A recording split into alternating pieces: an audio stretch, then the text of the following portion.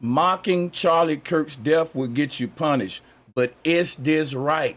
So everyone in attendance today will have the lovely opportunity to call in and speak your mind on this thing, because this is a community show, because this thing is affecting race relations so much. Everybody need to come contribute to the bill. And this is a very controversial question. Come speak y'all mind. I'm going to speak mine first. So should people be punished for mocking Charlie Kirk's death? I think not, because at the end of the day, we are in America. We are in America.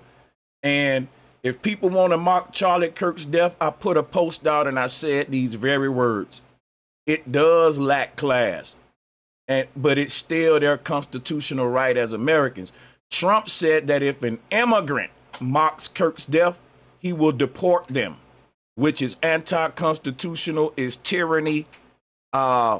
We have new information that the stuff might not even be real. Some people think that a detonator was in his shirt. You hear me? There's a viral video going out of a detonator in Charlie Kirk's shirt to say that all of this may be fake as hell. Now, it don't matter if it's fake or real when you're dealing with Sanchez, because I'm going to give you some real talk from the matter anyway. So, because check it out, right?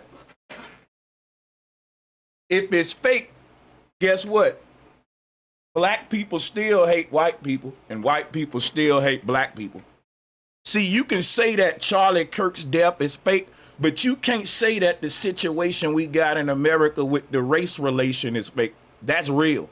So people let their real emotions get influenced by fake shit all the time. So what are we going to deal with? The fake shit or the real emotions? That's the situation I'm in. A lot of tinfoil hatters, we love to find out when something is fake. But you know what we forgot to do? Deal with the real aspect of the fake stuff. So a tinfoil hatter will tell you, man, that stuff fake. But they won't tell you that most of America believes that fake stuff and that the reaction is real. And that the race relations and how it's affecting the people emotionally, that's real. There ain't nothing fake about that. If a tinfoil hatter just want to tell you something fake and walk away, he ain't no help. He's in the way. He's in the way. If the only thing you can do is show up and say that's fake, man, you ain't smart. You ain't done nothing. After you tell us that's fake, then let's deal with how this fake shit is creating real scenarios that's playing out. Then we talking. But if all you doing is saying it's fake, man, go somewhere and sit down. For real.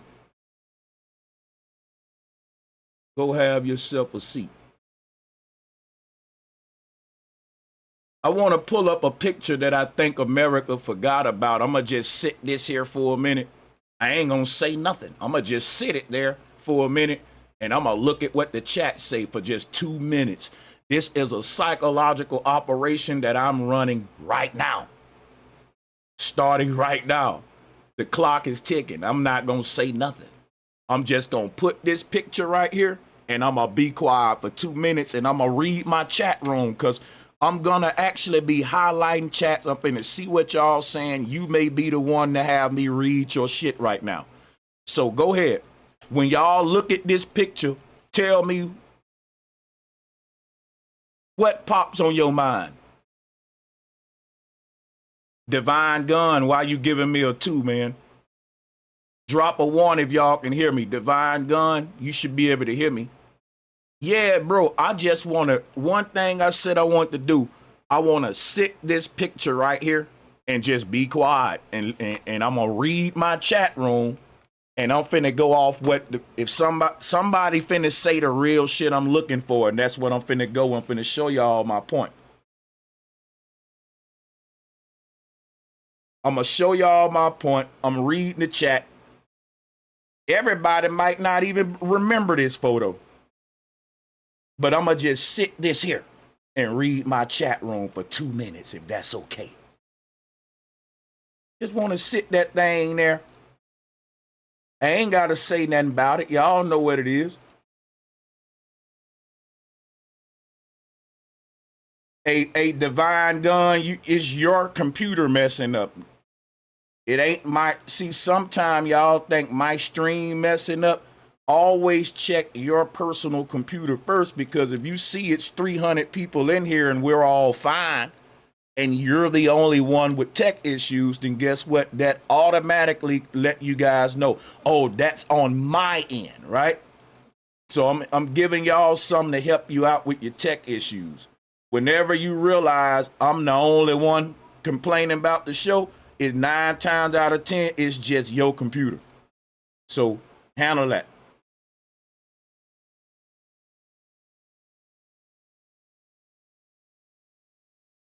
Yeah, be mindful of that, you know.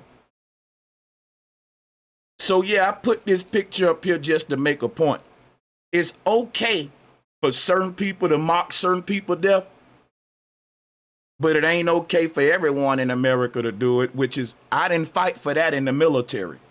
I fight for everybody to have freedom of speech. And guess what? When I was in the military, I didn't give a crap how you use your freedom of speech. I was willing to die for it. If you want to cuss the damn president out right now, I was willing to die for that. You got troops right now that are fighting for your right to be able to say, fuck Charlie Kirk, and I don't care about him dying. You see how I just said that? Now, do I feel that way? Yeah, but I'm not going to mock the man death. That'll be wrong. So rest in peace to Charlie Kirk, and my condolences sincerely goes to his family. That man shouldn't be taken away from his children. Let me just keep it real. I'm not no damn barbarian now. But there are barbarians in America. What do I mean by that? There are some black people, they ain't like Bro Sanchez. They gonna mock Charlie Kirk's death. And guess what? Them still my brothers and sisters. I'm not gonna, see, for all of y'all black folks that's falling out with the other black people for mocking Charlie Kirk's death, you're the ones I got a problem with. I'm confused with y'all, right? Because if a black person want to mock that man death, so let them do it. They using their freedom of speech. And well, I ain't your friend no more. You're dumb. All right? I'm not finna stop being friends or brothers and sisters with no black person for mocking Charlie Kirk's death, man. That's out of line. That's out of line. Because Charlie Kirk is the type person that mock black people death all the time. Well, show me where he did it, Sanchez. I ain't got to. We know what he doing behind closed doors because we know what he talking when he got the camera on him. We know how he feel about black people. Listen, man, we got to quit fronting in America like Charlie Kirk ain't a part of a group of white people that want to exterminate blacks. All of you black MAGA supporters and conservatives, y'all only smart enough to be dumb as hell. Because if you look at the people who Trump associate with, Henry Kissinger and all them, these people got a plan to exterminate not only blacks, but poor whites too. It's called the King Alfred Plan. Rets 84. Look it up. It ain't nothing nobody making up. When they talk depopulation control, they talking about getting rid of niggas. Now, you can fool yourself if you want to. So I don't get how people act like America ain't got a race relation problem. You know, I don't see how y'all even shocked that there are some black people mocking Charlie Kirk's death. Let them do it. You know how many Jews mocking Hitler's death right now? And my thing be, America will sit back and watch these young rappers diss the dead, piss on each other vigils. America will sit back and be entertained watching black men mock each other's death. The young boy that died in Chicago, he had a whole song about him.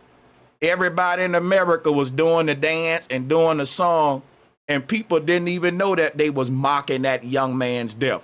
They thought it was just a hit song, but see, America don't care when niggas mock niggas death, but America gonna let you black folks know you ain't got the right to be mocking this white man death, and we gonna put you niggas in your place. But see, I got a problem with that, right?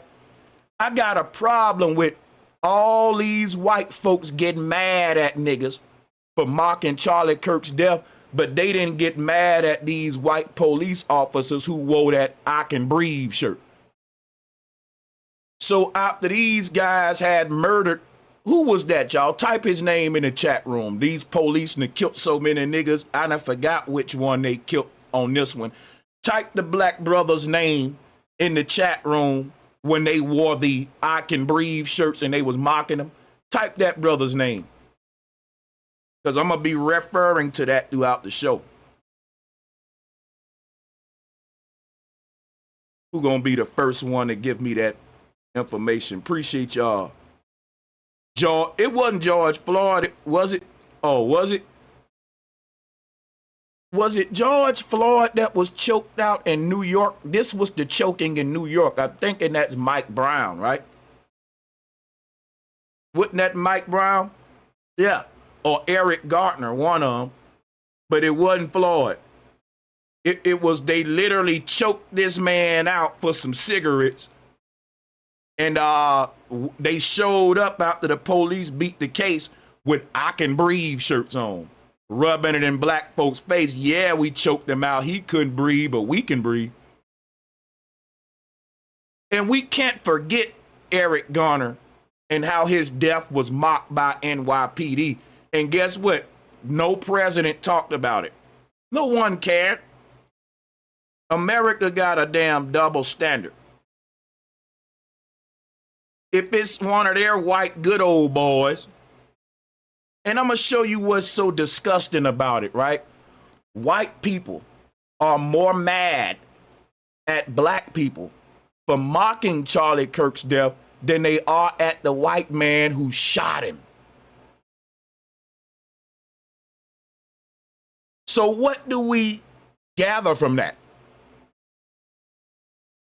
That white people are so reluctant to go against their own people, even when one of them killed their own.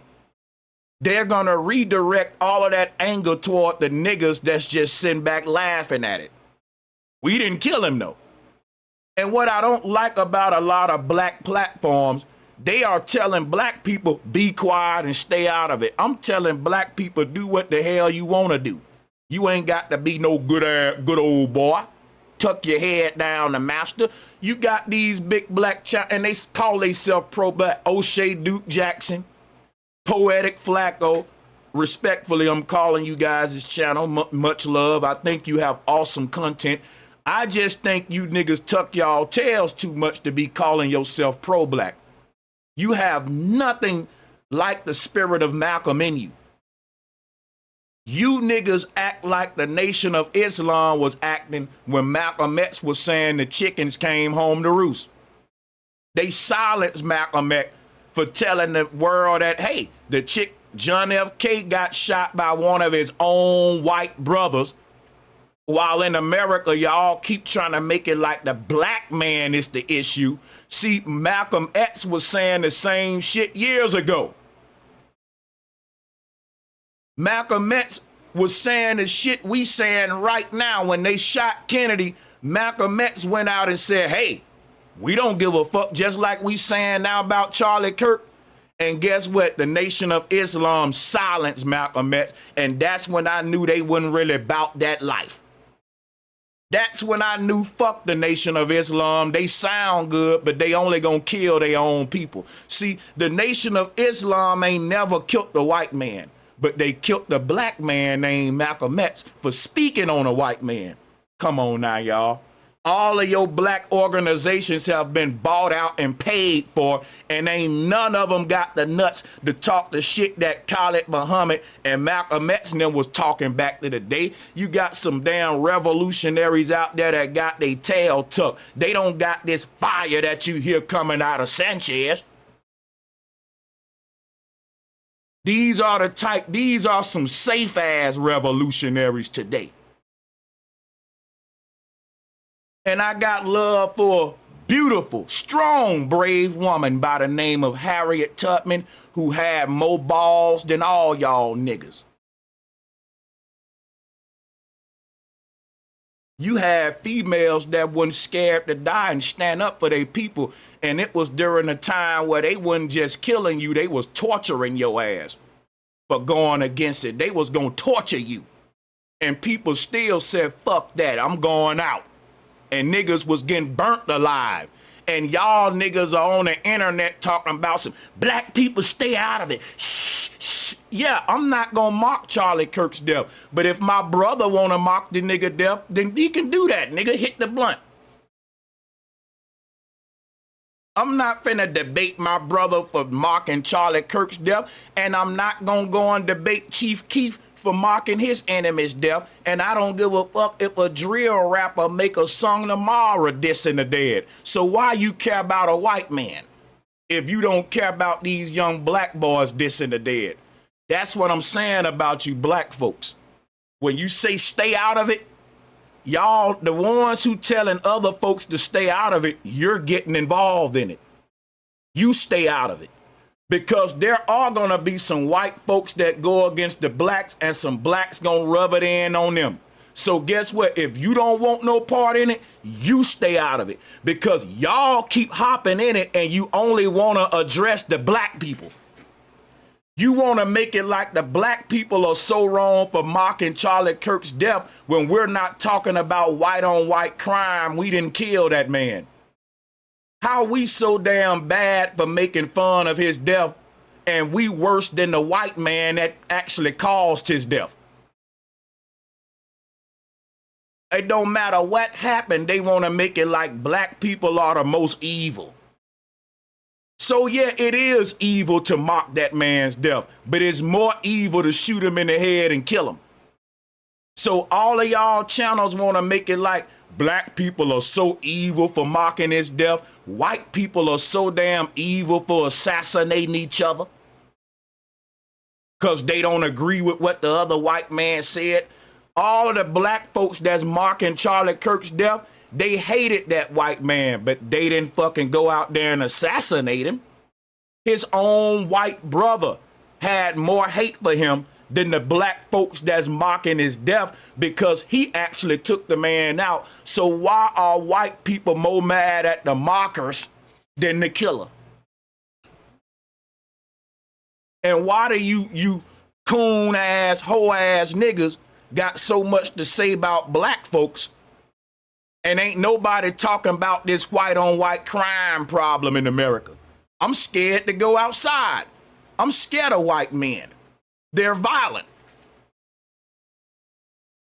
I'm not scared of no gang member because if I'm not in no gang, he ain't gonna mess with me like that. Gang members ain't trying to kill you and you're an innocent civilian, because if they go to jail for murder and the OG say, what you in here for, murder? Who you killed? Somebody grandma? Man, they gonna fucking laugh at you and put you out the game. You got to murder another gang member that we beefing with to get your teardrop under your eye. You can't be murdering little children and get that teardrop.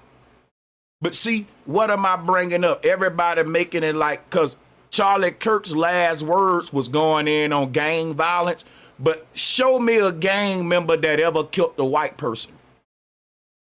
They're trying to make it like black people are a threat to America when most of our violent crimes are contained within the ghetto. We killing each other. When you say black violence, that's black people killing each other. But they're trying to make it like black people are a threat to the public when really these white mass shooters are the biggest threat to the public. Because they going out there in gyms and schools, and they don't give a crap who they shoot. Some of these white terrorist shooters running up in the place just shooting with assault rifles, everybody in sight. You didn't even do nothing to them.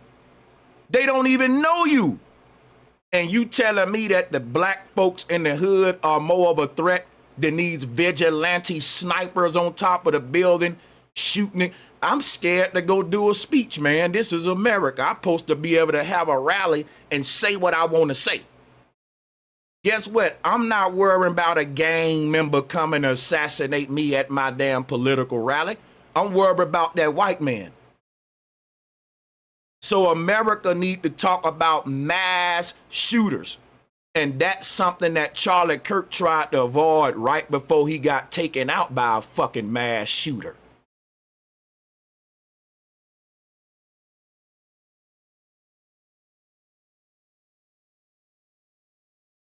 The call lines are open, people. I told y'all I ain't gonna be sugarcoating and playing with this here situation. I'm gonna tell the truth about it and let the chips fall where they may. Click the link if you want to call in. There's nothing more disgusting than a black person who's talking to another black person because they fucking want to mock Charlie Kirk's death. If you're a black person, you got something to say to other black people because they mocking Charlie Kirk's death, I'm going to ask you that you say something to those white officers that was mocking Eric Garner's death. And if you say you didn't say nothing to them, then you need to go somewhere and drink you some Clorox, nigga.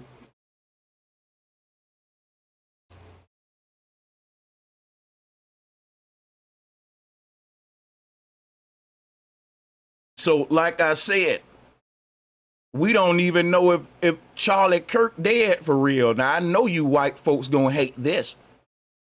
You gonna think this disrespectful, but it's just me thinking outside the box. What if the man ain't dead?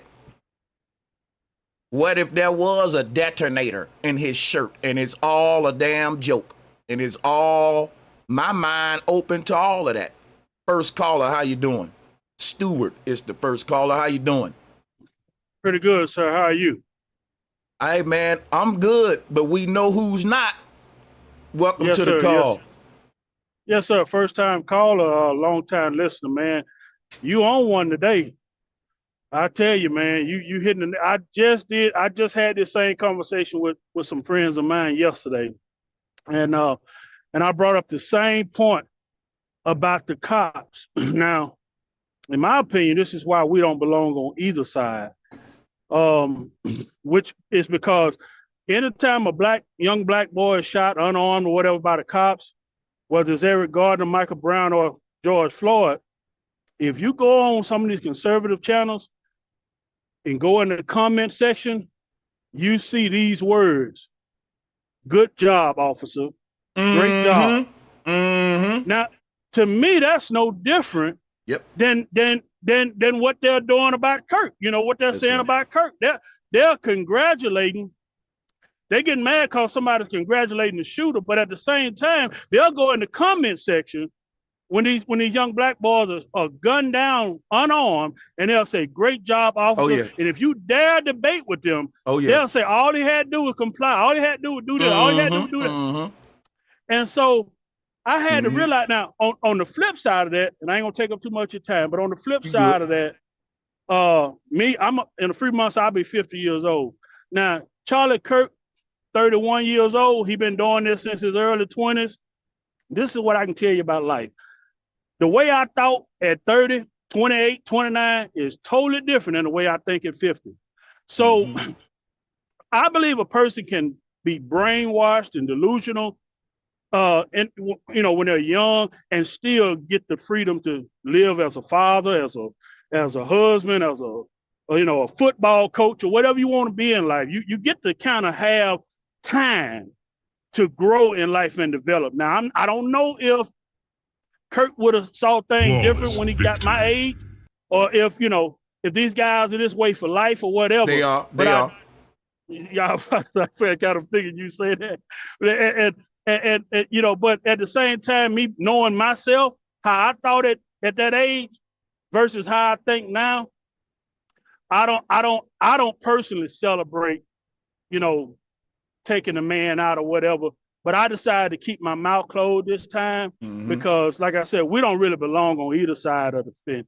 We need our own, and that's what I want to add. But man, great commentary, and I'm gonna continue to listen to the rest of it. Stuart, I appreciate your input, your intellect, man. Great caller. I just want to tell you the reason why I don't think Kirk would have changed. See, Okay. Were you raised to hate white people, to see them as inferior, that your black parents raised you that way? No, sir, not at all. You know, the Bible say that the way you raise up a child, they won't stray from it. They'll stay with it, right? Right. What the Bible was talking about, a person's value system and a person's outlook on reality, is so hard to change. For example, if my white parents been telling me since a baby that black people are lazy, black people are violent, black people got diseases, black people they full of hate, black people are just the worst of the worst, right? And then you grow up as a white man and you listen to hip hop, you start looking at the picture that they promote about what black people are on TV. I'm telling you right now, it's going to be hell to convince some white man to see black people differently. I don't care how old he get. That's a great point. That's a great point. So basically what you're saying is train up a child in the way that he should go applies both ways.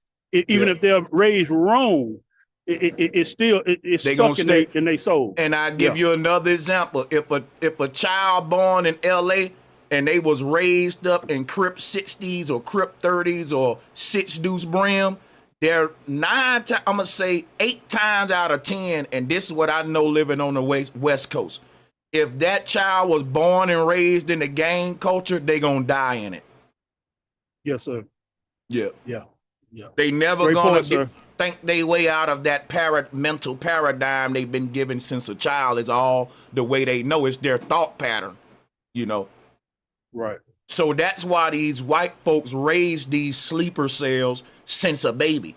And they know that. And let me tell you something about these racist white folks. They have these mentally ill white boys like Dylan Roof, and they use them to be the damn assassins.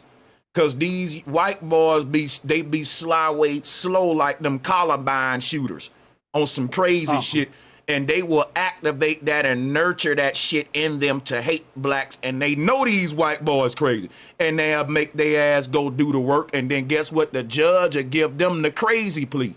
Now watch this, right? When you said that they be mocking black folks' death as police officers, Stuart, but they do it in their own little way that goes unnoticed, I'm going to show you how you telling the truth in another way, too. How many times have a white officer killed the black person and they one-armed and all that, and then they end up getting promoted?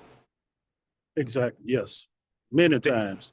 That's letting you know, like a gang member that took out one of the ops, he get promoted in the gang. That's right. Right. Great call, Stuart. If you want to just hang out on the call, you can. That's fine with me. You can input whenever. And shout out to Dante for joining us. Dante, think you're a trucker, huh, my brother? Shout out to the truckers up there. No, I'm just driving. I'm not a trucker, but no, I don't think they should. Blacks should mock the death of Charlie Kirk, and simply because I personally, I know you think it's real. I don't think it was. I don't think it was real. I think the reactions are real. I think it was more AI, but it really doesn't matter. I think the next time when they set up black people to look crazy, they'll set up some black person to do something crazy, and it may be real, it may not be, but they're going to be looking for retaliation, and it's going to be a back and forth thing. And to me, that doesn't seem to be productive for black people to go back and forth with them. I think we should keep our peace, and we say what we say, behind closed doors, and we keep our peace on the internet. That way, the next time something happens, when they go off and do the stuff that they'll, like those cops are doing, wearing the "I Can Breathe" shirts and all that stuff, they'll be looked at crazy. But to me, it's just wasting energy. Going back, I see people on Facebook and stuff, and they falling out with friends and everything over this situation. And to me, that's what it's about, to get the people to respond in a certain way and lose their energy.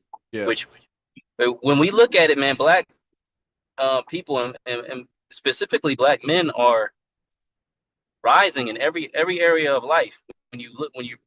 I've watched a lot of channels. They're putting the statistics down. They're showing we're making more money every year. We're getting in better positions every year. The whole narrative that Charlie Kirk was talking about, blacks don't have fathers and all that crazy stuff, it's not true. It's literally not true. That's just been something they've been stereotyping us with for the last 50, 60 years. Yeah. It may have been, I say, the worst time that blacks had, but maybe like in the mid 90s to the early 2000s. But before that and since, I mean, how many black kids do you know that don't know their fathers? You like know what, barely brother? any. I'm so glad you speaking on the fatherless issue, because some dropped in my head when you said that.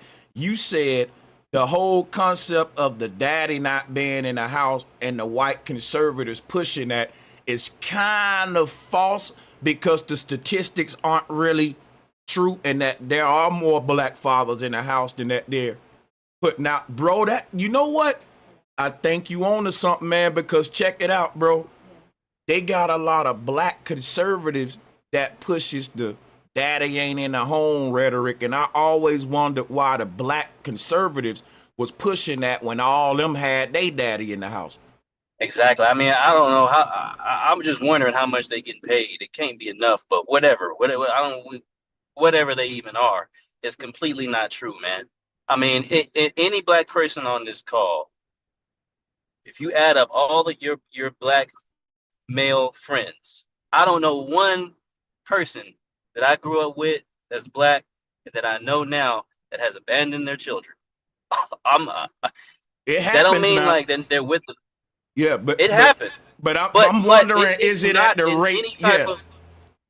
No, it's nowhere near what they're trying to make it seem like. It's not even close. There's the Medium Man, his channel, he goes in and gets the actual statistics and puts the time in to get the actual straight numbers.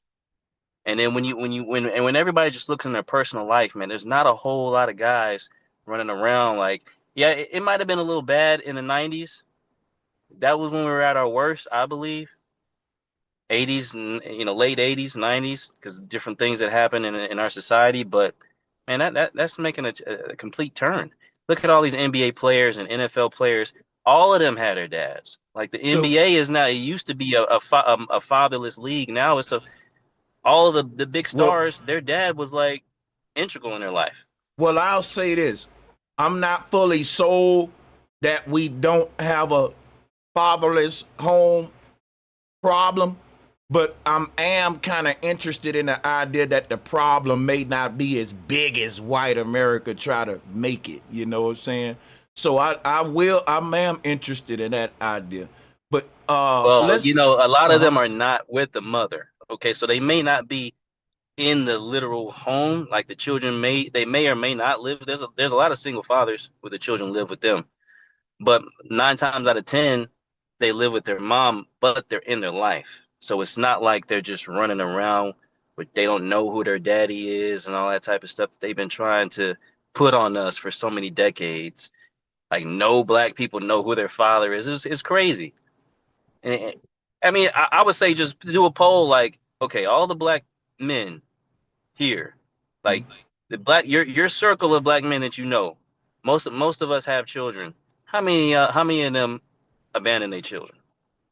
Okay. Not saying that they live in the house with them, with the mom, because most people are not with the mother of their kids, but they're still there.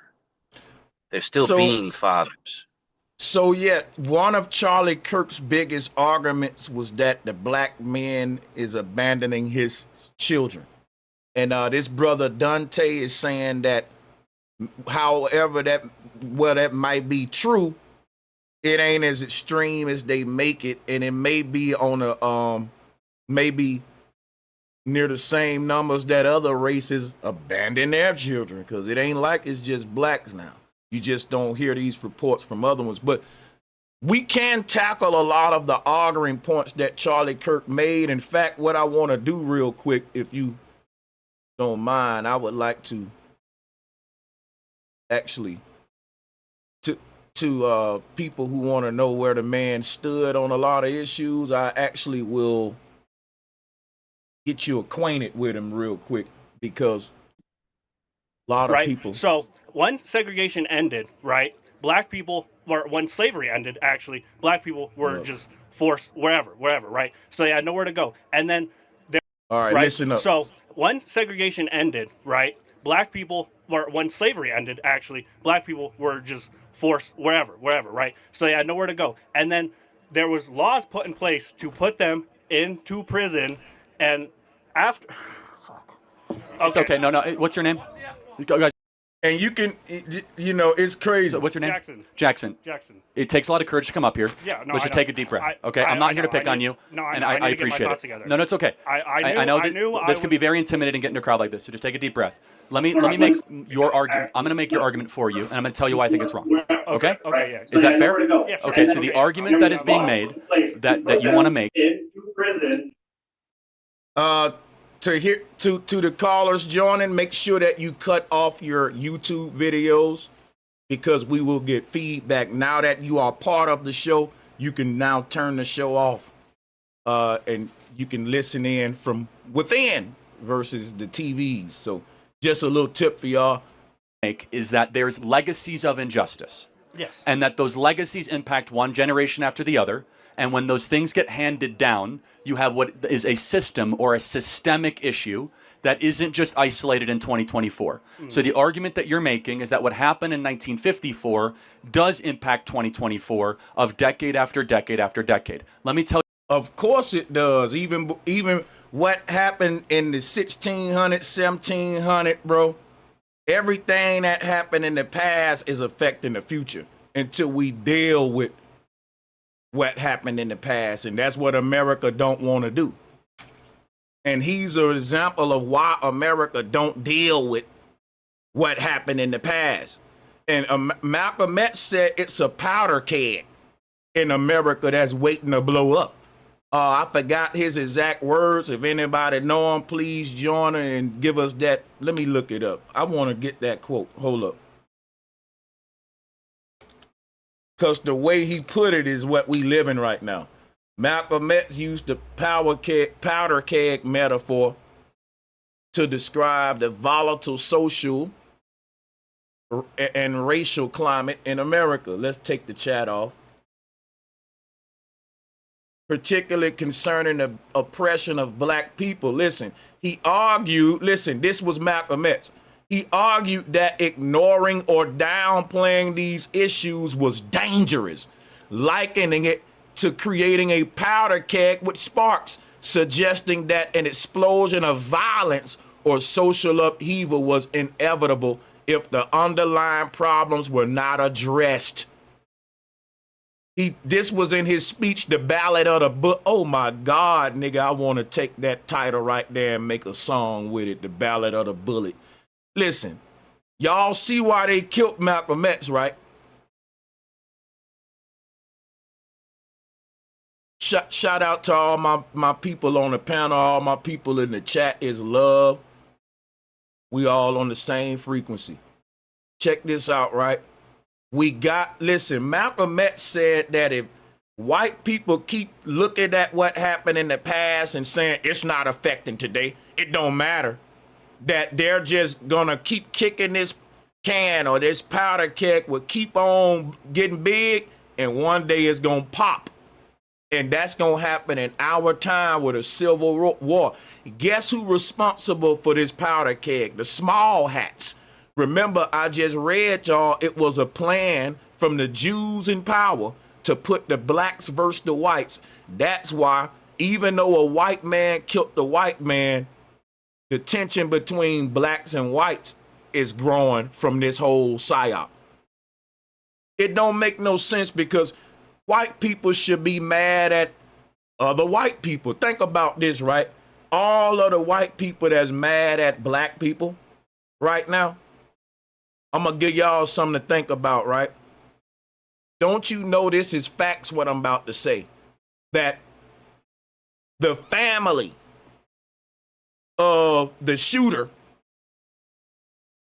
was having dinner before Charlie Kirk got shot. The family of the shooter was having dinner And at the dinner table, they was all discussing how much they hate Charlie Kirk. And in my own words, I can only imagine they discussing they hate stuff like, I wish he would die. I wish he would just disappear. You know how white folks talk when they hate you. They was expressing their hate toward Charlie Kirk at a dinner table. And after that, the son went and killed the man. Now, after he killed Charlie Kirk, no one could locate the boy but his family. And his family just shows up at the police department with the boy. And now they about to claim that $100,000. Free money. All I'm saying is the family is involved. In my opinion, the family activated a sleeper cell and got paid for the assassination or the fake one, however you see it. But the bottom line is white people more mad at black folks for mocking his death than the family who verbally told you they hate Charlie Kirk. And they still hate him. The shooter's family don't like Charlie Kirk either. It ain't like he's just don't like Charlie Kirk. His whole family is Charlie Kirk haters. And they was at the dinner table, they was having this big hate conversation about how they hate the man. And that motivated the son, if you ask me. So them getting $100,000 after the fact is just cuckoo. It's like, okay, like it's just all stupid for real.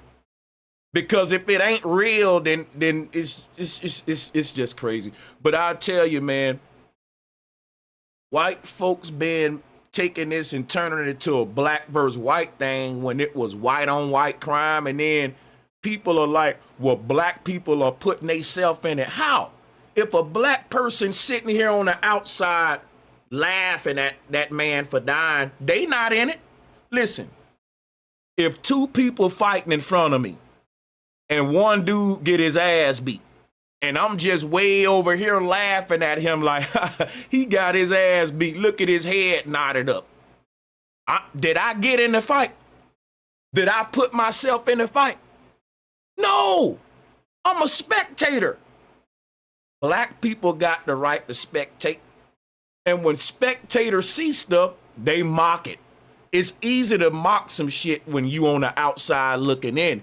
That's like watching a heavyweight fight and seeing a man get his brains punched out and you laugh at it because you're not in the ring. So you never were like, why would a boxer want to wage war with the spectator? They're not in the ring. It's not their fight. They got the right to spectate. So people are acting like black people are putting themselves in a fight just by laughing at the outcome of a fight. That was two white men against each other. One got his noodles knocked out, and them people chose to laugh at it. They didn't put themselves in nothing. People laugh. People will see old women get knocked out and laugh at it, man. These teenagers was playing the knockout game. They was punching out old people and laughing at it. And every now and then somebody would die. They thought it was funny. They thought it was a game. We can't so my things, when people say, well, black folks putting themselves in it by mocking it. No, you can't put yourself in a fight by mocking any one of them fighters.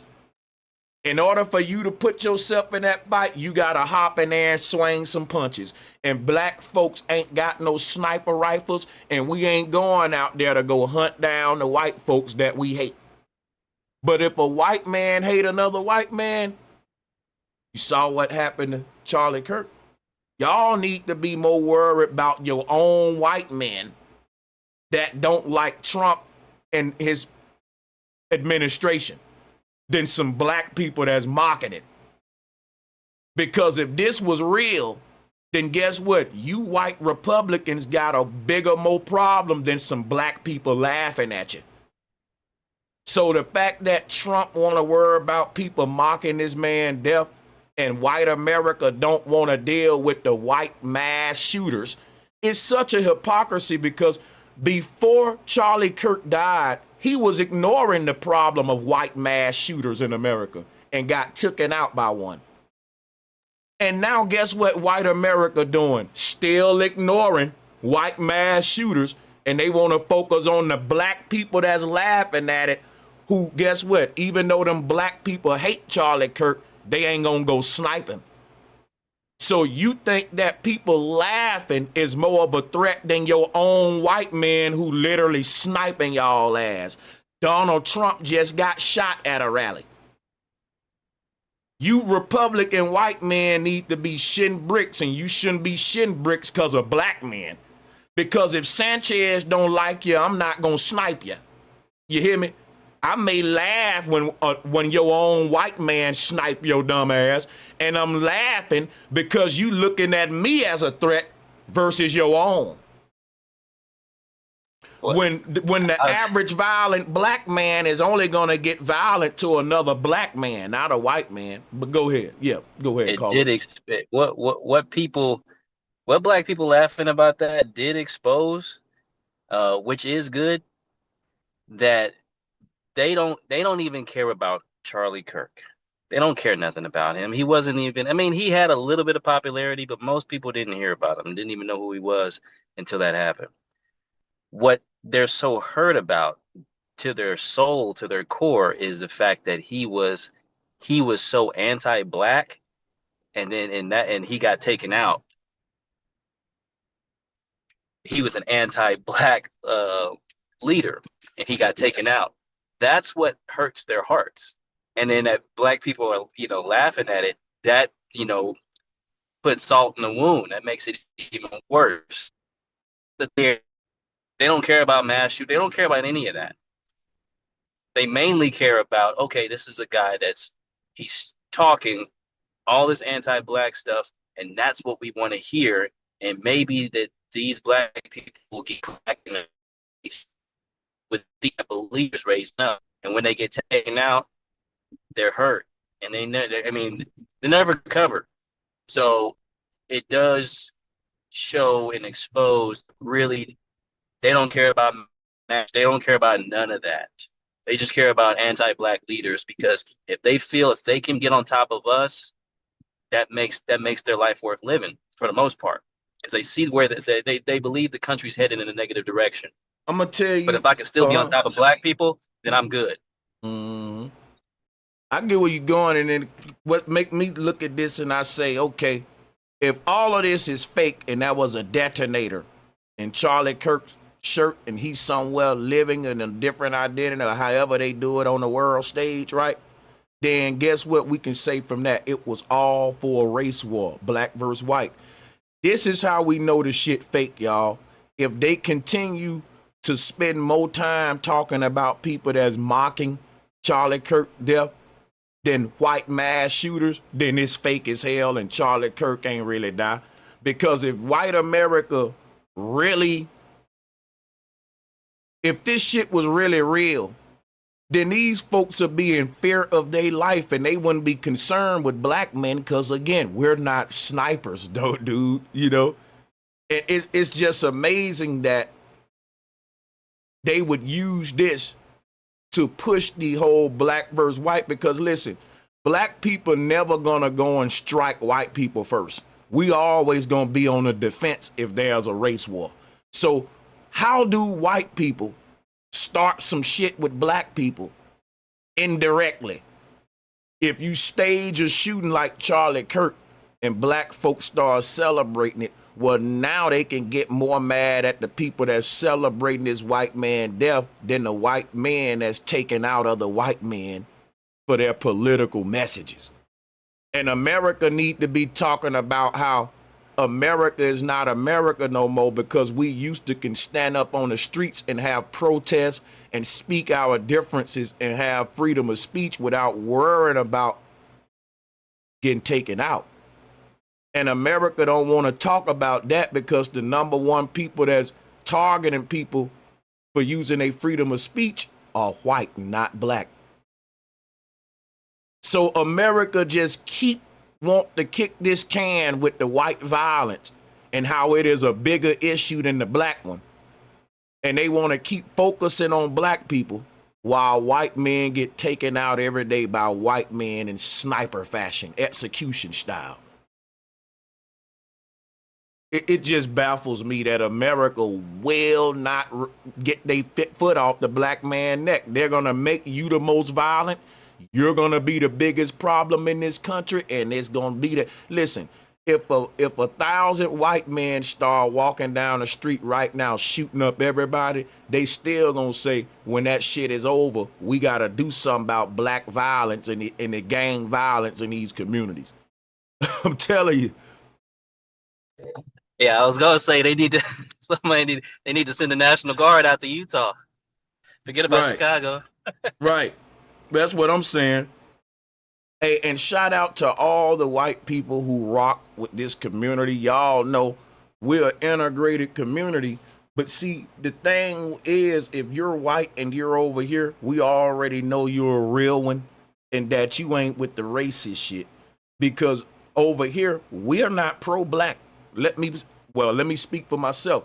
I'm not pro-black, I'm pro-truth, right? Because that's why I'm not mocking.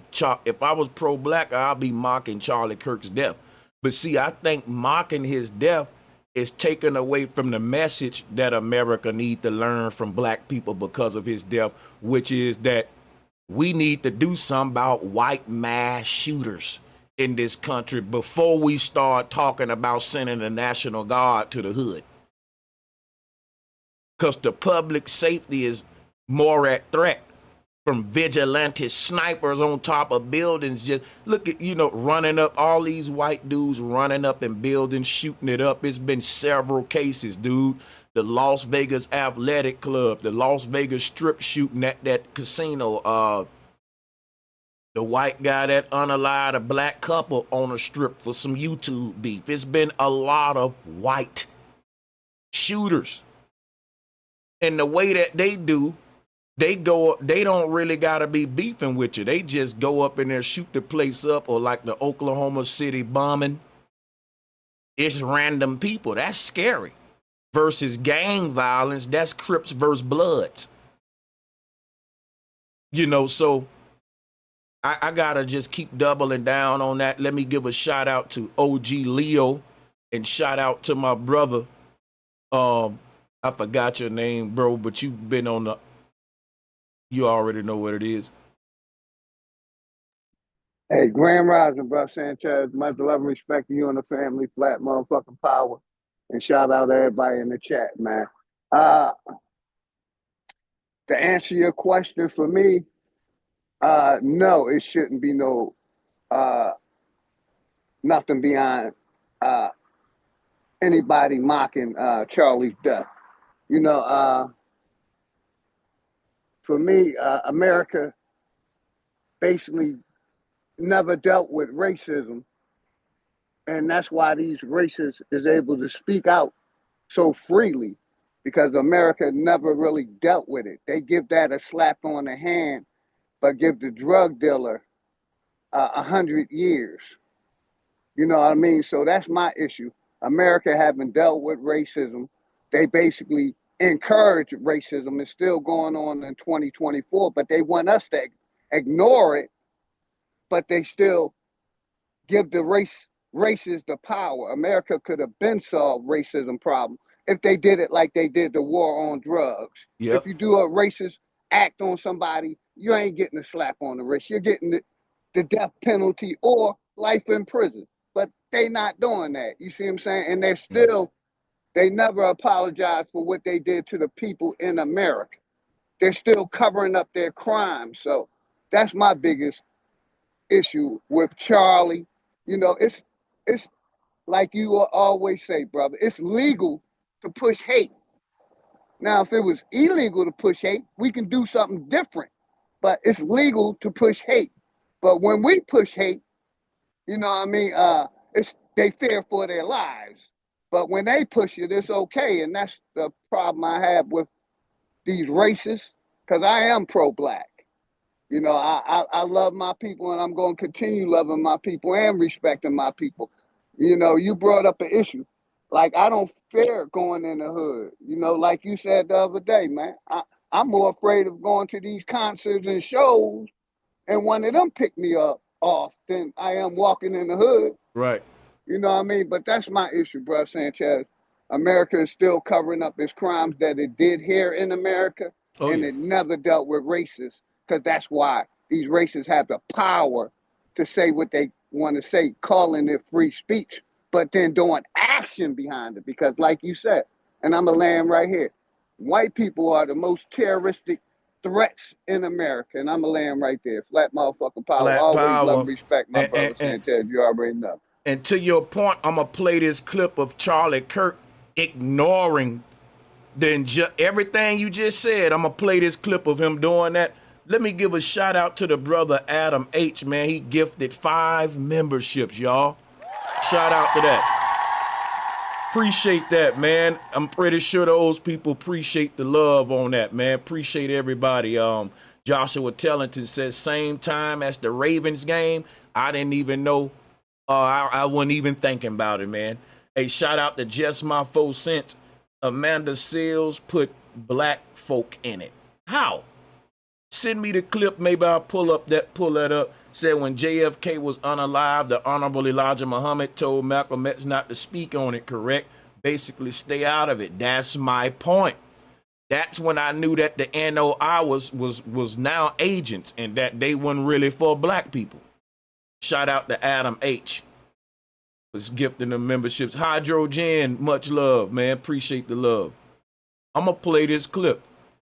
He going to do exactly what we just said and ignore. Tell you my response to that. Of course, there is some truth to that. However, every culture, every person in this audience can point to issues that families or generations prior had that were able to overcome. So the question, y'all see that? You see that? So show me when we say that we didn't land on Plymouth Rock landed on us. This entire land that we walking on belong to black people and all of the resources. How were we able to overcome that? Because we still ain't got our land. And see, white Americans like him is there to tell us, you can't keep looking at what happened in the past, blaming it on where you at right now. But see, when the Jews brought up their history under Hitler, they was able to get reparations and still get American support today. Charlie Kirk is part of a political party that have gave trillions of dollars to Israel. Excuse me, just think about America has given trillions to Israel since we've been in the bed with them. And Trump, MAGA, Charlie Kirk, all of them, they back Israel. They back Israel.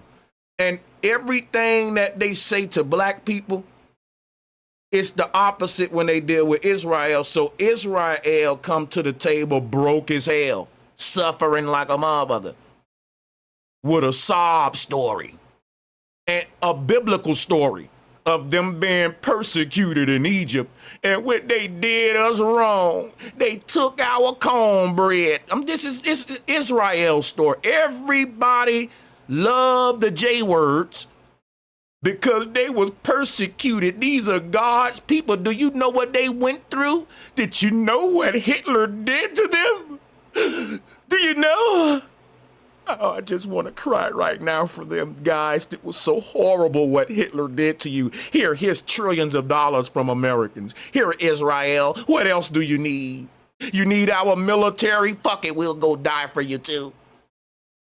But black people, we go and do the same thing. Hey, America, we were persecuted and we were wrong. Babies was burnt alive. We go, biological warfare.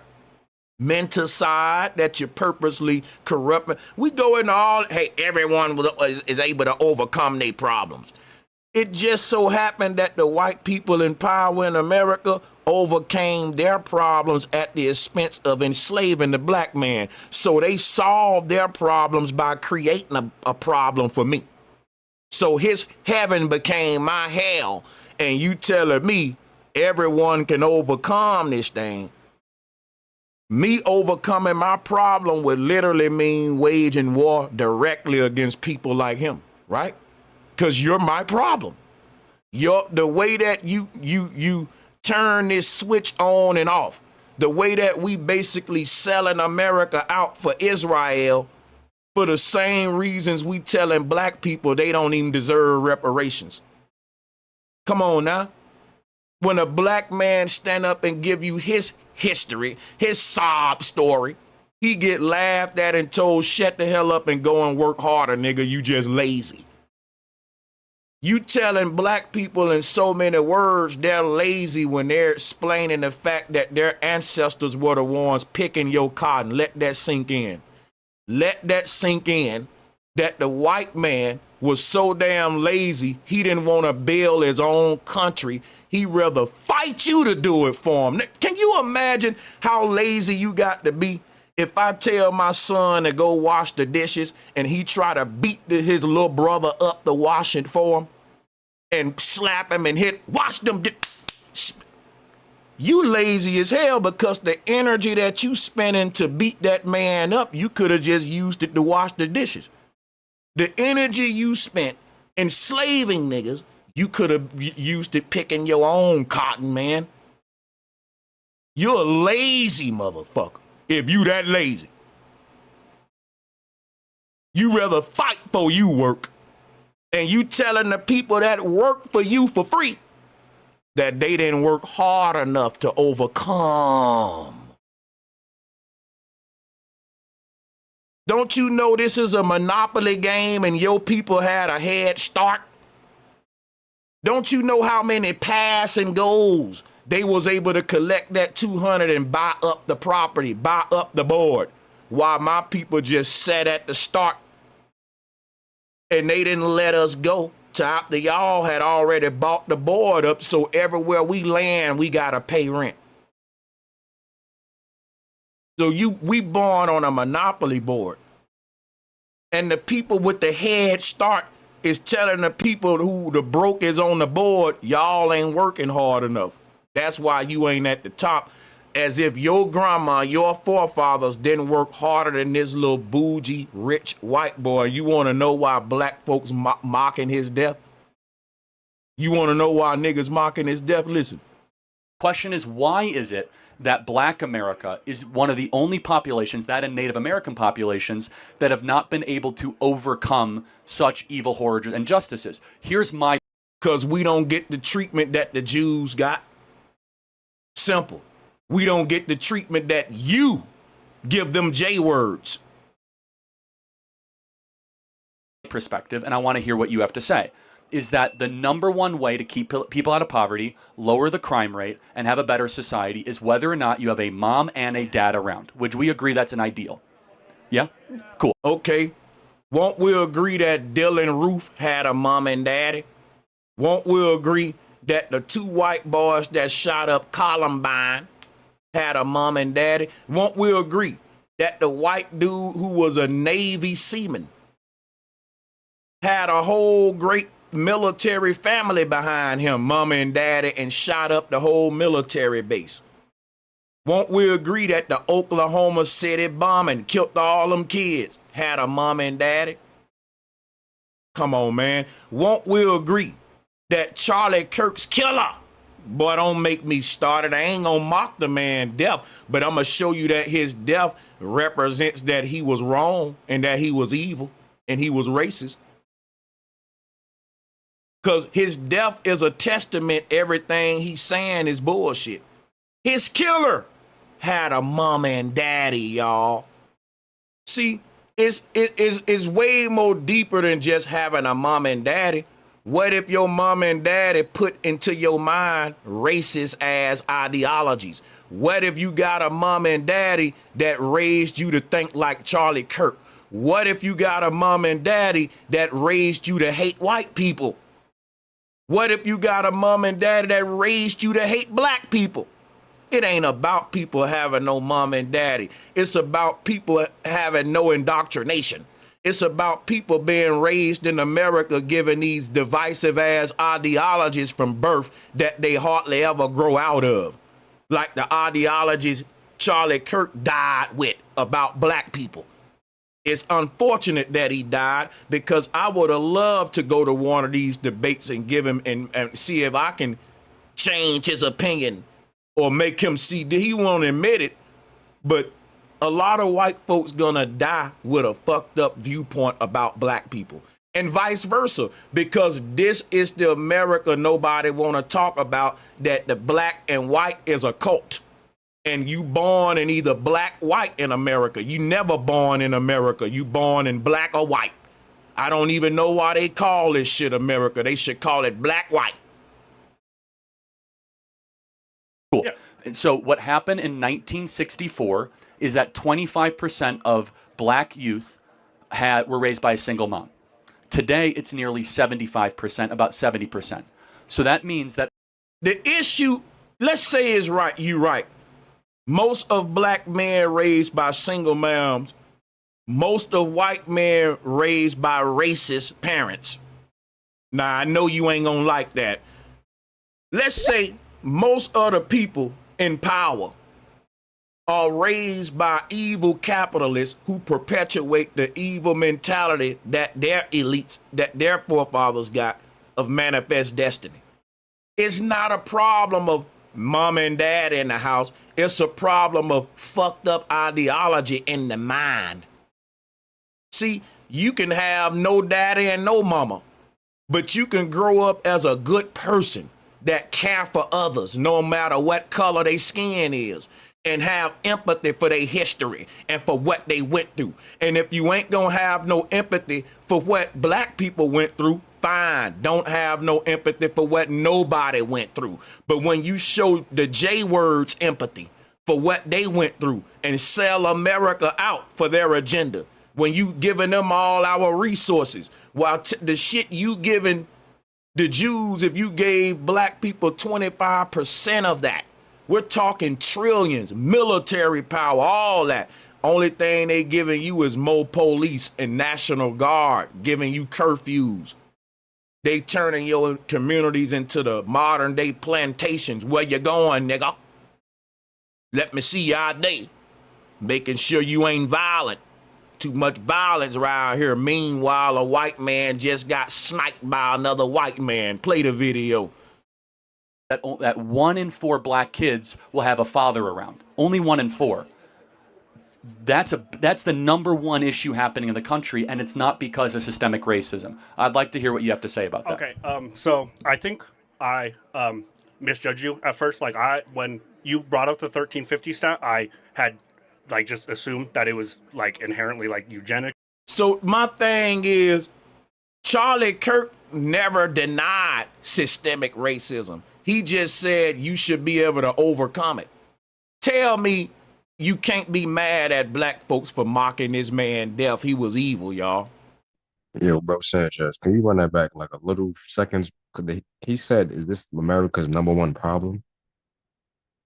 Yeah, I'm going to take it back, because throughout it, Charlie Kirk ain't going to deny systemic racism. He just saying deal with it, nigga. Overcome it. Jump over it. That's fucked up. Today, it's nearly 75%, about 70%. So that means that 1 in 4 black kids will have a father around. Only 1 in 4. That's the number one issue happening in the country, and it's not because of systemic racism. I'd like to hear what you have to say about that. Okay, so I think I misjudged you at first. When you brought up the 1350 stat, I had just assumed that it was inherently eugenics based, kind of, So, and that's where mine came from. I think we are on the same page. It is about, let me tell y'all something. I'm sorry for pausing it. People trying to debate me in the chat saying he's right. It's not about systemic racism. I'm going to tell you why it is, right? Let's break down what systemic racism is. First of all, the first word is systemic, which means it's coming from different systems. These different systems are orchestrated by the American government, system of government, right? Let's be clear. Now listen, the American government system, one thing that they tell the entire world is that there are no black and white problems in America. We move past that.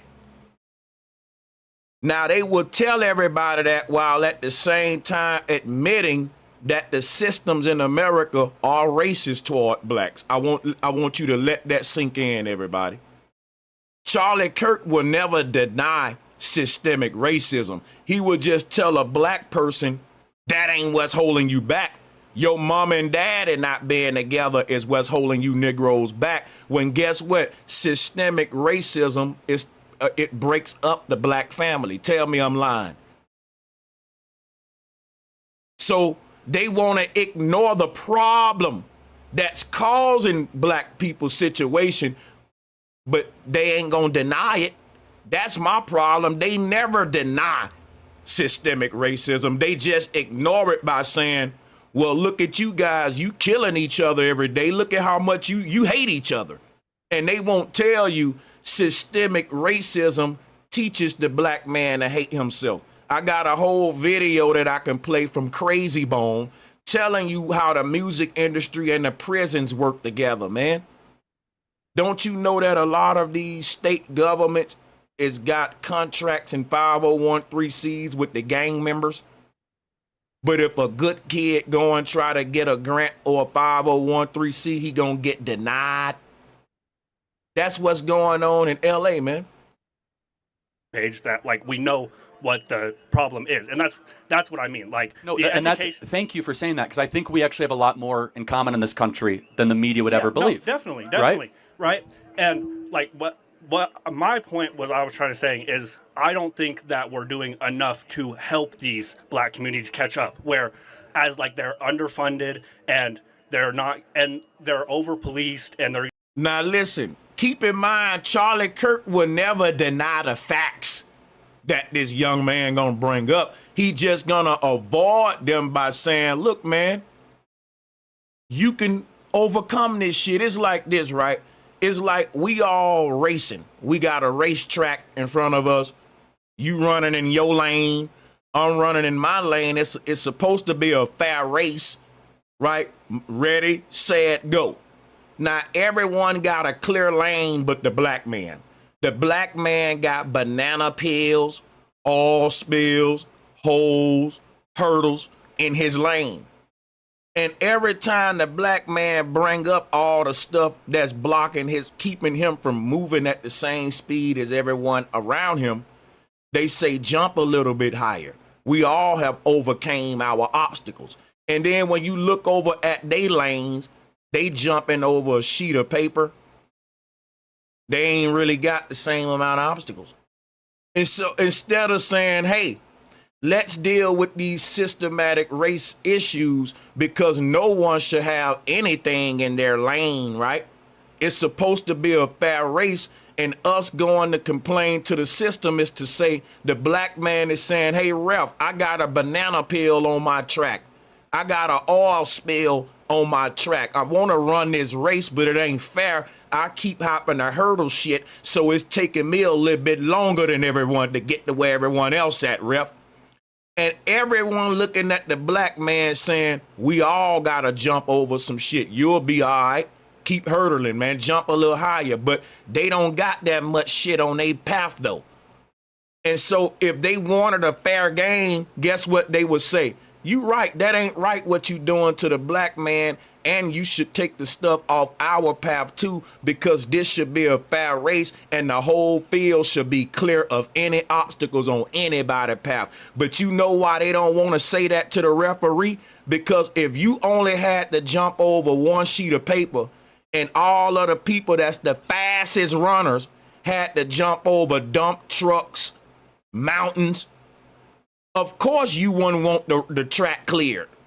So what does that mean? That means white people ain't gonna deny systemic racism. They know that the obstacles is on your path, but they gonna tell you to jump higher because these obstacles are on everyone's path.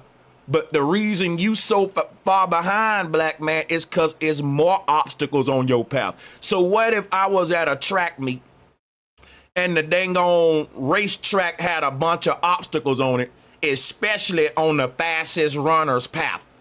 This guy's so fast and they got a bunch of bullshit on his run in his way. Now, when he go complain, hey, ref, we just need to clear the entire path, even though it's more shit on mine. lane. We need a clear path for everyone. We want a fair race. The other racers say, no, black man, quit complaining. Everyone else been jumping over shit and we ain't worried about these few obstacles on the path. It's because they don't have as many obstacles in their lane as you. And they can't say that our struggle is the same, because think about it. If they were struggling like the black man who running the race, they would be bitching to the referee just as much as us to take the obstacles off their path. But since they ain't got that much shit to jump over, all of the racers that ain't got to jump over as much as the black man in this race, they don't care about the obstacles. You see what I'm saying? So what if I told you they cleared a lot of their obstacles off the field prematurely before the race? And that's why they telling the black man, you can get over that shit because you ain't decided to clear your shit. You just sat there let niggas putting obstacles in your lane. But what he's saying is everybody had to overcome struggle in America, not just black folks. And what he's saying is they had to literally overcome the struggle, like overcome the obstacles on their path. You don't remove them, you become stronger with them. Your struggle gonna make you or break you. But what he's saying is black folks let their struggle break them, and everyone else let their struggle make them. That's his. But now here's the it's gonna sound crazy, but it's kind of true. Now here's the reason why I'm saying that though. Historically, white people technically had our struggle, but the way they got through it was teaming up and became rapers and pillagers and conquerors of land. So they ain't just sit around like, man, they won't let us live on their land. They just killed your ass and took it then. You ain't gonna let me live here? All right, we're gonna get guns and blow you up then. We're gonna bomb you. This is what I'm saying though. So you making my point that in your scenario, the white man would be the black man's problem. And if the black man want to overcome his struggle, he got to wage war against the white man and quit sitting around bitching. That's basically what you're saying. Now watch this. The same white man is telling America the black man is violent. Be on the lookout for him because he'll shoot you up, he'll kill you, and we need to all be scared of this violent black man. So now to your point, God the human, you saying that the black man's solution is to wage war with the white man, and the white man is saying that the black man is a threat in his country. He's activating every citizen already against the black man in case that. So let's say you're right. The solution is for the black man to raise up against the white man. The moment you do that, you're going to be looked at as everything he just said you is. There go these violent black dudes. See, and it ain't just going to be the white man going after you. It's going to be the National Guard. They already sending them to you. It's going to be the fucking reserves, the Marines, and even other races gonna be saying, look at these violent niggas. The white people are right. You're gonna be so outnumbered. That's what I'm saying. Like, you trying to say he kind of right. He's wrong because he's not bringing this truth up that me and you bringing up. He's showing up at these rallies acting like these niggas just lazy and ain't working hard enough when we're the damn slaves. How can you tell a slave they ain't working hard enough? Nah, you right about that. You right about that because that solution, which I wouldn't say the only solution, but that solution is the way that they make sure we don't get past that barrier. They created that little social conditioning to say if he try to get to that solution right there, if he don't use none of the other ways that we give him, he's a bad citizen, he's a terroristic, and I don't know. Like when I think about like how you can say the founding fathers, how they so-called came up on America, I'm pretty sure politically they was looked at as terroristic or in some fashion. Maybe not. I don't know for sure. But I feel like the leading powers at that time would have been like, hey, watch out for these guys. They up here grabbing guns. They grouping up. They fighting on our people. They are bad. Don't let them whatever. But I'm not sure if that's how it actually went though. There's just these these factors that are contributing to, like you said, these single parent households. Yeah, like, so we're not going to agree on this. This is where we'll disagree, and that's okay. I have more of a view of Thomas Sowell on this, where he believes it's far. And Thomas Sowell is like a real big coon, and I don't get how a lot of black folks is like rocking with the shit Thomas Sowell be saying. More about culture, values, and worldview than stuff and over policing. I believe there's not enough police in black neighborhoods. You're going to disagree with that. Let's not even get into it, okay? So everyone knows that if you treat people like criminals, they'll become them. It's psychological. I'm going to tell you what I know, right? At my high school, when they started putting metal detectors up, it was like shit got more violent. People may say, well, they put the metal detectors up because shit got violent. But I'm going to tell you some psychological stuff right now. You can take a school that ain't got no issues going on, and you can start treating them kids like criminals, and they will start to compete to see who really about that life. You know what I'm saying? Or if that makes sense to y'all, like, if you criminalize people, like, because they bringing up Thomas Sowell, but there was another famous black leader who said that the American school system for black people is an initiation into the prison system, which is why they make them wear uniforms, and they basically give them the same prison type food. They basically, I forgot this black dude name, and he's famous too. It's a lot of black leaders spoke along these lines, but one in particular I can't think of, but teaching about how the black school system is just them psychologically programming you to go ahead and, you know, to get you ready for the prison. And it's a deep video on really the psychology on how it's done, on how they're giving you the criminal mentality right there, like under the guise of we keeping these schools safe. But I used to always wonder why these rich white schools ain't got you don't want to keep them safe. They got more money than us, our post school, and they ain't got metal detectors. It don't make sense. You don't want to keep them safe, huh? Nah, that's hella true what you saying. That's a fact, bro. The school they set up, they look like prisons and jails. And when I was in school, I started noticing it because of the pictures I'll go see my uncle or whatever in prison, and I would mention it to the teachers. They kind of sort of like wanted us to not say that. They kind of like in a certain way made us say, hey, stop talking about that. Like don't compare that. No, it's not. And it's like, but it is, to the point where certain students kind of was scared to even acknowledge the similarities. So my whole thing here is, in this community, we don't take the black side or the white side, we take the right side. And what's going on now is the far right white agenda trying to initiate this race war, because I just read, let me pull this back up. I put up this article from the Jew, right? This was from the 1900s, where he was saying he want the black and white people to have racial tension, right? And the Jews worked this through the far right white people. It's the white people, they put them there to, you know, be this, the liberals for the blacks, the conservatives for the whites, you know, and that's basically the simplified way of breaking it down. But let me see something.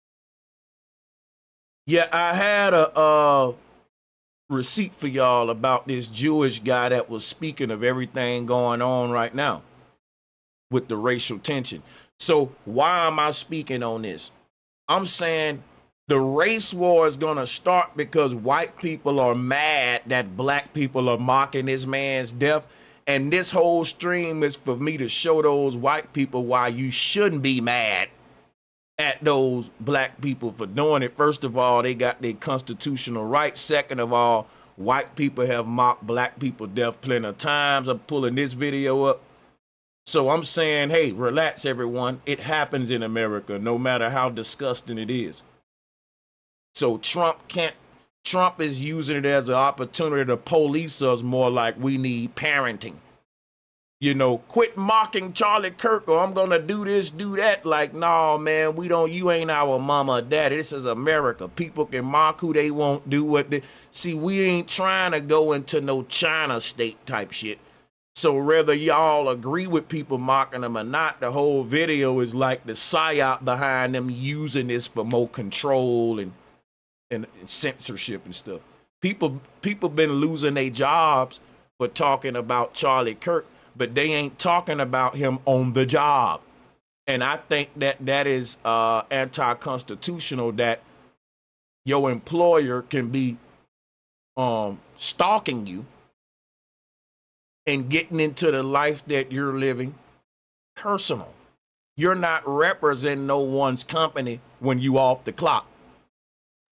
So your personal life should be yours, but see, these corporations is firing you because it's personal, and that's against the law. Like, just because they don't like your ideologies, just because you're Christian, you protect it. Don't you know the Constitution protect me from my employer, that you just can't fire me because I'm a Democrat or liberal, or if I like Hitler, right? That's personal reasons you just fire me. And then I'm not talking about none of that on the job. I'm free to do what I want when I'm not representing this company off the clock.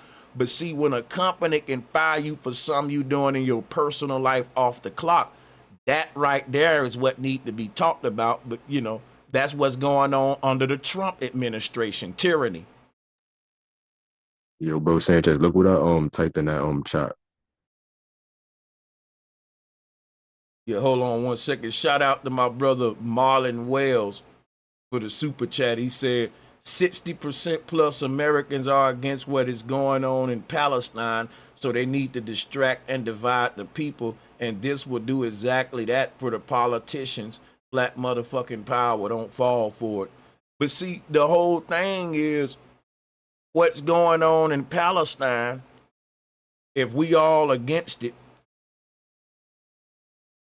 I don't understand how we gonna change anything that the people in power gonna do or not do. I mean, through talking about it online. But I'll just say I'm gonna look into it myself.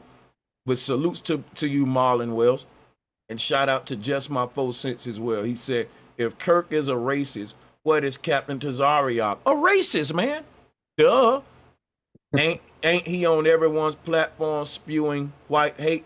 Do we condemn Hebrew hate or nah? Yeah, we condemn it. Just my 4 cents. Much love to you, by the way. Much love, man.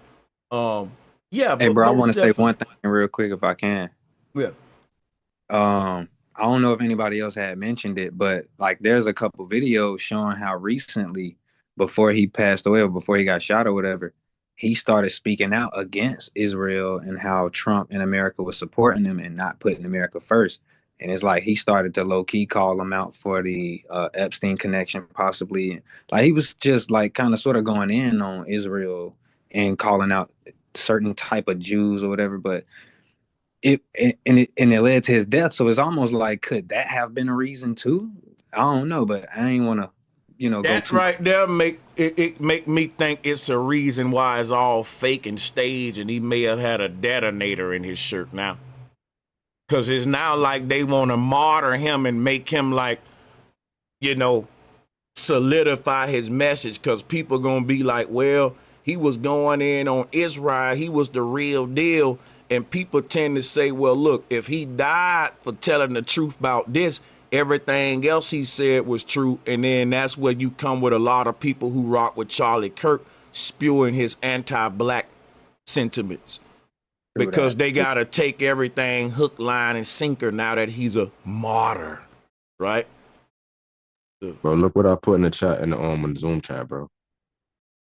I can't, let me see. Gonna make me scroll through. Let me see here. Wisdom thought. Right-wing revolution, how to beat the woke and save the West.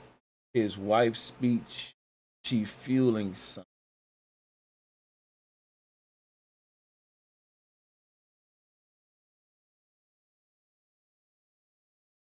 That's the book he wrote, and I'm telling you, watch that video, bro. Please, bro.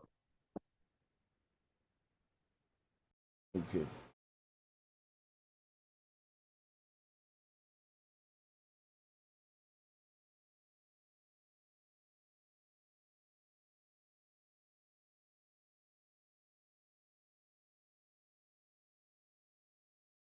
So shout out to everybody on the call. The floor is open, man. If I don't know if I pinned the link or not, but I'm about to play this. But I think we can ask a question, and I want your opinion. Why is it that the single motherhood rate in Black America went from 25% to 75% over 50 years, where America did become less racist? What, like, why did it? Yeah, so what caused Black America to go from one of the strongest nuclear family communities in the country to now the weakest by far? And I don't really think there's a lot of proof for this. The argument is niggas was doing better when there was more racism, when there was more Jim Crow, and that's why black folks mocking Charlie Kirk's death, because the man was very evil. Are y'all hearing this? The argument, even I hear a lot of black conservatives repeat these same sentiments. You hear a lot of black guys saying this too. They will say, look, black people was doing better when the further back when the man had his foot on our neck. So let us put our foot on your neck, Charlie Kirk. Maybe you'll do better tomorrow, right? How about if the white folks want to make the argument that niggas was doing better when we was under the most oppression? Damn, that's fucked up coming from the least oppressed people. So niggas is doing better when the white man got his foot on their neck, but you don't want your kids to do better? Let me put my black foot on their neck. If it worked for me, it'll work for you, right? All these white folks ought to let black folks put our foot on their necks so they can do better. I'm using their logic. That sound like logical, right? That's about right, right?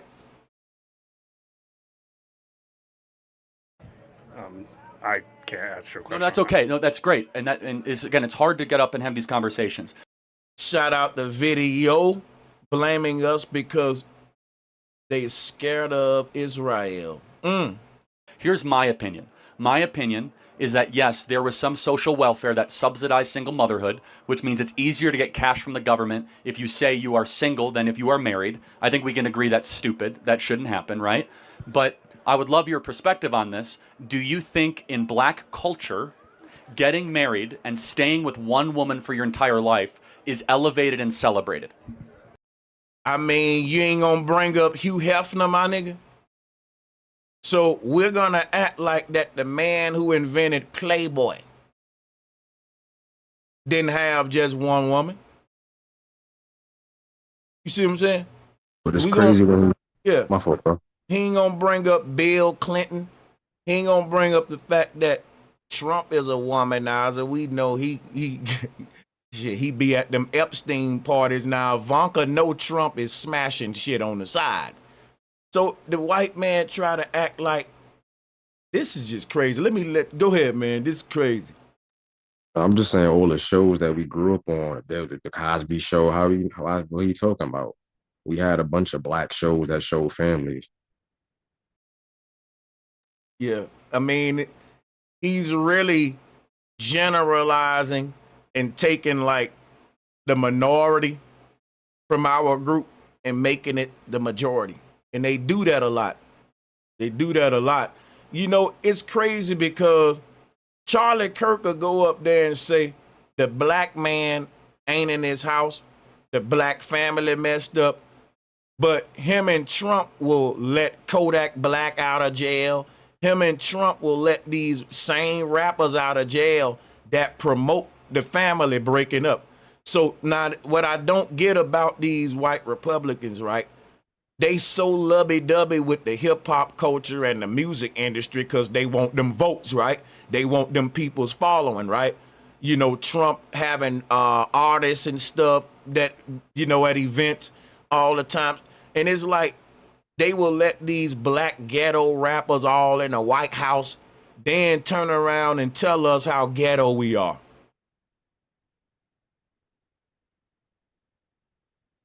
Facts.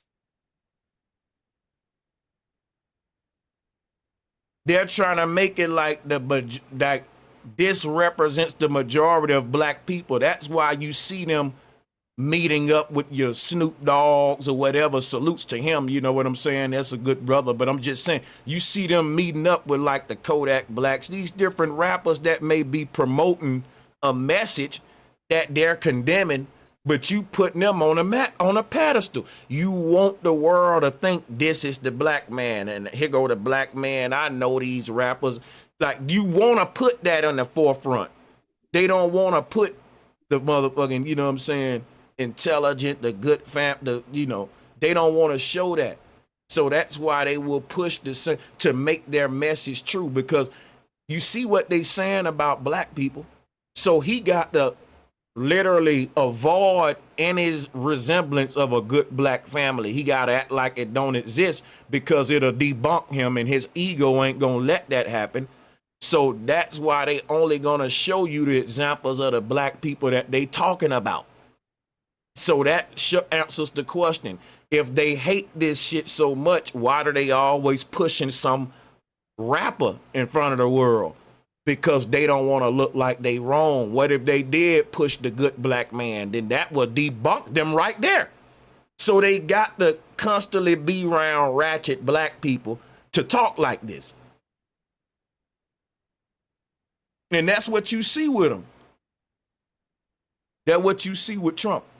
Show me when Trump met up with the young black scientist or the young boy that made gas from plastic.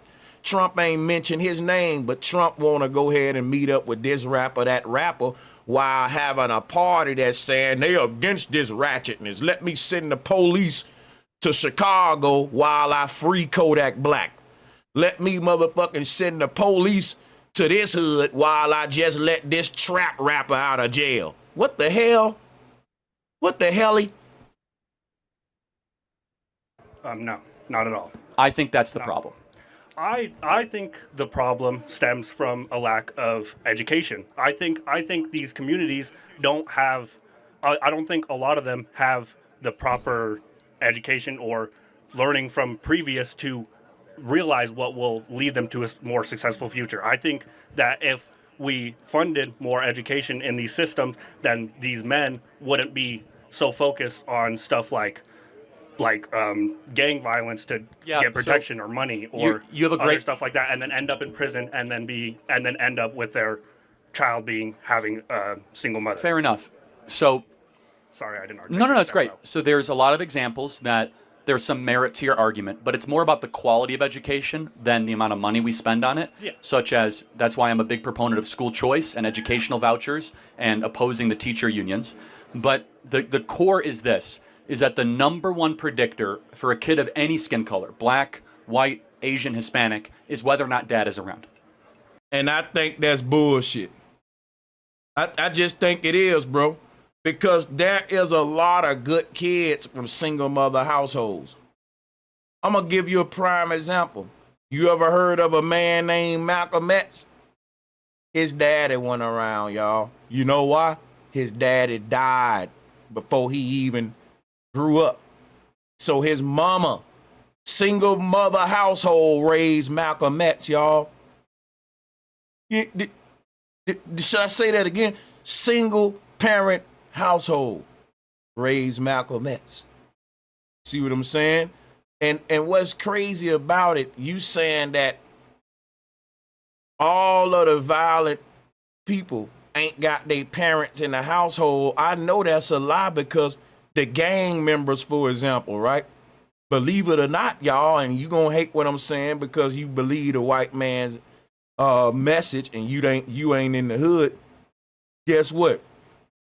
When we talk about these gangs, them niggas is they daddy and mama in the household, and they daddy and mama crippin' or blooding and raising them up in the gang culture. mom and daddy. Niggas is serving jail time with they daddies and they mamas in these gangs. Listen, check this out, y'all. It ain't if mama and dad in the house, it's if mama and daddy got the right mind. You can have a single mother that's teaching that boy the right way and he gonna go be something. You can have a mama and dad in the house that's gang members, raising gang members. It ain't as cut dry as when no daddy there. No, when no truth there, when no common sense there, when no intelligence there. It ain't necessarily who in the house, it's what's in y'all's mind.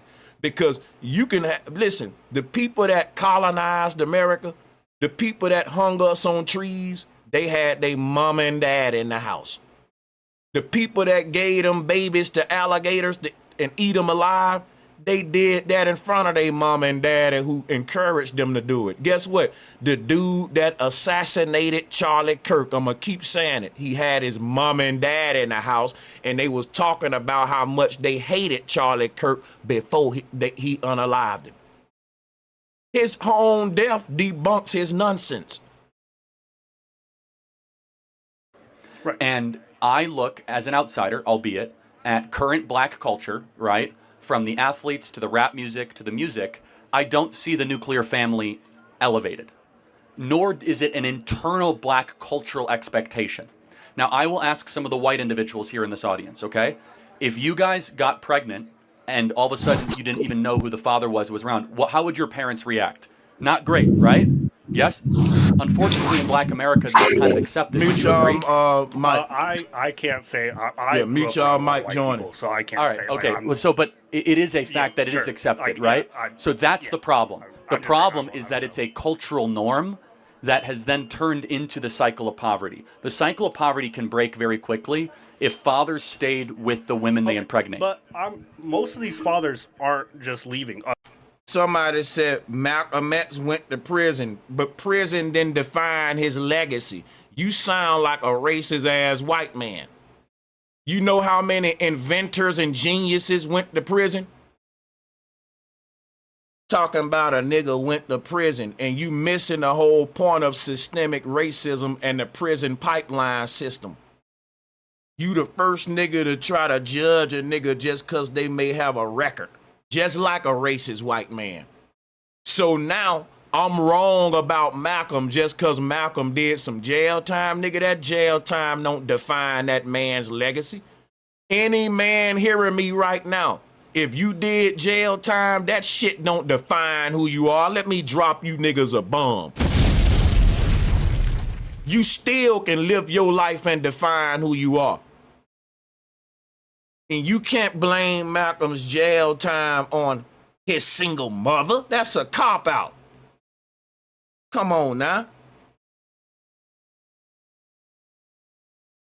A large majority of these fathers are ending up in prison. Got dudes with their mama and dad in the house living in good neighborhoods, and they hang out in the projects every damn day, and they part of a gang. Come on now. Like this is good point. Why do you go to prison?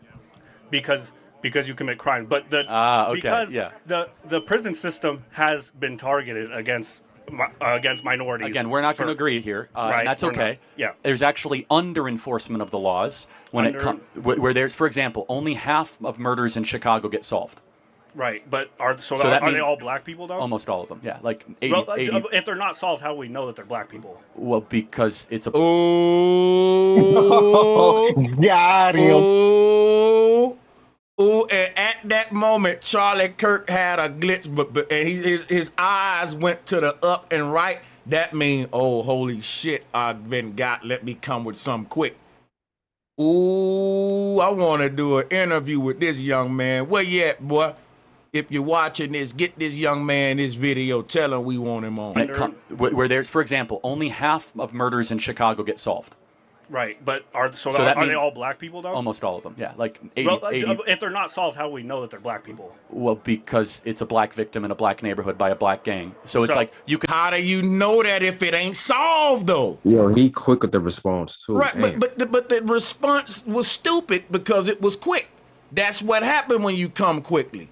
Because check this out. He said, the brother said, how do you know it was black? In other words, how do you know the identity of the victim or, you know, the shooter if the crime, you know, if the crime ain't been solved? How do you know that the shooter was black? Because when the crime ain't been solved, that mean the victim could have been black. It could have been a white victim. But if you ain't found the murderer because you ain't solved the crime yet, you really don't have an identity on the perpetrator. That's what the young man, right? That's what Batman or Alien for we know. Right. So that's what the young man saying, and he couldn't, ain't no answer for that. You just got to say, well, actually, you're right. We don't know. I'm assuming that is black because we know Chicago got a lot of gangs. That's what he should have said. He's pinning it on a culture rather than a person or a group. I shouldn't say culture. Yeah. I should say a group of people rather than. And I would have went for that. Painted with a broad stroke. No, I wouldn't have been mad at him for saying that if Charlie Kirk would have been like, look, you right, brother, I can't prove it. But I'm assuming, right, this is my belief, that most of them are black because, come on, young black man, you got the GDs, BDs. Nobody wouldn't have even gave him back flack on that.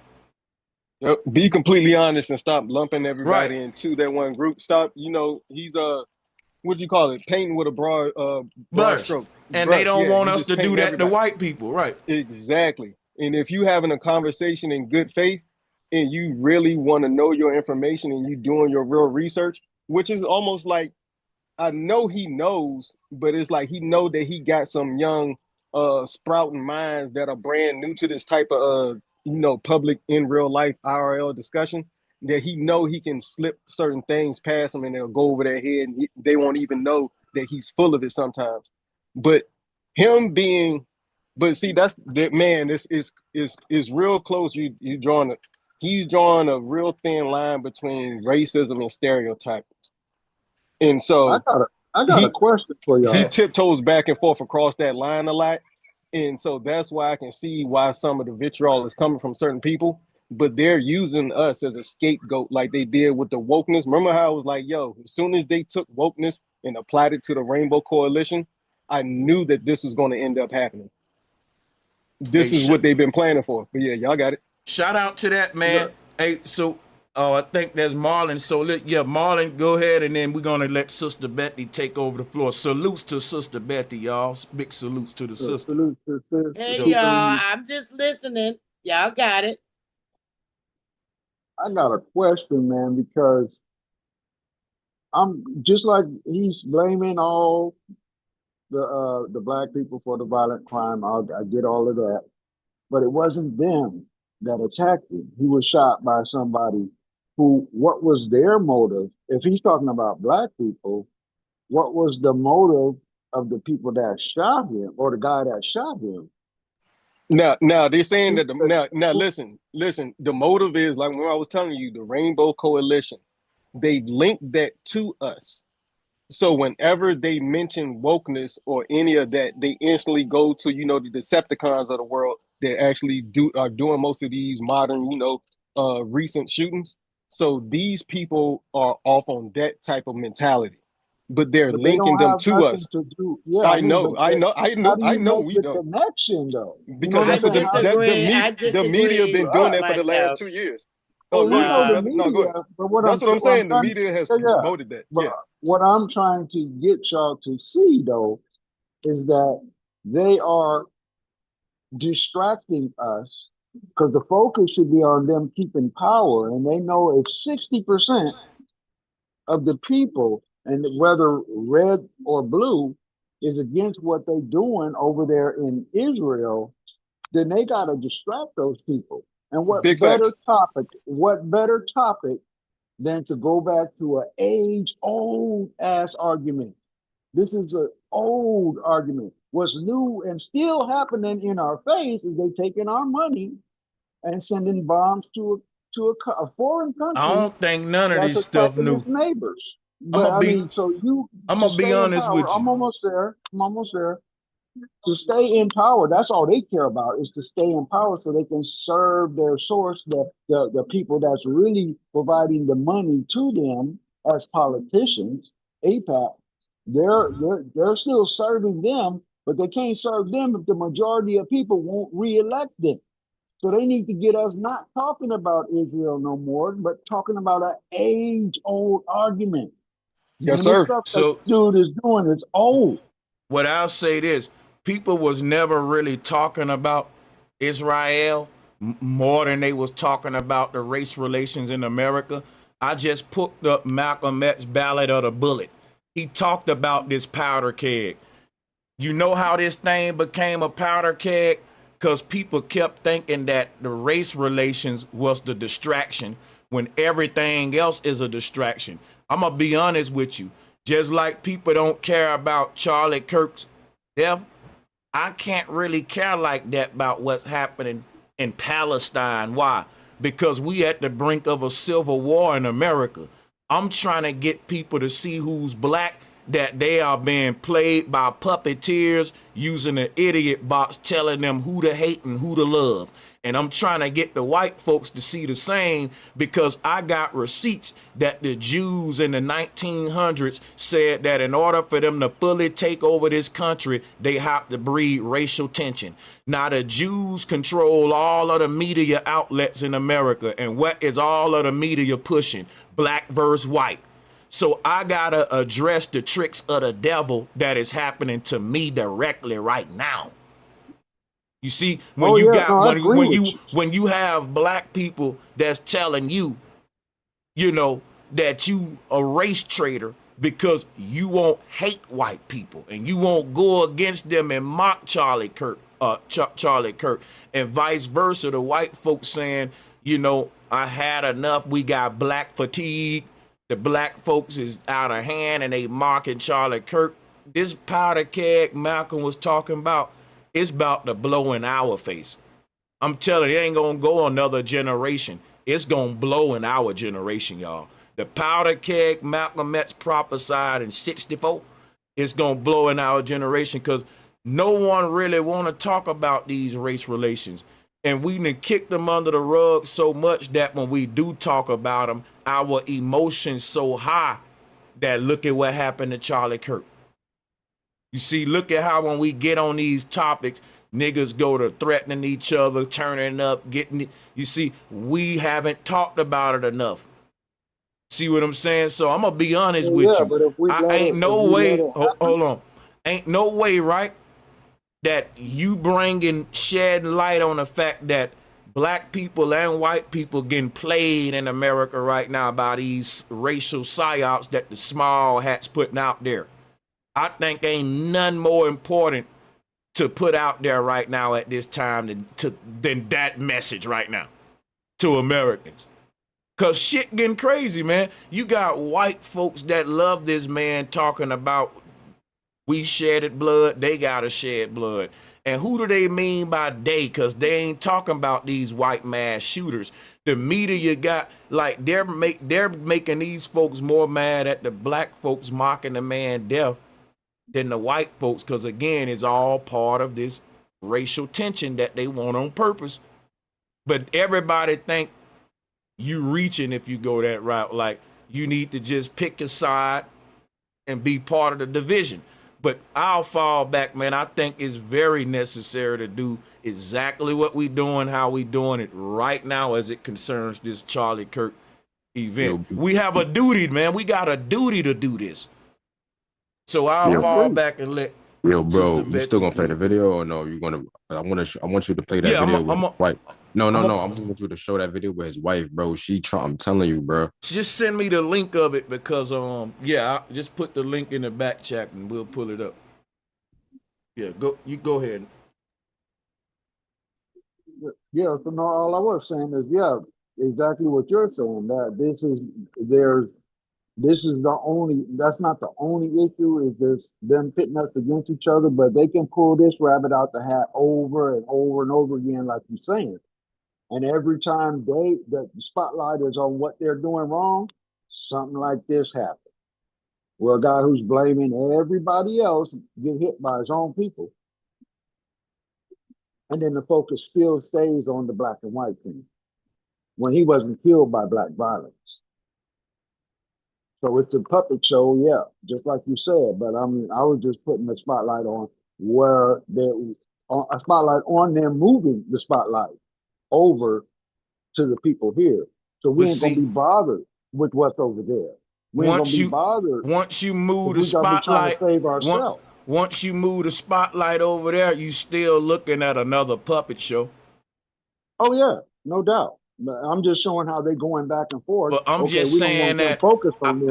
We don't want them focused on saving themselves. What I'm saying is I don't want them focused on them people's puppet show either.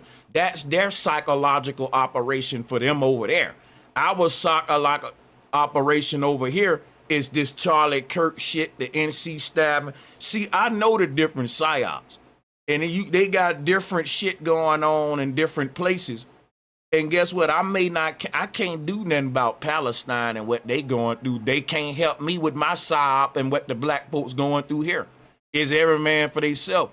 So I think looking over there at Palestine right now is dropping the ball.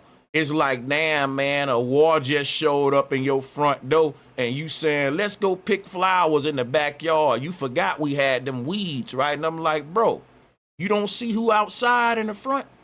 That's the distraction of saying, let's go pick the weeds. I'm saying, why the hell am I looking at Palestine when they running some of the biggest psychological operations they ever ran on black people right now? I'm black. I ain't Palestinian. I'm telling you what they doing to black people's emotions right now through the media. I got to deal with that because it's directly affecting me. Right? Now, the Palestinian people got some shit directly affecting them. You pointing it out, but guess what? You ain't Palestinian. Next caller.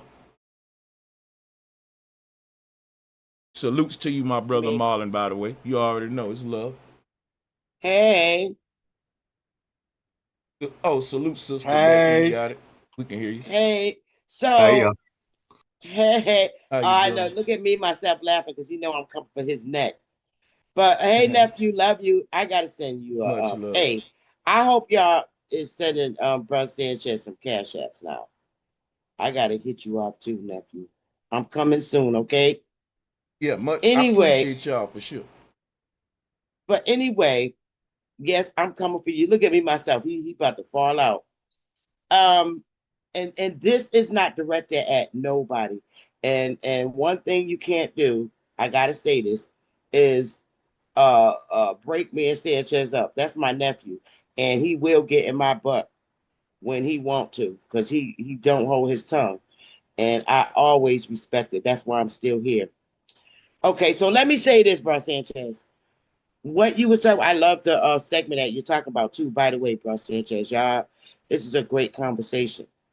But I'm looking at this from a whole different perspective. Now, looking at somebody's living on in social media and the news is devastating. Whether it was him or our brother for selling the cigarettes, what's his name? Bro Sanchez, and he couldn't breathe. Eric Garner.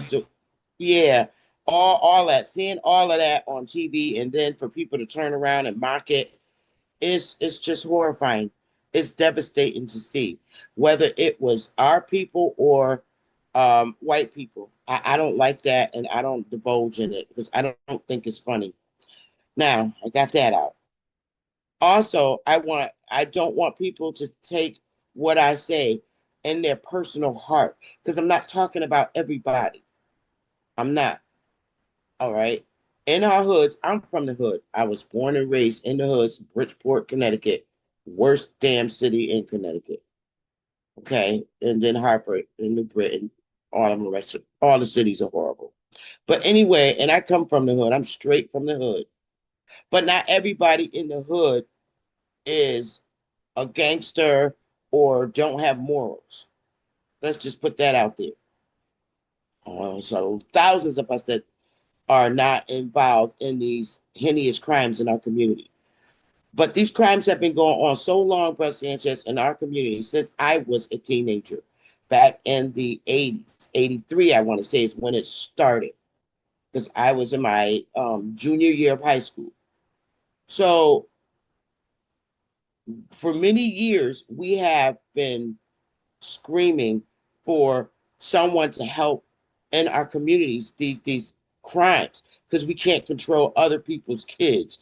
We have 16, 17 and up running around with guns and killing each other in our community.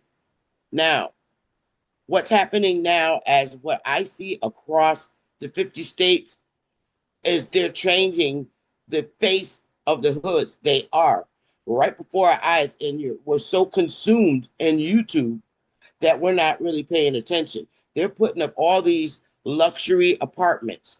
They're changing the face of the hoods. And that's because finally they're taking an interest in changing the face of the way our hoods look. And Brad Sanchez, I can tell you this, they have given our Black leaders monies and funds to change the face of our hoods many years ago, but they don't invest the money in our hoods. When these Black leaders, and I'm talking about church ministers with these big mega churches on the coast of our hoods and the hood period, are getting grants and everything, and they're not doing anything to invest it in our hoods. They're only investing it in themselves and in the folks in their congregations. They're not taking the money and restructuring our hoods. They're not. They're not buying land or structures and changing it. So guess who came in is doing that now? People from India across our hoods. They're coming in, they're fixing up stores, and they're opening businesses. They're buying these structures.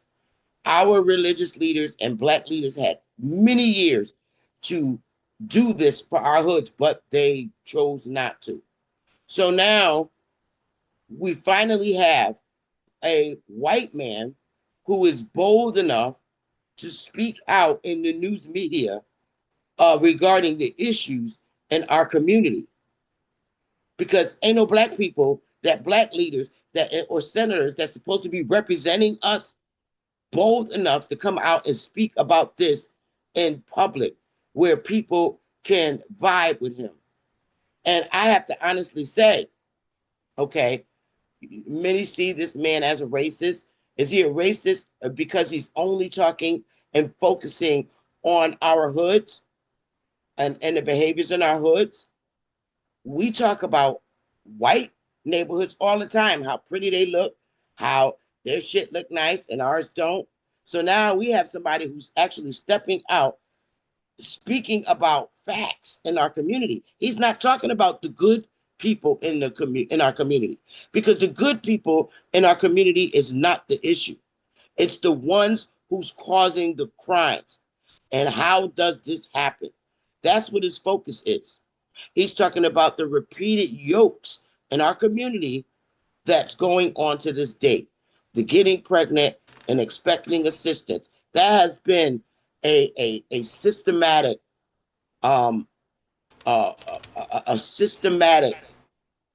traumatizing, non-yoke breaking thing in our community. I love my people.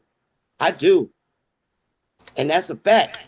But I can't sit here and say this man is lying on everything that's coming out of his mouth. And I'm glad that somebody is finally speaking up, because see, even when I get on YouTube channel, and Brother Sanchez, you got to admit this yourself.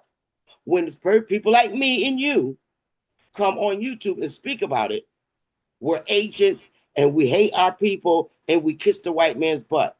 They do the same thing, though, Sister Betty. The far right people tell you that when you don't agree with them and all that you're a liberal agent or rainbow. They do the same thing, but I'll admit both sides do that in America. Yeah. The Democrats do too. And right, that's what I'm saying. Both sides. Because it take two to tangle. I'm agreeing. You facts, brother. Facts, nephew. So I and again, I love my people. I'm serious. But I'm not a racist either. I love all. But every time a white man gets up and speak truth about what's going on in our communities, it's like our people don't want to take accountability to what he said. They just looking at him because he's a white guy. Mind if I interject, Sister Betty? Yeah, I'm gonna mute my mic for a minute, but and I'm gonna respond after because I did, I did get long-winded. But Joe got it. Go ahead, bro. Yeah, I don't think our people simply mad at white people for speaking out on truths that we know in our community. I think that they mad at them for speaking on it and doing nothing about it. And I'll tell you the truth. Black people will be mad at black people that do that. If you're a black man and you go out all your way to talk about everything happening in the hood that's wrong, but you ain't doing nothing about it, black people will tell you in these words verbatim, you're part of the problem. I've heard them do that. They not only do that, they not only do that to white people now, they do that to black people. I did say that, bro Sanchez. I said, if I get out, when people like me and you get out there and speak on stuff like that, our own people say, "Oh, she an agent? She kissed the white man's ass." Not all of them. Not all of them. You know what I'm saying? I get that said to me a lot, bro Sanchez, when I speak the truth in our community. And then they come up with their non-accountability excuses. Well, you don't understand what somebody went through in their life. My grandfather touched me. Okay, seriously, that's horrible. Yeah, I just wanted to say something real quick. Go. All right. I think that's another problem with America, right? Everyone keeps saying therapy. When people commit crimes, the first thing the judge and the jury want to know the state of mind. They got something called criminology, criminal psychology. My whole thing is that, and don't take this the wrong way, nobody. People who born in the hood, they teach you to ignore mental trauma. While at the same time, Dylan Roof went and shot up a whole church full of black people and didn't go to jail. He went to a mental institution. On the other hand, black men who literally got mental illnesses have been lynched in the past for doing stuff, and they may be what we call retarded. You may have done some, yelled at a white woman. They don't care that you had a mental illness. Or if you, in the case of DeCarlos Brown on the subway, they throwing a book at him. He got a diagnosed history of mental illness, but you can have a white shooter with no history of mental illness go get a mental illness case, and he ain't even taking medications. And so my thing is, they teach black people that it don't matter how crazy you is, nigga, you gonna die. That come from slavery, because just say, like, if you ever watched the movie Life, that was this dude named Can't Get Right. A nigga like Can't Get Right may end up getting lynched because the white man don't care that the nigga's retarded. If he whistle at that white, he don't know, they don't care that he's retarded. So that come from slavery to where they been teaching us, nigga, it don't matter if you crazy or not, I'm gonna punish you. Like the white man will say, I don't care if that nigga is crazy. We gonna hang him on that tree if he does this. But the white man would care if his perpetrators is crazy. And that's still happening today, where if a black crazy man do something, he's still getting a book thrown at him. But like I said, Dylan Roof can get the mental institution. So they taught us to not consider the mind, because they don't want us to deal with the real issue, which is criminology is a mindset. It ain't as simple as put a daddy in the house and you will stop breeding gangsters. No, the gang mindset is a culture that's promoted in America through Hollywood and all that, and it's put on a pedestal. And they want to know why a lot of children want to be mafiosos and CEOs and gang members. The same reason children want to be police and Superman. You give them a bunch of different personas on TV, they gonna pick the good and the bad ones. But which ones do you promote the most? The bad ones, which is why more kids want to be gangsters than polices. Let's talk about what really goes on in America. You can't create monsters then kill them when they say rah, rah. You made that damn monster. That's a fact, bro Sanchez. And I cannot sit on this panel and deny the fact that the criminal justice system and the mental health community has been disingenuous to our people, and not just our people, because don't forget that there's millions of Latinos in our communities, and they look at us one and the same, the mental health system and the Department of Justice.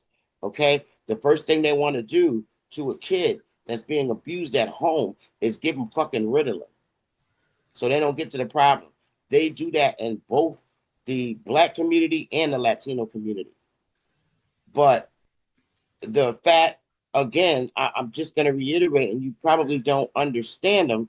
And of course, you can tell that he's been fed, one-sided stories. He's not just getting these stories from the top of his brain, but he is speaking on things that our people that have the suits and the ties and that are senators, they won't even come in front of the news media and discuss what he's discussing. I wanted to talk about and them motherfuckers I can't stand.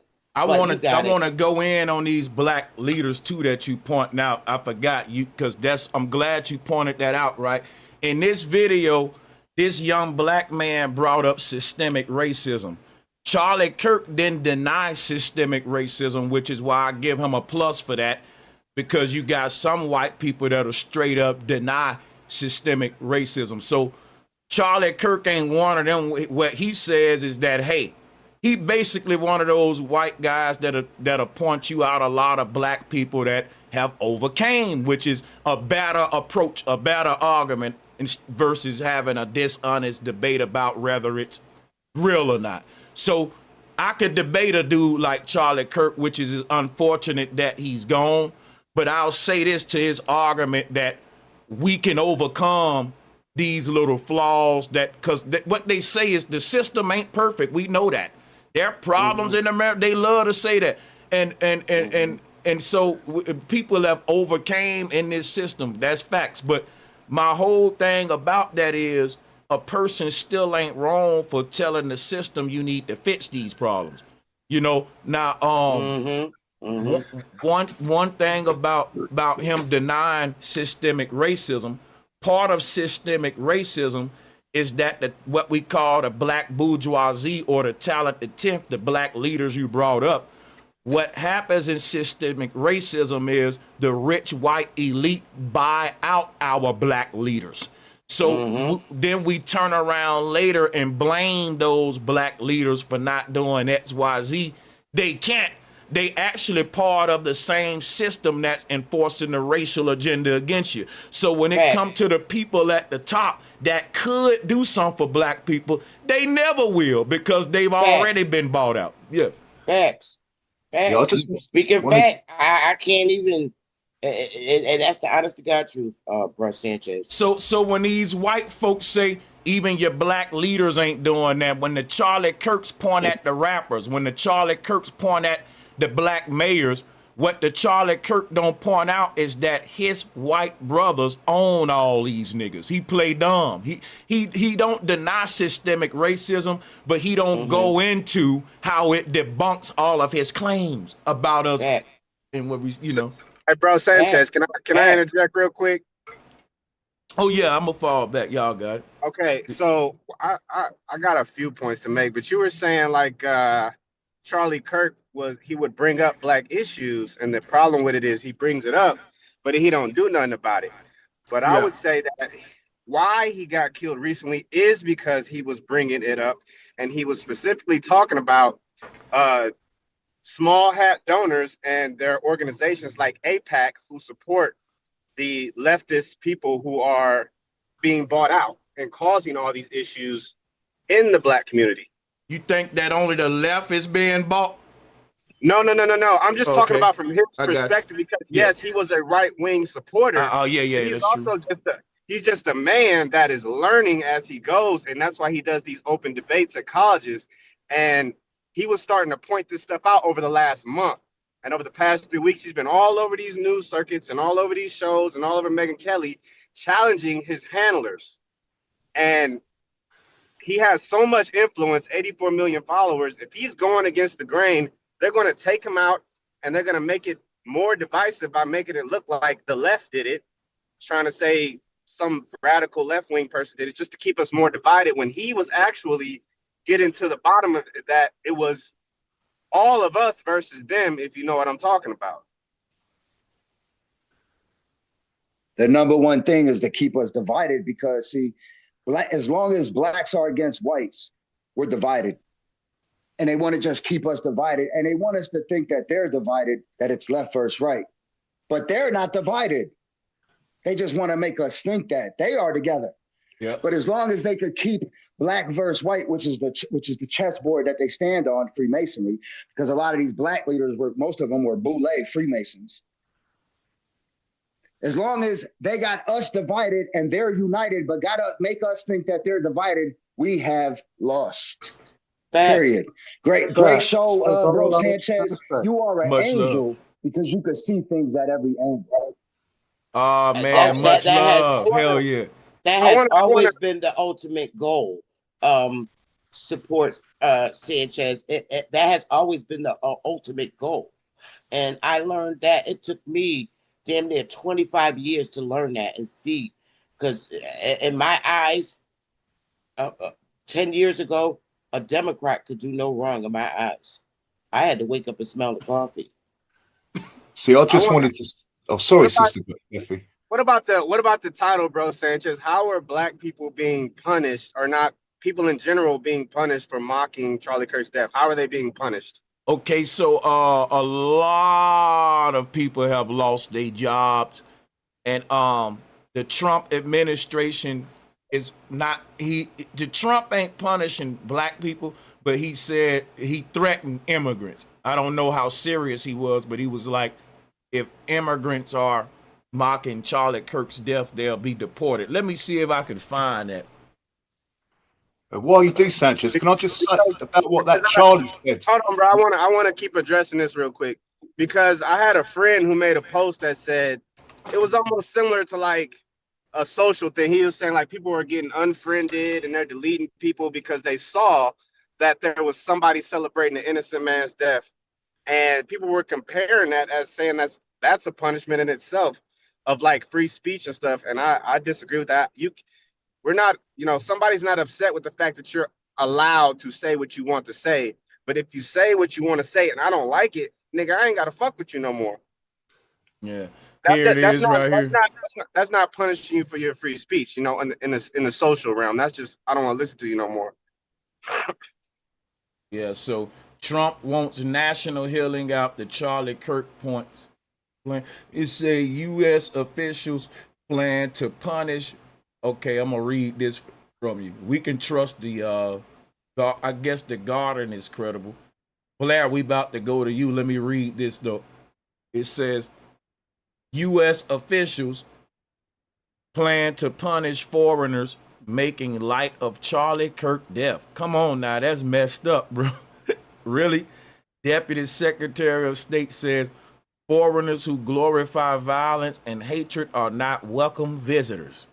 Okay, but they can fucking listen to rap music. They can listen to drill. They can repeat the lyrics of the rapper that just smoked on the unpack, and they still welcome though. They can promote the violence and hatred long as it's black on black crime, and then conservatives like Charlie Kirk would come out and act like black violence is the big problem in America. But it's okay if these damn terrorists promote black violence, but they can't make light of Charlie Kirk death, even though that's white on white violence. Yeah, I'm gonna go ahead. I'm gonna agree with you. If that is the case, if Trump is using this as an opportunity to invoke, well, an immigrant ain't got free speech, by the way. They don't fall under the Constitution. That's why he probably said immigrants. So ain't nothing we can do about that constitutionally. He can do that because they're not under the Constitution. But as far as American citizens, yeah, I can say whatever I want, whether it's mean or whatnot or insensitive. Like, we can say whatever we want and we shouldn't be punished for it unless it incites violence. Then it gets into the legal realm.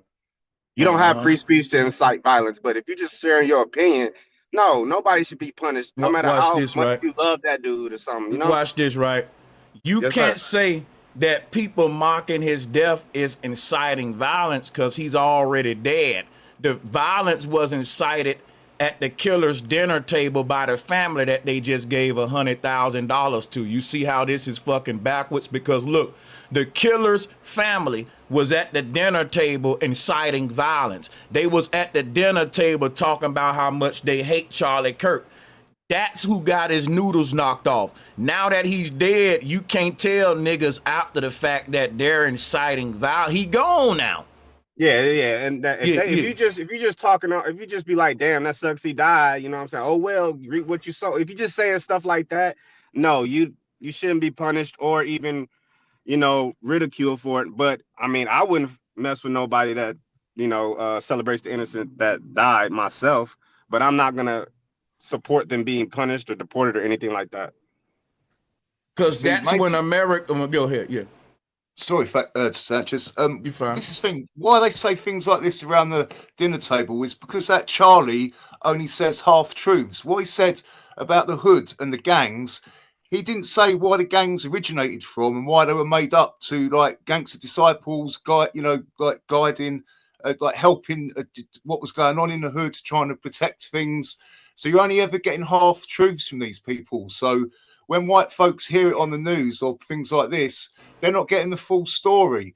So then that's when he's just pushing the same narrative and profiling black people as, like what he was saying, that it's a black on black crime. It was, even though it was unsolved and it was a really good response from the black kid that was responded to him. The way white people are going to take that is, oh, that's what happens in the hood. Black people just shoot each other, but they don't, understand the reason how it got to that there was broken promises. The hood was, neglected. Black people were neglected, and that's why gangs were developed. And, I don't know for sure, but there can be white people in certain gangs. So, yeah, just wanted to say that quickly. Well, right. from my experience, I'm sorry. Go ahead, y'all. No, go ahead. No, you got it. City is neglected. The whole city, black, white. I mean, yes, black and white, they got us separated. If you go to my city in Cleveland, we're all ghetto, no matter if you're white or black, if you live inner city Cleveland. But if you live on the west side suburbs, you're white. If you live on the east side suburbs, it's all black. And it doesn't matter if it's a suburb, they're black. And on the west side, it doesn't matter if they're suburb, they're white. It's all separated and segregated. It's a deep conditioning and a brainwashing that they've been doing, forever. It's been like that for years. First it was race, where they divided you based on where you live by your race. Then it became class. And basically, my bad. I'm sorry. No. Go ahead, Bruce. I go after. No, finish yours. I interrupted you. My bad. Go ahead. Well, I just wanted to get back to facts to say, well, I could tell you, where the gangs, gangster mentality came from. That came in our community, from what I know and based on my experience, drug areas. That's how gangs are formed, by drugs, drug dealers. Not allowing one side of a town to come on their side of the town to sell drugs. So that's how they wear different colors, they sell different drugs, they wear different color clothes, and it represents that whatever side of town they come from. So it comes from the drug, It comes from the war on drugs. What he's saying, because I mean, I kind of disagree, because the mafia kind of made an influence on that. If you didn't cut me off first, if I could finish. Oh, I didn't know. I'm telling you, and I know I'm probably way older than you, but I'm a kid of the 70s. Okay. And in the 70s, when I was little, it wasn't like it was in the 80s. The 80s it was like we jumped into another realm. In the 70s, we were able to go outside our homes and leave our doors unlocked. Then the 80s came. That's when shit hit the fan. This is when all the gangs started forming, in the early 80s when I was in high school. And it came from the beginning of the crack era. That's when the majority of the gangs started forming with guns. Now, we had gangs in the 70s, but That was all through fist fight and knives. It wasn't no guns. In the 80s, that's when shit hit the fan. It became territorial. Like here in my state, the communities are divided. You have what we call, I'm using modern day identities. Puerto Ricans are on the south end, niggas is on the north end, whites is in the suburbs where nobody gets to. It's divided, and that's how all these gangs got formed. We started having white people coming from the suburbs into the hoods, buying drugs and giving guns. Okay, this is where I know this to be true. Men in my era, Generation X, excuse my language, my generation is the generation that fucked up every hood across the 50 states. Generation X. And I watched it. I watched white boys come from the hoods with their daddy's guns. We call them, we don't put names on them, we just call him Uncle Bucky's nephew. Because Uncle Bucky's nephew from the suburbs was a crackhead. And he would come in the hood and steal all Uncle Bucky's good-ass guns and sell them to the niggas in the hoods. And the white boys are the ones who come from the hoods that go in Cabela's and the gun stores and buy the guns for the niggas because they're unusual suspects. So white dudes from the suburbs had a huge impact on how my brothers got guns in the hoods. But y'all got it. I want to play this video. Salutes to everybody. Let me play this 3-minute video. Brace yourself. I heard this one is like a trigger one, you know. Let's see. Good evening. My name is Erica Kirk. Charlie Kirk is my husband. I first want to thank the local, state, and federal law enforcement who worked tirelessly to capture my husband's assassin so that he can be brought to justice. I want to thank the first responders who struggled heroically to save Charles's life. And the police who acted bravely to make sure that there were no other victims on that terrible afternoon. I want to thank the millions of people who have shown their love for Charlie here in Phoenix, across America, and worldwide. I want to thank my husband's dear friend, Vice President Vance, and his phenomenal wife, Usha, for their love and support. You guys honored my husband so well bringing him home. You both are tremendous. I want to thank President Trump and his incredible family for the same. Mr. President, my husband loved you. And he knew that you loved him too. He did. Your friendship was amazing. You supported him so well, as did he for you. Already I have seen the worldwide outpouring of love for my husband. You shouldn't even address the haters. I've heard the testimonies from people my husband inspired to get married, to start families, to seek out a relationship with God. It's the most important one of all.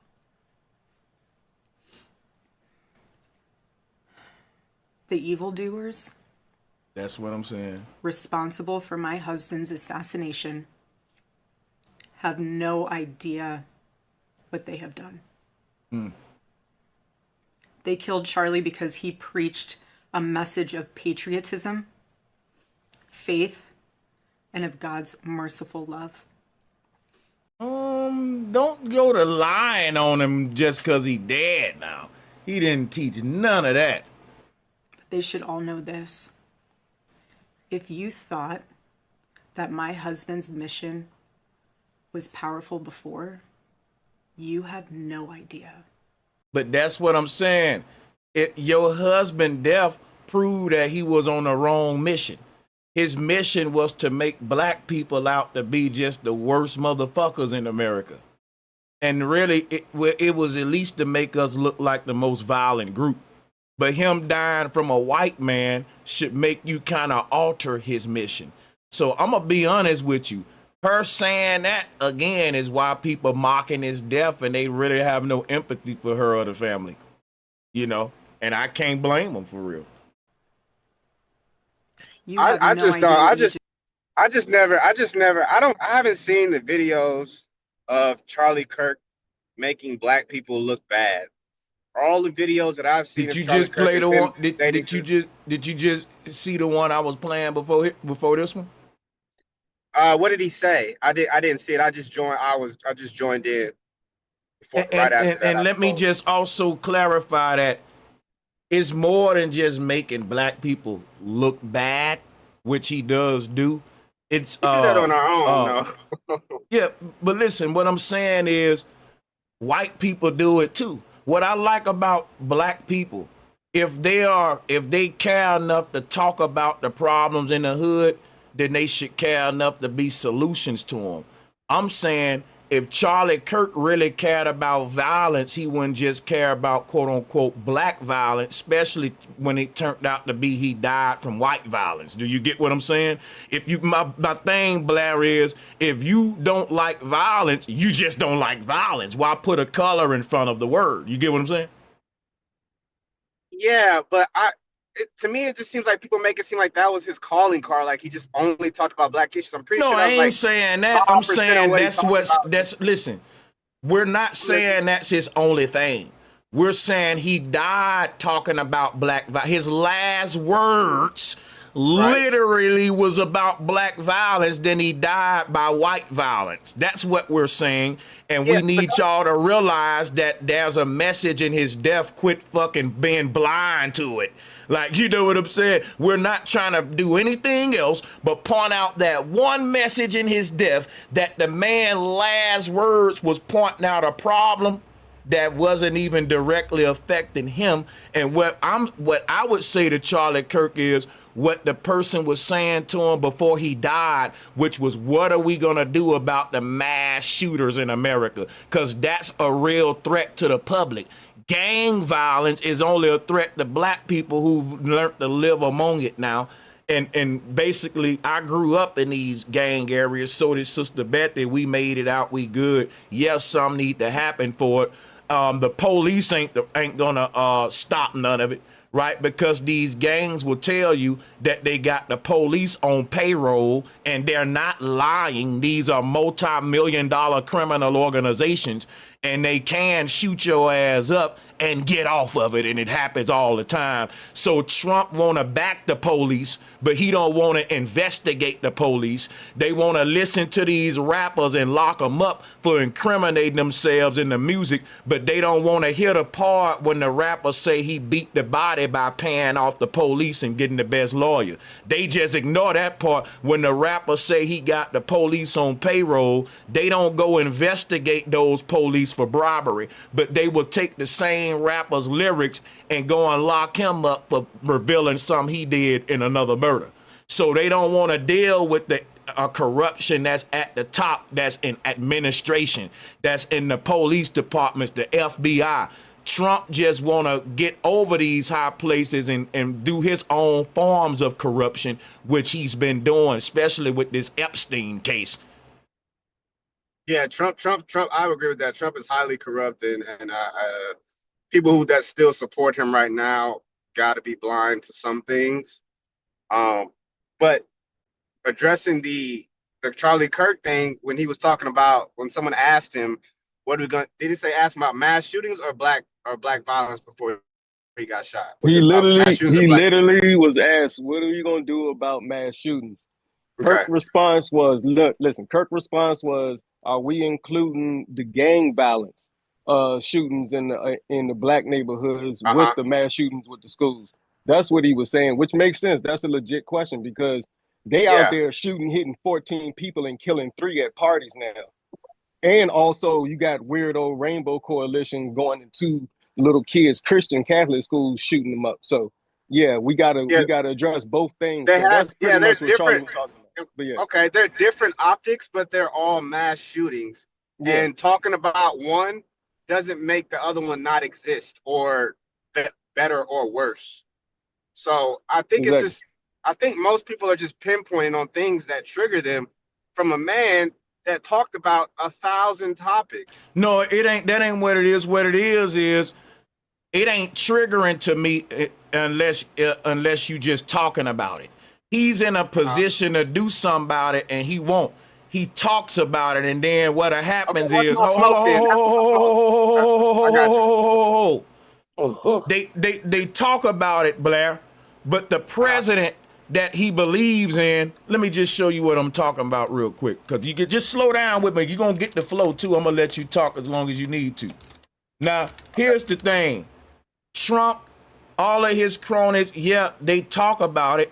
While they talk about it, they are putting in front of the kids the same shit they condemn. So, for example, Charlie Kirk may talk about ratchet shit, the ghetto shit in the black hood, then talk about Donald Trump freeing Kodak Black. If y'all white conservatives don't like these gangsters and these ratchet motherfuckers, why do you keep letting them out? Y'all keep freeing these rappers from jail. You partied with Diddy, Donald Trump, and you're talking about that you want to get involved in stopping black on black crime when you partied with one of the biggest black criminals in the black community, which is Diddy. And goddamn it, he know more about, and you think Trump didn't know about Diddy and what he was doing, y'all a fucking lie, and you just want to play now. And that's when I don't really like when black folks do that. You gotta be naive sometime. Like, don't do that. We know, and if Trump didn't know what was going on with Diddy, that make him look even bad. It make me scared he president if he ain't a good judge of character. If I knew what was going on with Diddy and I'm not Diddy friend and you Diddy friend and you didn't know what the hell was going on, but all the black folks who had never even been to New York knew the rumors. So quit playing now. Now the whole thing is this. Charlie Kirk want to condemn black ratchetness, black ghetto behavior, but at the same time, these people push it in front of us. How do they push it? You ain't freeing a nigga that's locked up and he don't supposed to be there. He just took a bogus plea deal. You freeing rappers that's supposed to be there in most cases. These are the guys putting the drugs and the guns in the hood because a white man ain't doing it directly. The white man is giving these rappers millions of dollars to fund the gang wars, keep the dope going and guns going. And Crazy Bone told y'all how these record labels work with the prisons. That's why you see Trump in the bed with the music industry while condemning and trying to act like he's so mad at motherfucking black gangster culture. You got the National Guard in the hood, but you partying with the goddamn leaders of the gangs. How that makes sense? You got the National Guard in the hood, but we might fuck around and see Trump in the hood at the party. You might fuck around, see him, hey, what up, Kodak Black? Oh, Trump here? Yeah, you know, he just freed me. He be kicking it with your boy, Lil Jon. Yeah!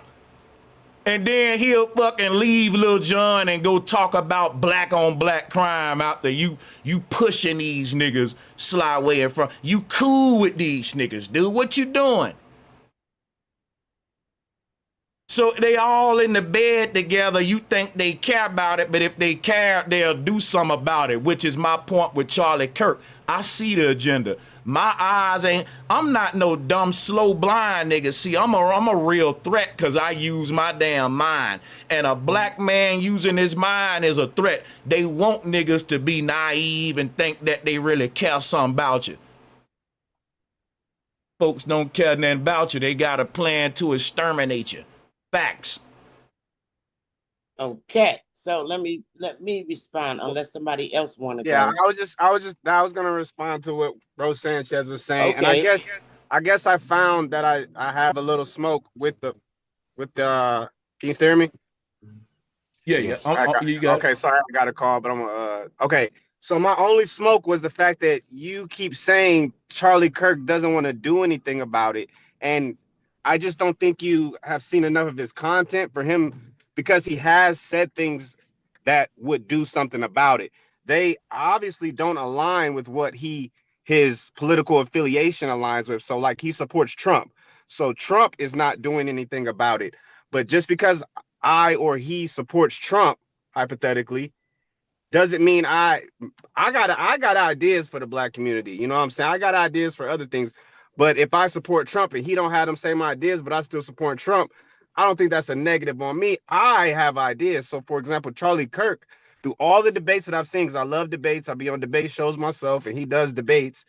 He has said things that he offers as solutions to the black community, and I can name them if you guys like. So that would be my only smoke. Yeah, I'll ask you for some in a minute. Just in a minute, not right now. But right, yeah, but what yeah, I was Okay, so one more thing I'll say there. I'll be quick, Sister Betty. You said he don't want to do anything about it, but he said thing. You said that I'm saying he don't want to do nothing about it, but he has said things that would do something. You don't say things that would do something. You just do it, and you don't even gotta say it. See how that work? Like how I got you. I got you. Listen, hold on, bro. You can't give them excuses because if you can't do nothing about it, which is what you're saying, then I'd recommend shutting up about it. If it's when you point out a problem that you yourself is hard for you to do anything about it, then you can't tell the people who got that problem why they ain't done shit about it. You see the hypocrisy in what you saying?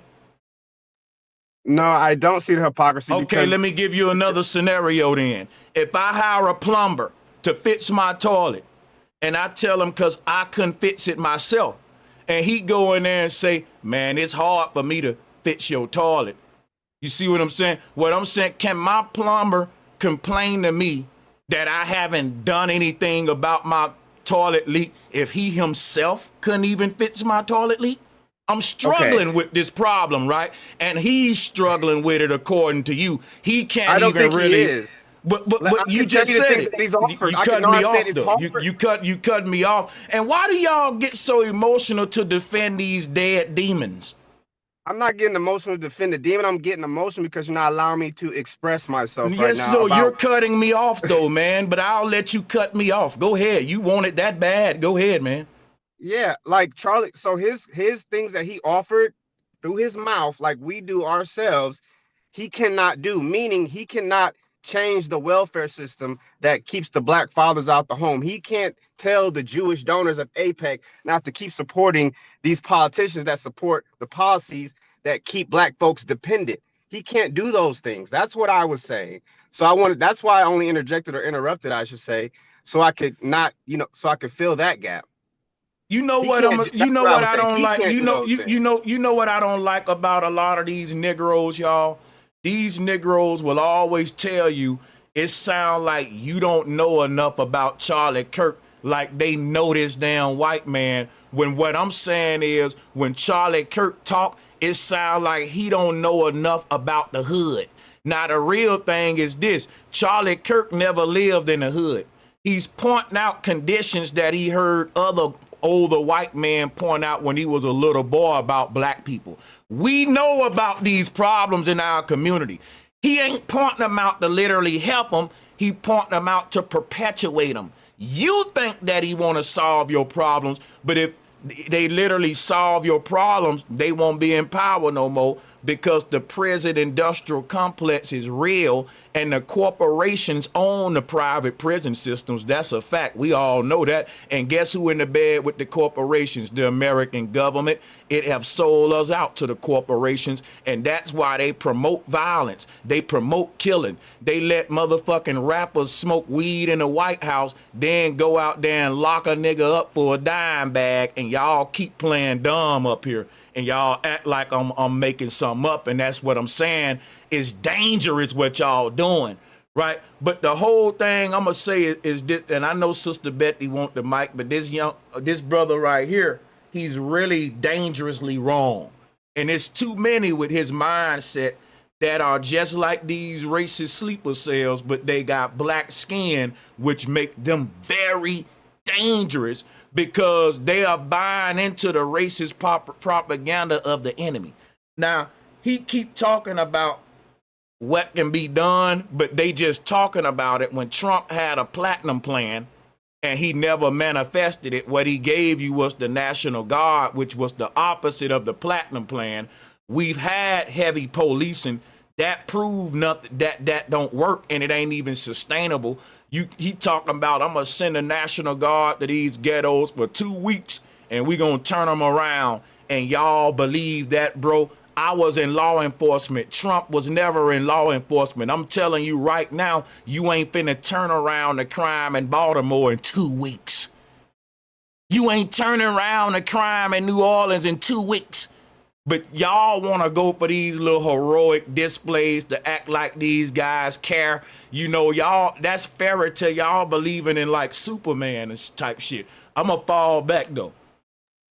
Okay, so does somebody else want to go? Because you got it, Sister Betty. Yes. You've been I very. just want to say this, Sister You've Betty. been. I just want to say this.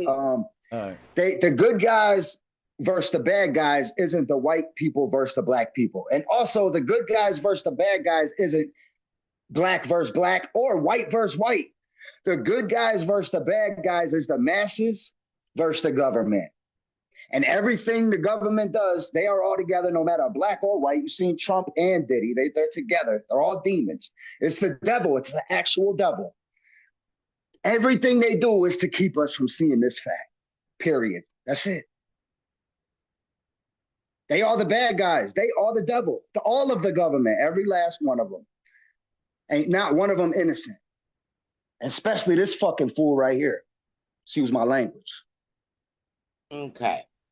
So I want to say this, and me personally, on a personal note, I don't like the black-white thing. I never did. I wasn't cool with it because just as there are 10 white devils, there's 10 black devils.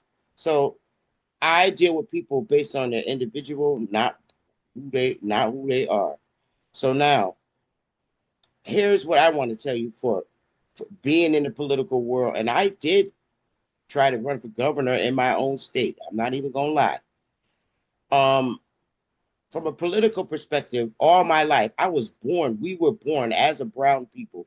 We were told we were Democrats. We didn't have an option.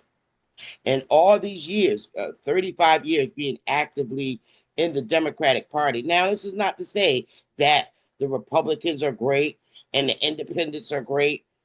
All of them have fucked up ways. It's keeping it a buck. However, all my life, I always been taught, and this is what I've been taught in my community, being a Democrat, that white Democrats are racist, they're KKK, and they hate poor people, and they hate black people. Never vote for them. So that scared me as a young woman, and it scared a lot of our people. We were always told never to vote for a Republican because they are out to kill all black people. They gave us the worst story of Republicans. Fast forward, I've left the Democratic Party because most of the harm that was done to me in my political world and my employment world were done by Democrats. Secondly, they were the creators of the KKK. I always thought it was the Republicans because that's what we told, and that's how much control over my mind that the Democrats had. Now, I became a Republican, not saying that it's the greatest party in the world, but it was my choice because of the opportunities I found that I can get for myself out of being part of the Democratic Party. Now, the one thing that I can tell you that's going on here with this man, Charlie Kirk, I know y'all probably hate him, is we do have meetings with Republicans. As Republicans, we have meetings. I don't hate him, Sister Betty. That white man hated him who assassinated him. Okay, but I ain't finished. Now, what you see Charlie Kirk exercising right here is something that we've been trying to get people in our community to exercise, and they refuse to do it. So when we told the Republicans, now we got y'all in office, y'all have not had the power of the House and the Senate for over 40 years. Now that you're in power, you need to really do something if you want to keep the power in the House and the Senate. You have to prove the Democrats wrong that you are not what they taught us you were. So what you're witnessing here with Charlie Kirk is someone who's brave enough to sit in front of a camera and discuss the unfortunate issues in our community. And I don't personally see nothing wrong with that, because it's okay to talk about facts that go on in our community.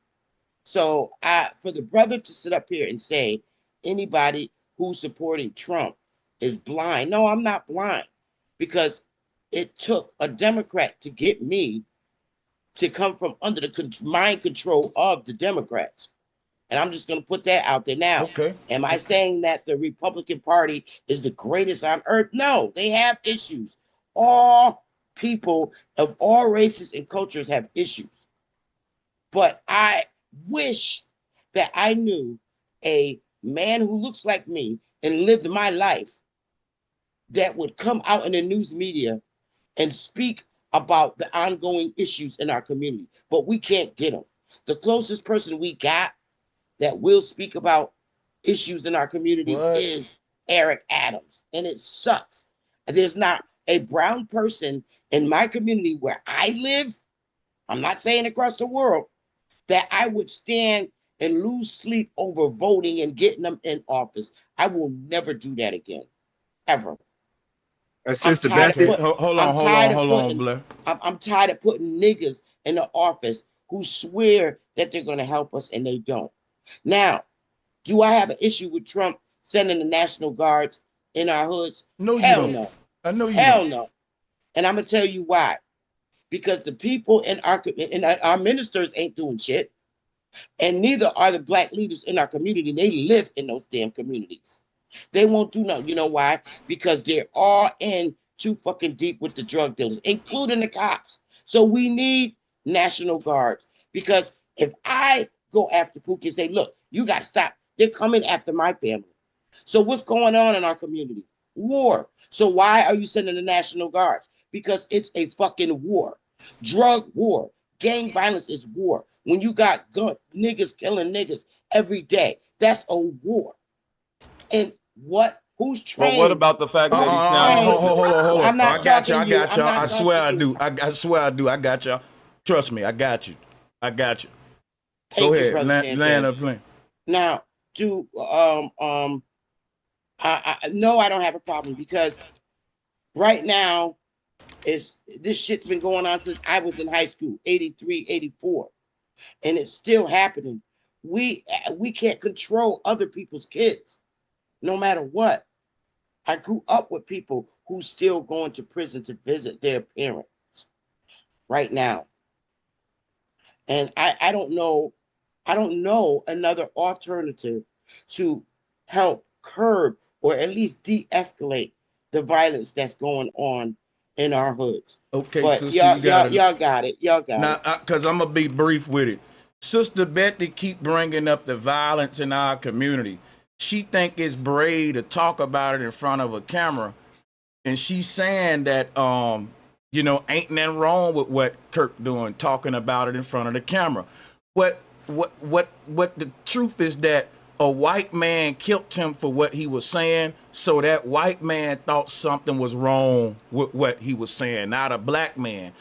We keep bringing up black on black crime just like Charlie Kirk did, but he died from a mass shooter. You're not researching how many mass shootings it was from 2024 to 2025, all which are white men. Now, Sister Betty, here's why it's important, right? You as a black woman was raised in Chirac. That's the real hood. And you grown strong, you ain't dead today. Guess what, Sister Betty?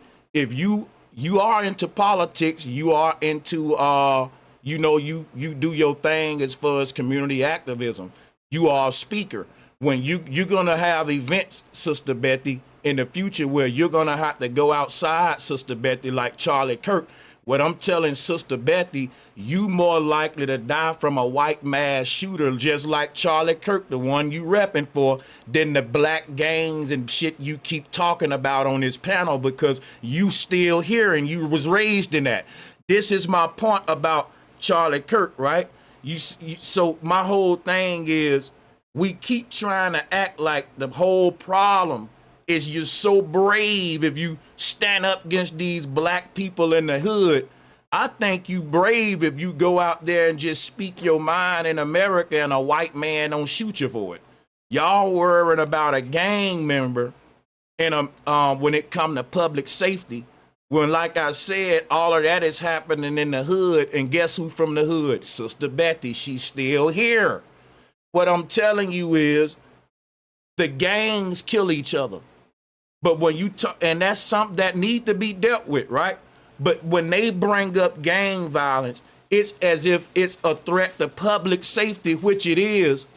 But check it out, y'all. Gang violence ain't out there just running up in random public buildings, killing random people like these crazy white folks. They are trying to kill other gang members. So who's more of a threat to y'all? So that's what I'm saying. He proved my point when a white man blowed his noodle off and his last words was about some black violence and gang stuff. So if y'all really cared about Charlie Kirk, y'all will be saying what I'm saying. Let's do something about these white mass shooters, because guess what? Sanchez got a big mouth. I want to go outside and speak at an event and not get sniped like Charlie Kirk.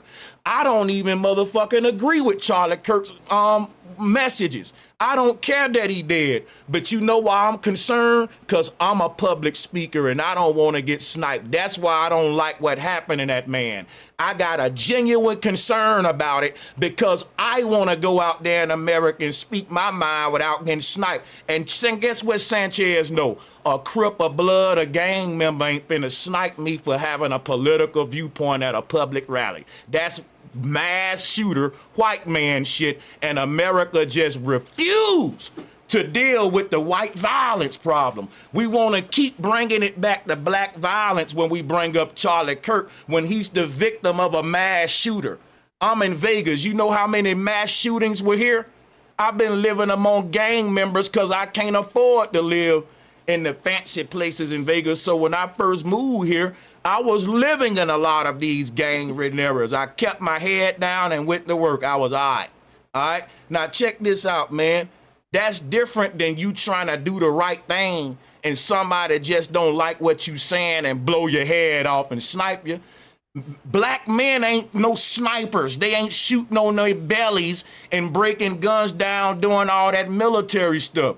We're talking about public safety. These guys are running up in random buildings, shooting it up like what happened in the Las Vegas Athletic Club. That was a white man. I'm not trying to deny black problems. Charlie Kirk tried to deny white problems is what I'm saying. Yes, I disagree. What I'm telling you is that, well, I'll say this to be fair, Blair. This is what I'll do just to save a disagreement. I'll admit that I haven't watched enough of Charlie Kirk stuff to know if he really put his foot on the white people's neck like he do the black people. So I'll refrain from speaking on that till I explore some of that. I that too, Brother Sanchez. Let me just say this real quick, Blair. Brother Sanchez, I do know and understand that a white guy sniped him, okay? But here's what I'm gonna say. I guarantee you, and I'm willing to bet my life, that the white guy did not snipe him because he mentioned black gang violence. This man speaks on other topics. No, I didn't say that, Sister Betty. That ain't what I was saying. No, hear me out, bro. This man speaks on other topics. I watch his channel. This man boldly speaks on other topics that make hit dogs holler. So yesterday, or that day that he spoke, was the day that that guy planned to snipe him. And it just so happened that he sniped him after he said something to do with black gang violence. I guarantee you that was not the purpose. But I know it wasn't. I'm loving this conversation. No, here's the thing. Hold on, let me respond. Let me respond to Sister Betty real quick. Hold up a second. Go ahead. I got Let me you. respond. Sister Betty, I didn't say he sniped them for saying something about black gang violence. I don't know why he sniped them. All I know is that the man, somebody in the audience asked him a question. They said, what are we gonna do about all the mass shootings in America? And Charlie Kirk did what a lot of white racists do. They reflected from these mass shootings because these are carried out by white men. And they feel like, well, long as I'm not dead, I'm not going to really make my white brother the face of violence. I'd rather put that on the black man. So at the moment of shifting the narrative to gang violence, a white mass shooter shot him. And what I'm saying is there's a real problem in America with these mass shootings. No one cares about it because we too busy talking about gang violence. But I'm showing that these mass shootings is a bigger threat because in a lot of these mass shootings, it's multiple people killed. You got one white dude busting up in the place, shooting up everything. I agree. And then guess what's crazy about it? It was another white dude asking a white man, what are we gonna do about our own white on white crime violence? That's basically how you can translate that to. And Charlie Kirk was like, shit, keep talking about black folks violence, and then pow, a white man killed him. Yep, I agree. Mass shootings is a real problem. Right, so that's what I'm saying. In Connecticut, I'm saying it's killed all them 26 kids and the teacher right here in Connecticut, 2 towns over from where I live. I swear that's horrible. Gangs ain't the problem. The mass shootings are. And what's crazy is the mass shootings is the government. See, in every city, gangs are a problem. Don't say gangs. Yeah, they are a problem, but not as much as the mass shootings. I was a gangbanger. My wife was a gangbanger. My best friends are gangbangers. They're the best people in the world. Now, what I'm saying they're is not the best people in the world, bro. These We're not mass about to big up gang are the members. problem, and the reason why they're the problem is because it's all a setup to bring on martial law and a dictatorship. These are all the government. The government, Charlie Kirk, he had an F on his shirt. Where'd it go? They show it in slow. He had in slow motion. He had a dot on his shirt. It went up to his neck, but it was a dot for like 5 seconds. It's all over. This is all a psyop. None of this is real. They are all together. They are all in on it together. It's one big club. And my friend, you are not invited. Period, man. Because you don't know. So support Sanchez. So do you believe? I mean. And brother says, I asked everybody on the panel, is this man alive and has he gone under a new identity or is he unlived? And that nigga dead as a doorknob. Yeah, matter of fact, I'm gonna yield the flow to let you other brothers grab the flow. Yeah, Bobby, all y'all. Can I have it wasn't no psyop. This is Lumiere. Can I What's get up, in? Lumiere? Yeah. All of y'all can get it in for sure. Lumiere wants to get in. Okay. I'm an elder and I've been watching a lot and I seem to be directed spiritually to certain things. There's certain things I just want to throw your way just for food for thought. Okay. Number one, the word government, the Latin word for it translated means control the mind. Okay. So government is the problem. Democrat, Republican, it doesn't matter. Okay. The other thing I want to throw your way is there's stuff out there now where these white communities are showing that this young man is a patsy. And they've also showed video where the killer was close by. Okay. Also, it's coming out that Kirk refused to take money from Netanyahu just recently and was just really afraid because he was bucking Israel now. Good job. For his life. Okay. So I'm watching the white people expose that this young man is a patsy and everything that's going on isn't adding up. Now, what I want to say to you is I want you to go to Redacted, the YouTube Redacted, and look up MK Ultra, the guy that speaks out on this. This is bigger than all of this foolishness that we talk this way, that way. They're coming for our very souls, baby. This is what it's about.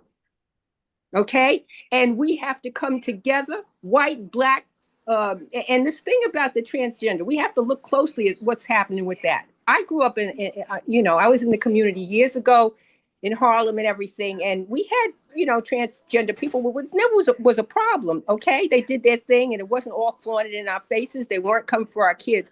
Somehow, they turn that, and you can know that there's transgenders that are against all of this transgender BS as well.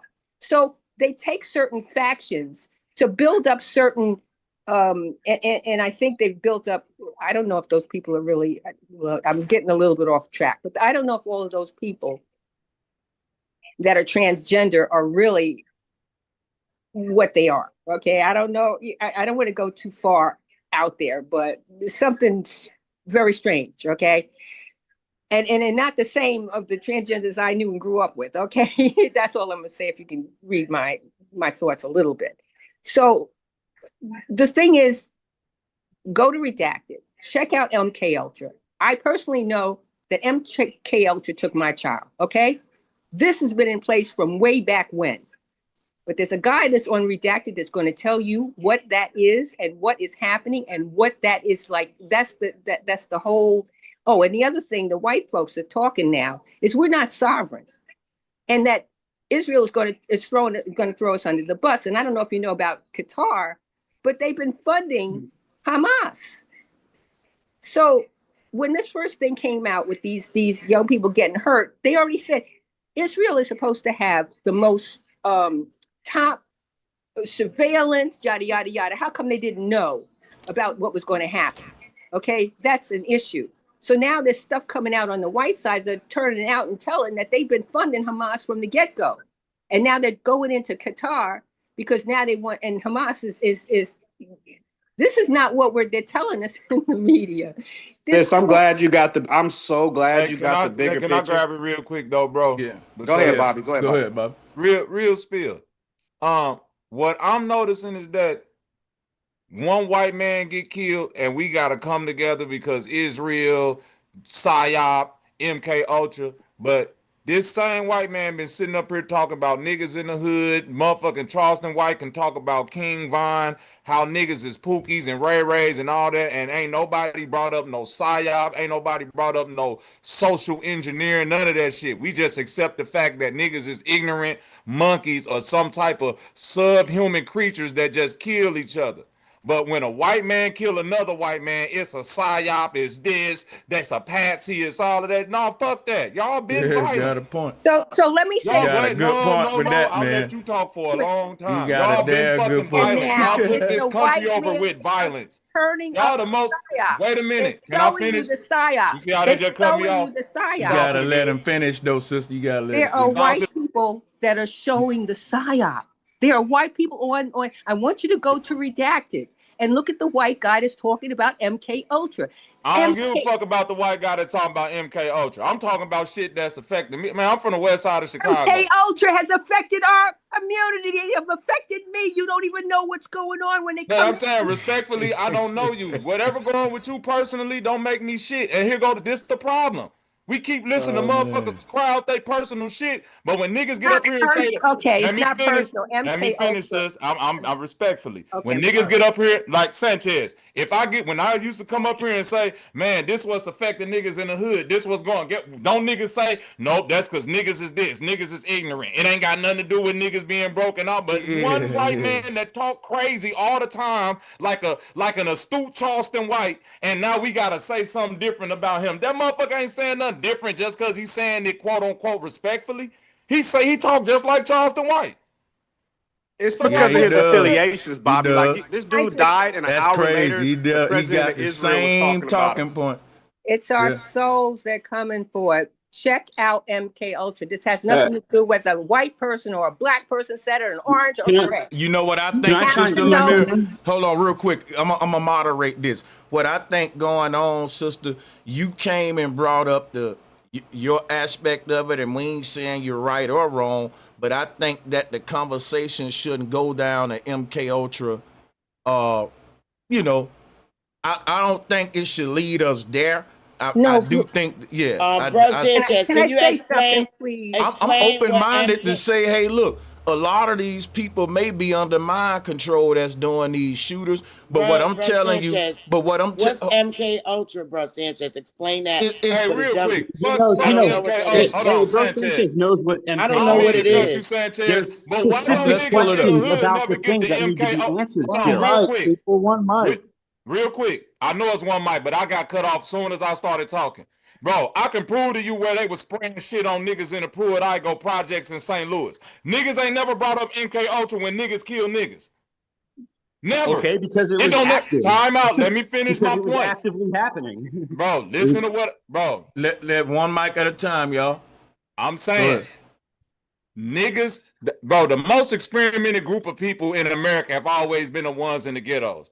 Whether we talking about the Irish, That's the black, true. Actually, it'd be the military, but okay. That's true. And guess what? Hold on a second. Hold up a second. Hold up a second. No, I got you. Listen to what we're gonna do. Let him finish. We're gonna go one at a time. Unmute Bobby. He said actually the military, but most of the military are made of poor people. Rich people don't go to the military. Thank you. So let's keep. He's right. Don't y'all wrong as of now. So let's keep going. Yeah. Right. So I'm saying whenever we talk about the ghettos, what's going on in these projects, what's going on with these gangbangers and all of this, like Charlie Kirk would say, I never heard that nigga bring up MK Ultra. I never heard him bring up the experiments that go on in the black community. I never heard him bring up chemical warfare and shit that they spray over the project in the name of mosquito repellent and all. He don't bring. Oh, we've been bringing up the PSYOP for years. Yeah, listen, man, that's crazy, bro. You can't control yourself. Is that? I'm triggering that bad? Is it that triggering? That's crazy. Because bro, Sanchez, when we they love them some Charlie Kirk.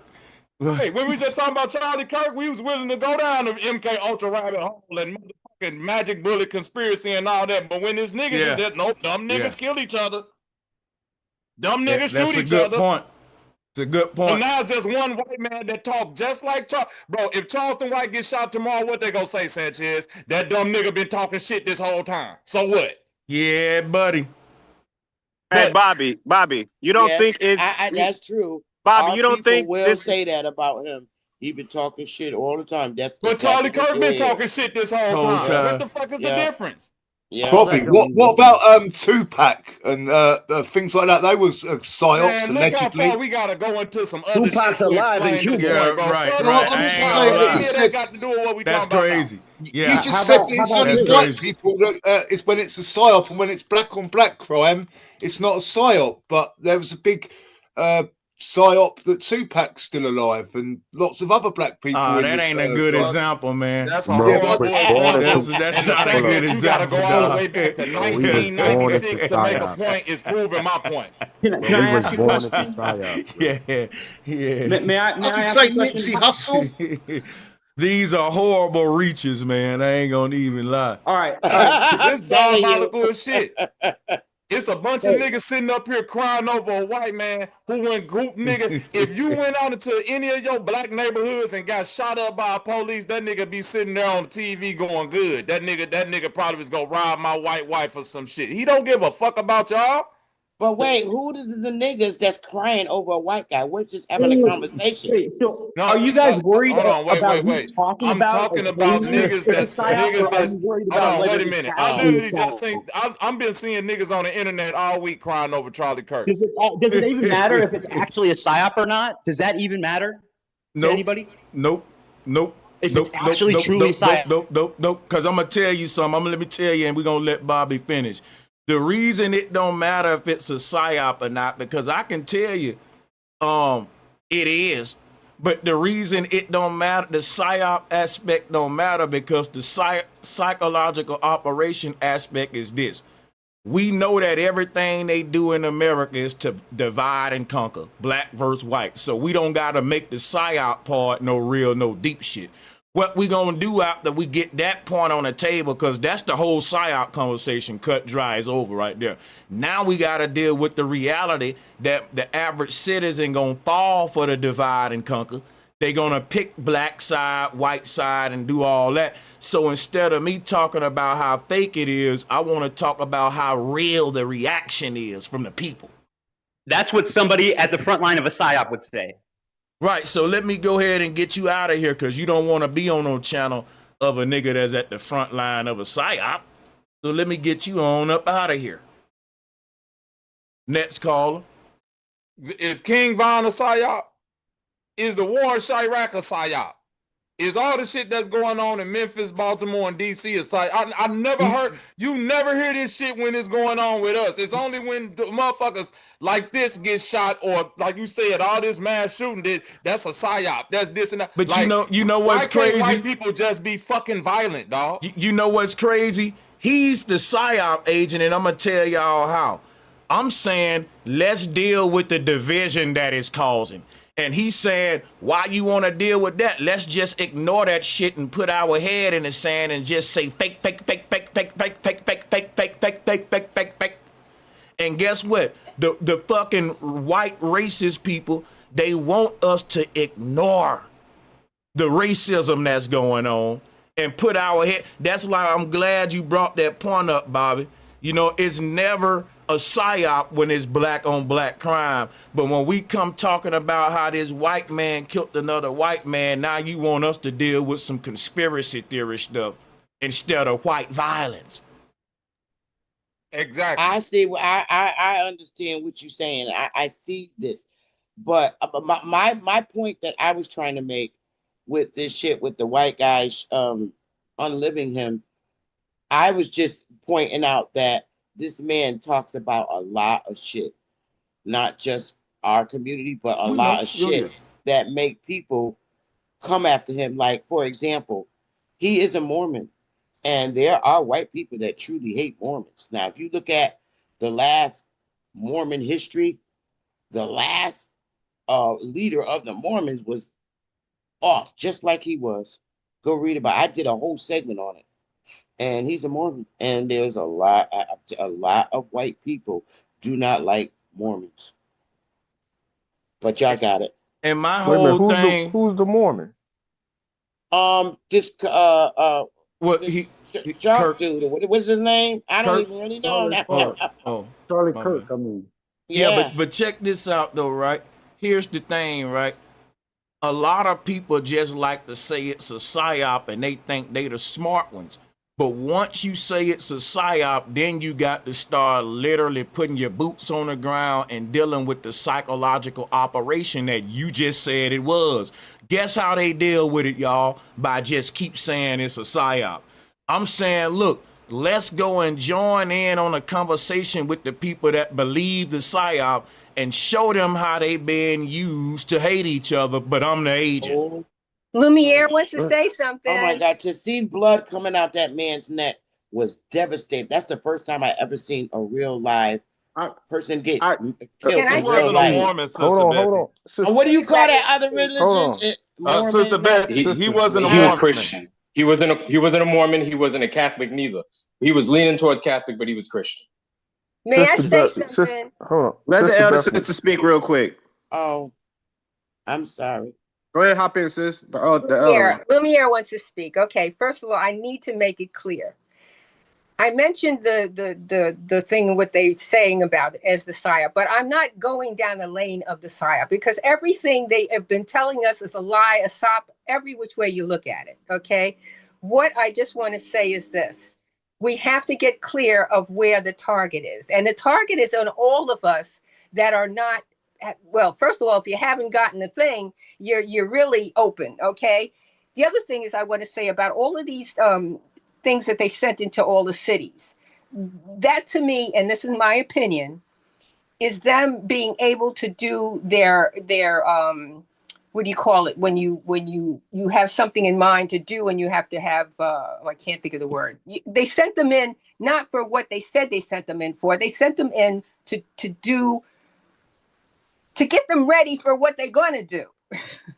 In other words, it's training, okay?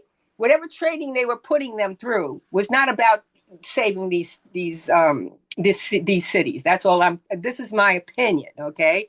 It's really about training. And then scoping out the territory, which is really great because now they got all their cameras, all their men, they could see how much numbers or how the people are coming, what they can just it's scoping out the territory. That's how I feel. I'm finna prove my point real quick. I got a new poll. I'm sorry, brother Sanchez. I had it backwards. The guy that killed him was a Mormon. I already know where you finna go with this. Let me do this, Sister Beth. This cool.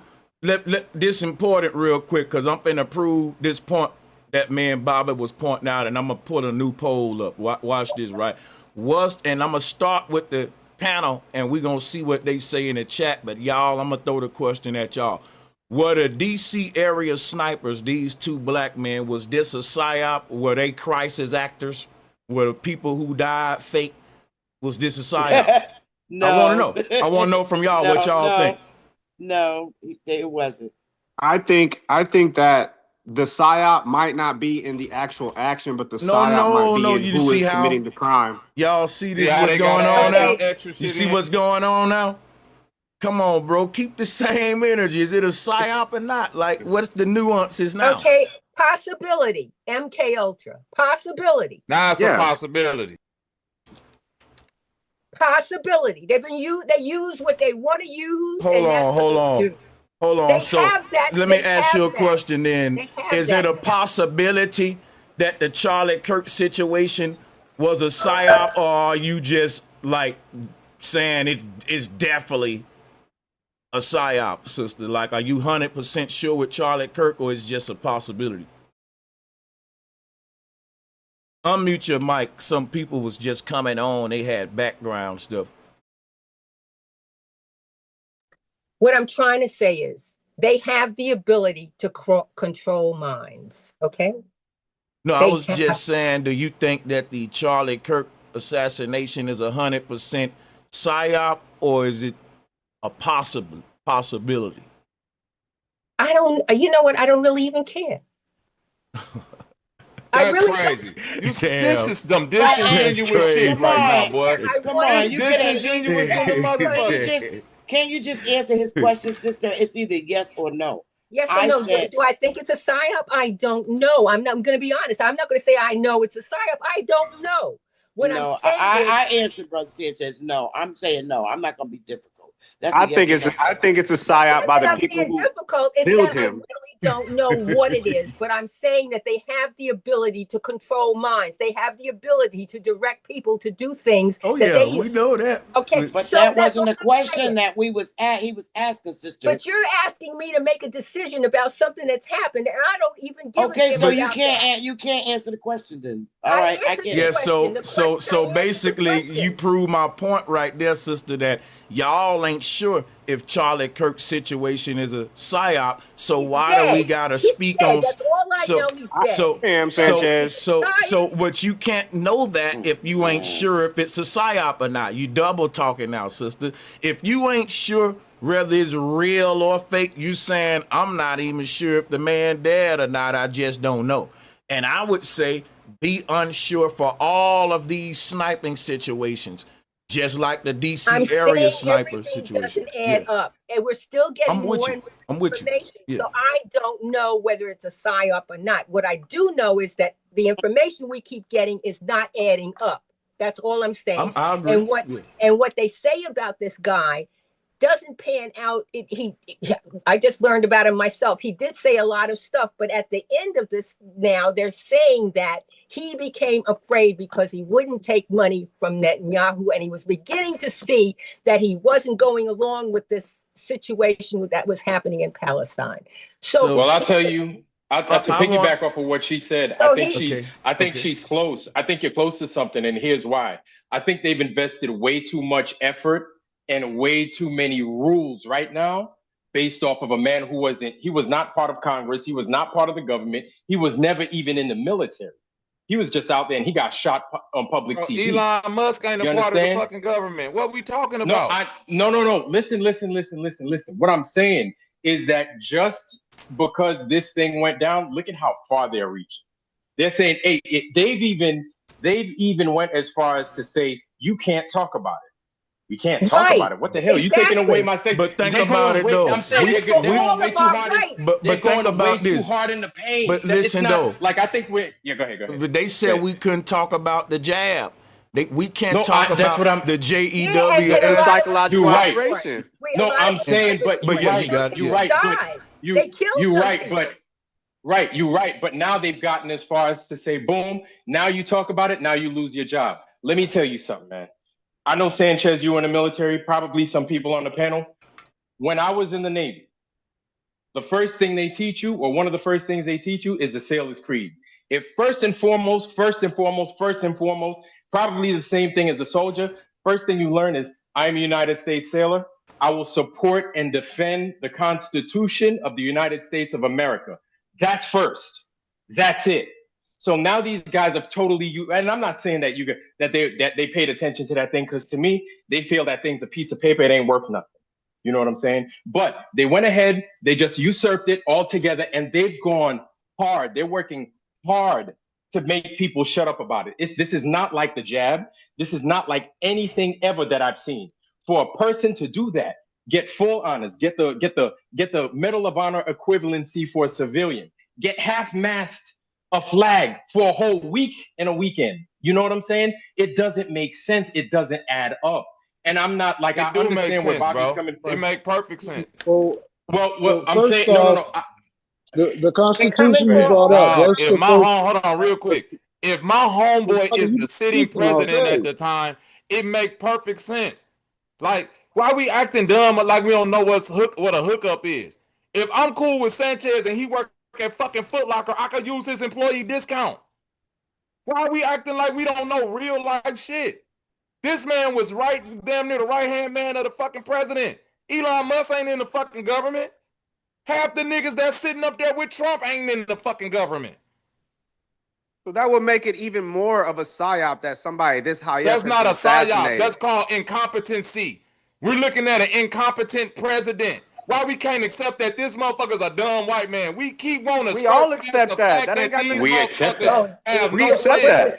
It doesn't matter. Real talk. It doesn't matter. Okay, but I don't accept that. I don't You could accept still that. you could still accept it, and it could still be a psyop. You could still he could still be stupid. He could still be incompetent. The biggest psyop is that they keep on getting you to look at the shit that's right in front of your face. Exactly. You want to look at this motherfucker is a dummy. Can I ask a question? Can I ask a question? It's who they're saying the shooter Can I is. ask a question real quick? Can I ask a question? When we say psyops, what do we mean? Yeah, psychological operation. That's tricking the masses. I know what the word is. You know what they mean? But hold on. I got you, enemies. Go ahead, finish. You know what? Saying the word all the way out because a lot of us is using the word out of context. That's right. Right, because I was just out of context because the psychological operation is not whether or not it's real or fake. It's how it affects the people psychologically. So they are psychological operations. They're not false flags. Two different things.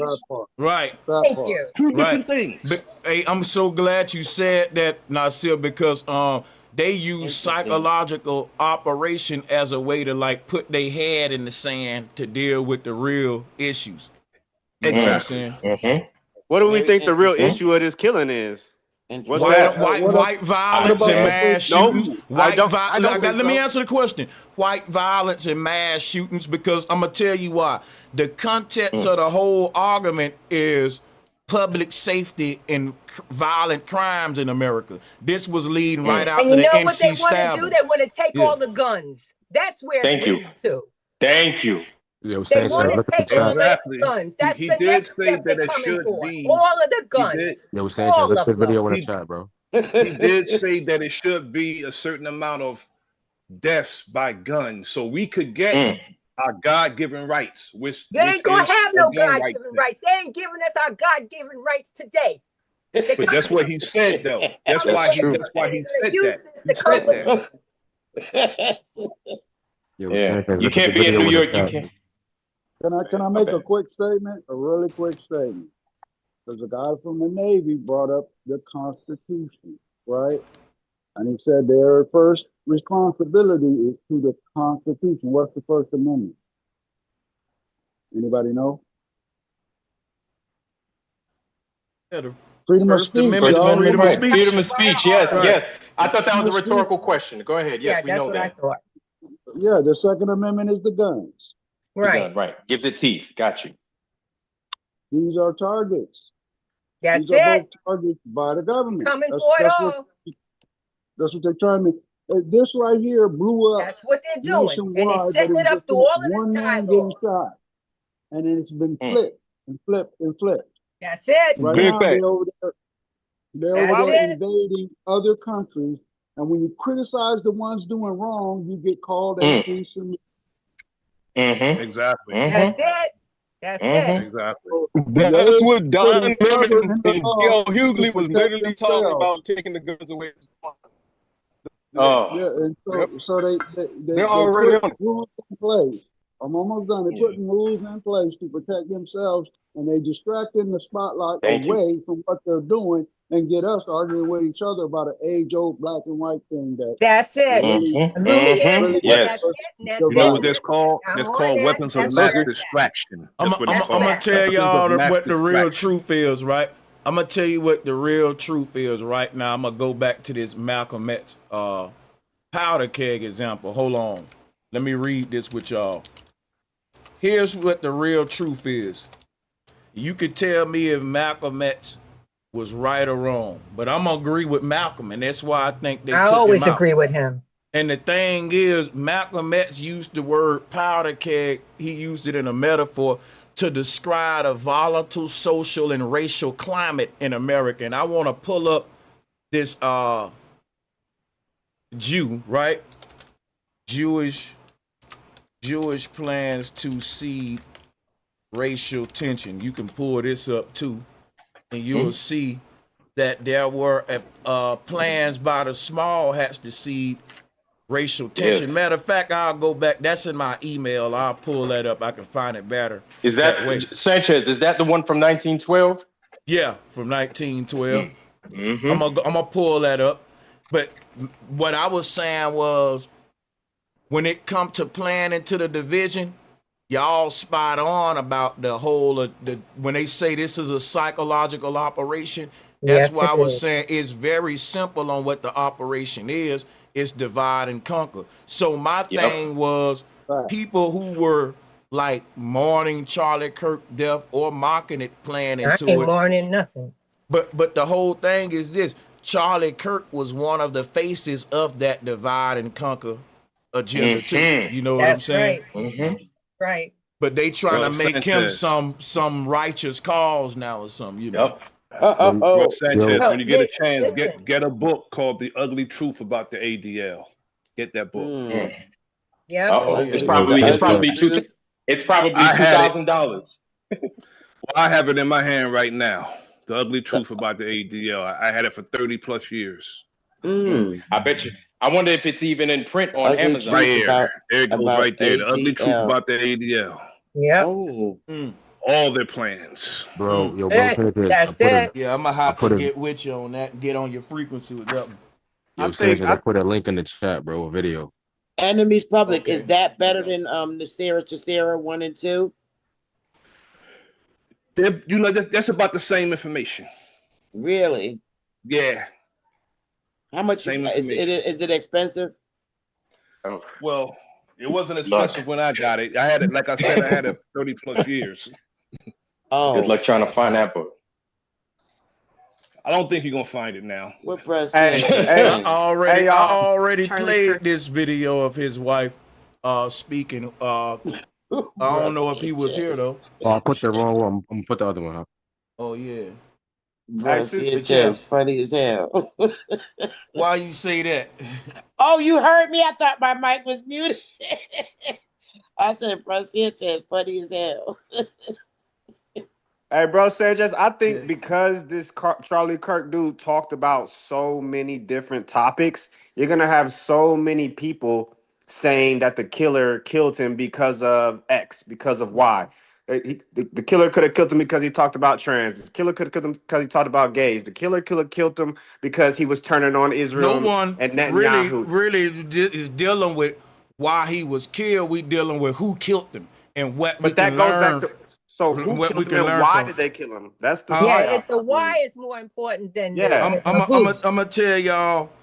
The why is more important than the who. To y'all, that's important, and to me, all of them W's is important from an investigative perspective. I just want them all, but I'm telling y'all, to the public, we gotta put yourself in the minds of the masses.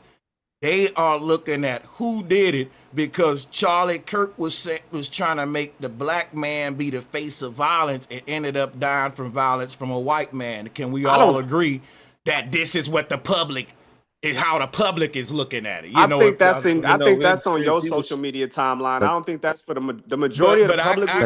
I get my whole stuff from other black folks though. Like I literally been following this case from other YouTubers, and I agreed with their sentiments. So I ain't gonna even front here like I'm showing up with my own shit. I've looked at both sides and said, you know what?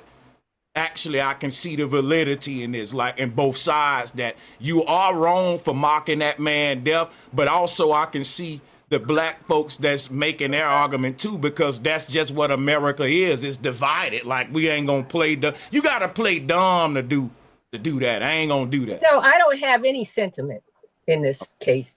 I'm living in America, one of the most violent countries on the face of the earth. Exactly. So guess what? Blair needs to go and look at some more. State. He was in a sundown state, bro. He was sitting there cocky, arrogant, thinking he was the smartest person in that area, not knowing that he was surrounded by a bunch of damn killers. How brilliant is that? I forgot to tell you this, Blair. Blair, you need to, whenever I'm not live, just watch some more streams from black YouTubers about this conversation. You will see that this ain't no exclusive message that's on Bro Sanchez. Right, but Bro Sanchez, but the black YouTube is the minority opinion. The majority opinion on this I got it. What I'm saying is, I'm always gonna go with the minority in this country full of lies, because the small group got the truth most of the time. The big, you going with the broad path, but the Bible talked about. The minority you go. Hold on a second, sister. You yelling in my ear. I'm trying to tell Blair something. Hold on, sister. Hey, but yeah, Blair, and you can get it after this, sister. No problem. But Blair, what I'm telling you is the majority is the sheeple going to the slaughterhouse, falling for the divide and conquer. The minority is the black people that's saying, listen, America needs healing. This shit is full of division, and Charlie Kirk promoted that division. So let his death be a chance for America to see we just need to quit making black people the face of violence and look at violence, period. Quit putting a color in front of the word. That's fact. But it's a cover up too, because when you're trying to point the finger somewhere else, you're trying to shine that spotlight away from yourself. You choose yourself from the same condition that you create too. So we know that there's a certain level of violence in the hood, but it's mostly against themselves. Gangs against gangs. Gangs ain't going out like trying to hit the people on the side. That's just what happens with that type of violence. It's bystanders get hit, but they ain't seeking out people for political reasons. Only politics they thinking about is money and territory. Yeah, so I'll just keep the floor open for other Can callers. I say something now? Yeah, go ahead, sis. You got it. So I'm all with what you said.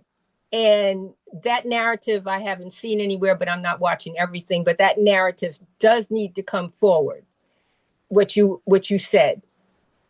However, what I'm feeling now is the bottom line or the bigger picture, not even the bottom line, because it's going to keep going where it's going, is that there, like one person said, he said so many things, they can dash over here. They're starting to use the trans, they're trying to use this, they're trying to use that. But they're coming for the guns. And I've already heard where they're going to make this about, it's violent, but it's not like they're going to single it out that, this is white on white violence or anything. They're coming for the guns from everybody. That's the bottom line. And I just want you to think about that and see if that pans out very soon now. They're going to start talking about, we've got to get the guns. You'll be safe. We've got this technology and that technology. They already said they got a technology that can go into the school and just locate guns in the schools now. They're doing that. They're doing this.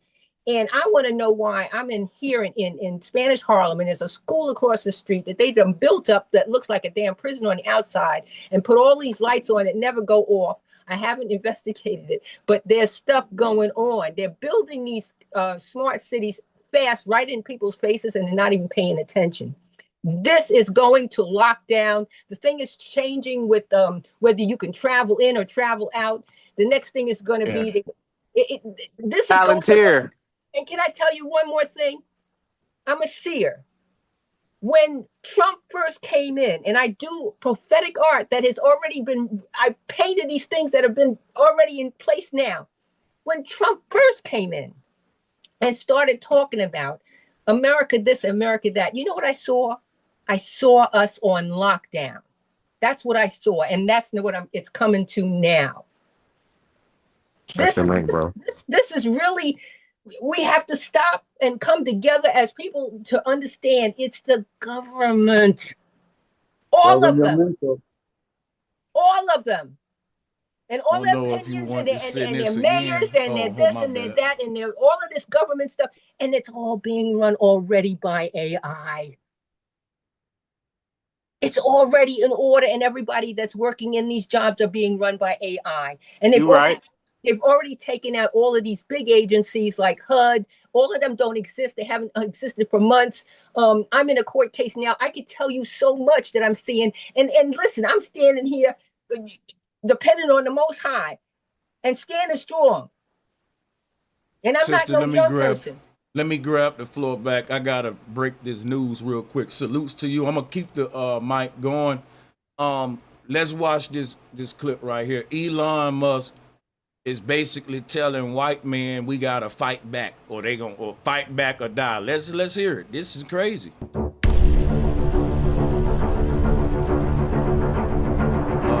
Oh man, so it's just a music text video. I hate those kind of videos. Nah, I got another one, bro. I'm gonna share another link for it's the same one. Okay. Yeah, they're looking for the race war now, and the thing about martial law. The thing about Elon Musk, he's not really in America. Like he's from South Africa, and he's over here breeding division and chaos, picking sides, egging on and shit. Like, and he's got so much power within government because of Trump. Man, I ain't gonna lie, bro. It ain't a good look, man. Like for black. Do you know his background? Do you know all the people that he's connected to? Do you know that this whole line of people are all people of the same people? You got a timestamp for this? Yeah, they are. Yeah, you got a timestamp. I don't, but okay. You can hear what he's saying because it's a little speech. With our friend Charlie Kirk getting murdered in cold blood this week. And people on the left celebrating it openly. The left is the party of murder. Now, see, this is what I'm saying right here, right? This man is trying to say that we need to go to war with the left. And the left is basically their way of saying black people. But what I don't like about Elon Musk is none of them gonna mention that boy was sitting at the dinner table with his family and they was talking shit about Charlie Kirk. How do we know that man's family is liberal or Democrats? In this case of Charlie Kirk's murderer, we know who the family is, who the boy is, and they all hated Charlie Kirk, right? If Charlie Kirk is on the same team Elon Musk is on, why aren't they condemning this boy family? Why are they waging a war on the damn left? When we know who shot this man, we got the suspect. We can wage the war on his op directly, but he want to make it some political civil war. This shit seem like a psyop. They want a civil war to bring in martial law so they can take all our guns. They've been working on right. Boy, like, why would you be mad at the liberals for mocking it than you are at the family for egging it on and getting the boy? They just gave the damn family $100,000 for turning him in. So the family, the reason he did this shit. But it's crazy, man. But they more mad at black folks mocking it.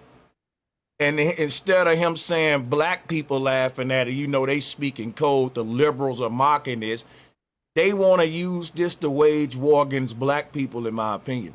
Because you know the liberals and Democrats is two wings of the same bird. Liberal is always code word for black people, yeah. Civil war. They want a civil war. But that's why I brought it up, bro, because this is not just in the country. This is going around the world, bro. And not around the world, but you know.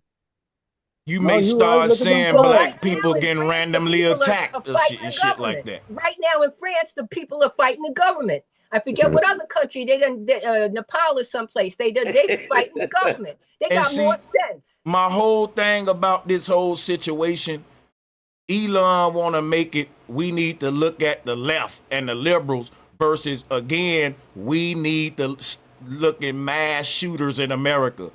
Charlie Kirk died at the hands of a mass shooter. And this is what the conversation was right before he died. And even after his death, no one still want to have the conversation of mass shooters. Even though he's a victim of one, they just want to go to war with the left.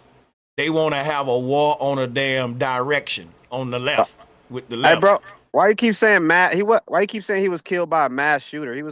What I'm saying is these kind of shootings, even though it wasn't a massive amount of people that died, they take place in these big public settings where you endanger a massive amount of public citizens. Like at rallies and stuff. It makes it a terrorist act because it makes Americans not want to even go outside and participate in these things. So even though everyone didn't die, they look at it like it psychologically affects Americans, which is why they put the word terrorist on it, because it terrorizes them. We have a concern with public safety. And what I'm saying is, if the conversation of public safety is really being brought up, let's deal with these shooters, these snipers that keep popping up versus the left. If you really care about public safety and terror in America and protecting citizens, or you just care about political division for your agenda. Their agenda is to kill up all of us. They getting rid of us. That's the bottom line. I think that's what they're doing. I think the President Trump, President Netanyahu, they all came out on TV so fast to deflect at the real reason why they got rid of this dude. And they're just gonna say it was because the left got rid of him. The left got rid of him, but who really got rid of him was the small hats because he was talking against them. It was a hit, man. It wasn't, I think that's a patsy, and it was a hit. Yep. Hey, bro. Because he can I say something real quick, man? He was the number one Yeah, go ahead. Whenever he talking just the way they wanted him to talk until he didn't talk that way anymore. It was a Mossad hit. Y'all and now they're gonna hold on. Let y'all said this like 2-3 times. Let the brother grab the floor real quick because that's a conspiracy. Keep repeating this small that's a hat conspiracy, talking point, right? And as I'm hearing this small hat talking point, it's a clear deflection from the historical violence that homegrown American white people have always did. None of this PSYOP shit was brought up when old boy bombed that building in Oklahoma City. We just got to deal with the fact that homegrown white people have an inherent problem with ultra violence, bro. When we talk about mass shooting, when we talk about sniping people off of fucking roofs and shooting up malls full of people and all this shit, like we talking about a certain group of people that don't really get addressed the way they need to get addressed. It's always, it's a conspiracy, it's a psyop. Like none of this PSYOP shit got brought up again when we was talking about King Von or the shit that go on in New York with the drill rappers or the shit that go on in Alabama. Nobody is bringing up a PSYOP. Nobody is bringing up what the government doing with these people or none of that shit.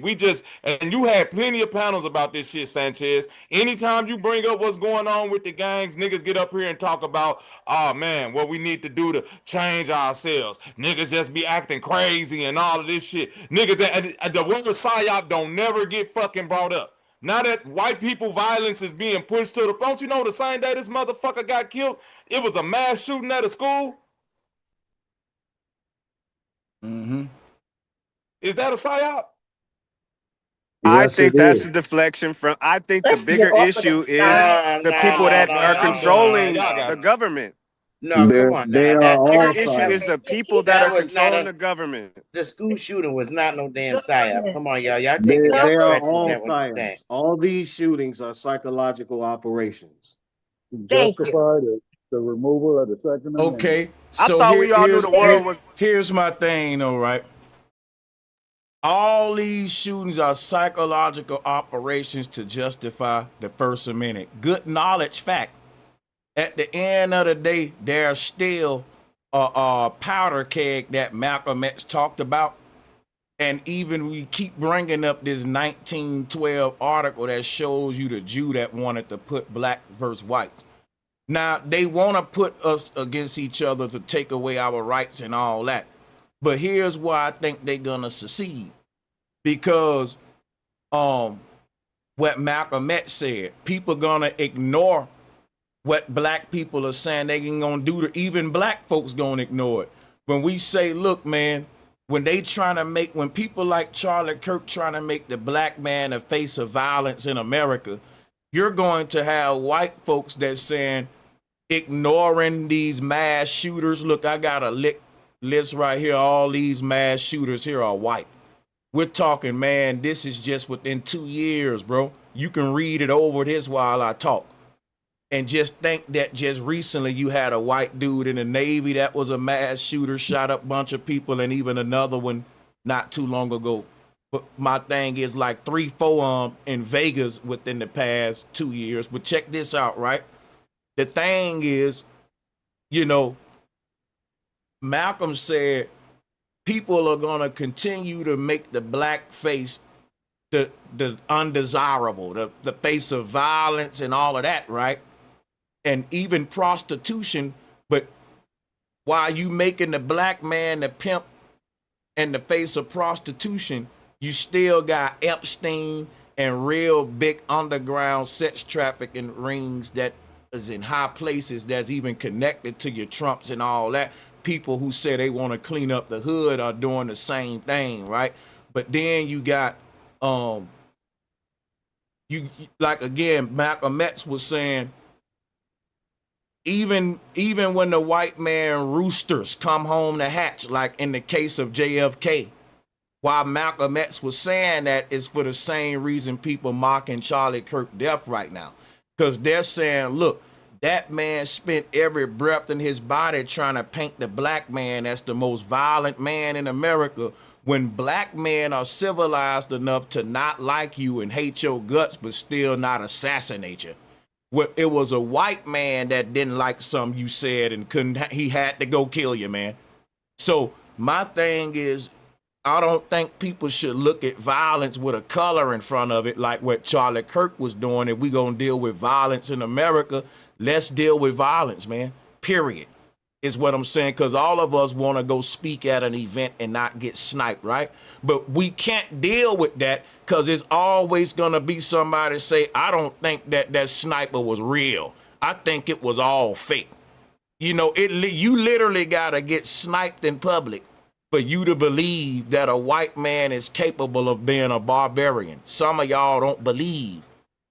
Ain't no way a white man will kill. I think that's the energy y'all got. I don't know, because like what we were saying, whenever there's a gang shooting, it's never a big conspiracy. It's never, man, that's a psyop. You really think, you know, people get shot. Why are the ones that we debate about is a conspiracy are often stuff like this? Like the white man don't do drive-bys and shoot the block up. He's more strategic. He's a sniper. He gonna get his target. You know, and this is the kind of stuff that happened when the white guys beef with each other. Like, there is a such thing as white on white violence and white on white crime. No one want to bring it up, not even Elon. He want to talk about this is the left. No, this is white on white crime. We need to do something about it. It's out of hand in America. And these white shooters are a public safety hazard. Like they saying that the gangs are a threat to the public in the hood. Shooters like what shot Charlie Kirk are a threat to all Americans that's just outside every day. Let's bring the National Guard everywhere then, right? If that's the case, right? That's what I'm saying. Like, y'all can't say that it's just the right thing to do.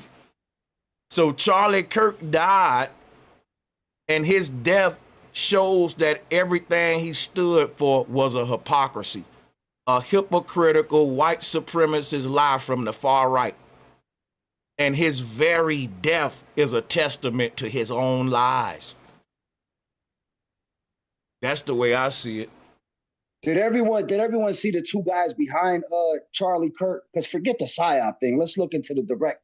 you know what I'm saying, what's going on, because you had two white guys, they're white, and they were behind Charlie Kirk, and the one guy made a signal as if to get ready with his hat, and then the other guy made a signal with his arm saying to shoot, and then you seen one flash coming in the back right behind, all the way on the other side, on the right side of the two guys. You seen a flash, but then they also got a guy to where he had his arm underneath his left arm, and he had a gun under there, and it looks like he shoots him from up close, and he walks away. They got so many things going on with this thing, because it's all, they want us to look at all these different things. They wouldn't have showed us this unless they wanted us to actually believe it. And what I think is a psyop is because if he would have really got killed, they would have killed him. They would have said it was a suicide. They wouldn't have killed him in public if they were going to actually kill him. Come on now. They would have killed him in private. Do y'all think the gang violence in Chicago is a psyop? Y'all think the gang violence in Chicago just a fake psyop? I definitely do. You said to it. a degree, and I live here. Crazy Bone said it. No. I'm not talking about indoctrination. I'm talking about in the same context we just used. See, context is very important. We just used the word context, psyop in context, where we was talking about a government lie. No, it's not a government lie. right. Because definitely no, because they are killing each other. They are killing each other. You know what I mean? They really are. Are they really killing each other or not? Yeah, that's what we're not. Yeah, okay. They are. I'm here in Chicago. No, they are not. I'm here in Chicago. No, they are not. So so you're saying who said they're not killing each other? Can I say something? There are some. No, sister, you got to mute your mic for a minute. Okay. There are some incidents of gang violence that takes place, yes. But the majority of the news reports, whenever they talk about a dark SUV running up and shots rang out at a party or through somebody's living room and all that type of stuff, these gangbangers ain't driving around in dark SUVs doing shootings like that. Trust me, I'm in the inner city. They not doing that. That's different. It does sound suspect. That sounds But that's a lie. So lying. Yeah, because I want to hear around in a dark SUV shooting up some shit has always been a part of the man. I'm from the west side of Chicago. That ain't no fucking that's not a psyop. That really happens. I'm from the south side. I'm from the south side. Ain't nobody driving around the south side in Chicago in no dark SUV doing no shootings, not no gangbangers. That's the police doing that. It happened all the time. Hey, Bobby. That's the police. But you know what? I mean, hold on a second, Marlon. What's going on right here is he kind of being a little deceptive, if you ask me, because he's saying he not saying they not driving around doing the shootings. He's saying they not doing it in a black truck. But you see how he trying to, so we know they driving around doing shootings. He know that, but not all of them though. Not all of them. Like I said, I stated that sometimes it is shootings, but majority of these shootings is being done by the police. And that's real. The only thing I'm saying is, I got you, Lemire. I'm going to just say this one-liner and yield the flow then. The point I was trying to make, I don't think that the crime we see in L.A., Chicago is some lie, they lying about that, right? It's a psyop, right? So I believe that white men have their own violence within they shit just like we do, but it don't play out like crazy ass drive-bys. It plays out like snipings and shit. Yeah, but that's the Can I say something real quick, bro? Even if you try to use the excuse, that's the psyop. Well, it ain't a psyop because as a black man, I've been on both sides of that conversation, let's just say, sir. So it's a reality to me both ways. I hear gunshots every single night, 5, 6, 7, 8 times a night in Cleveland. I don't believe you, man. You just said it's a psyop. That's what I'm saying. You got to make your mind up, bro. Let me make it make sense to you.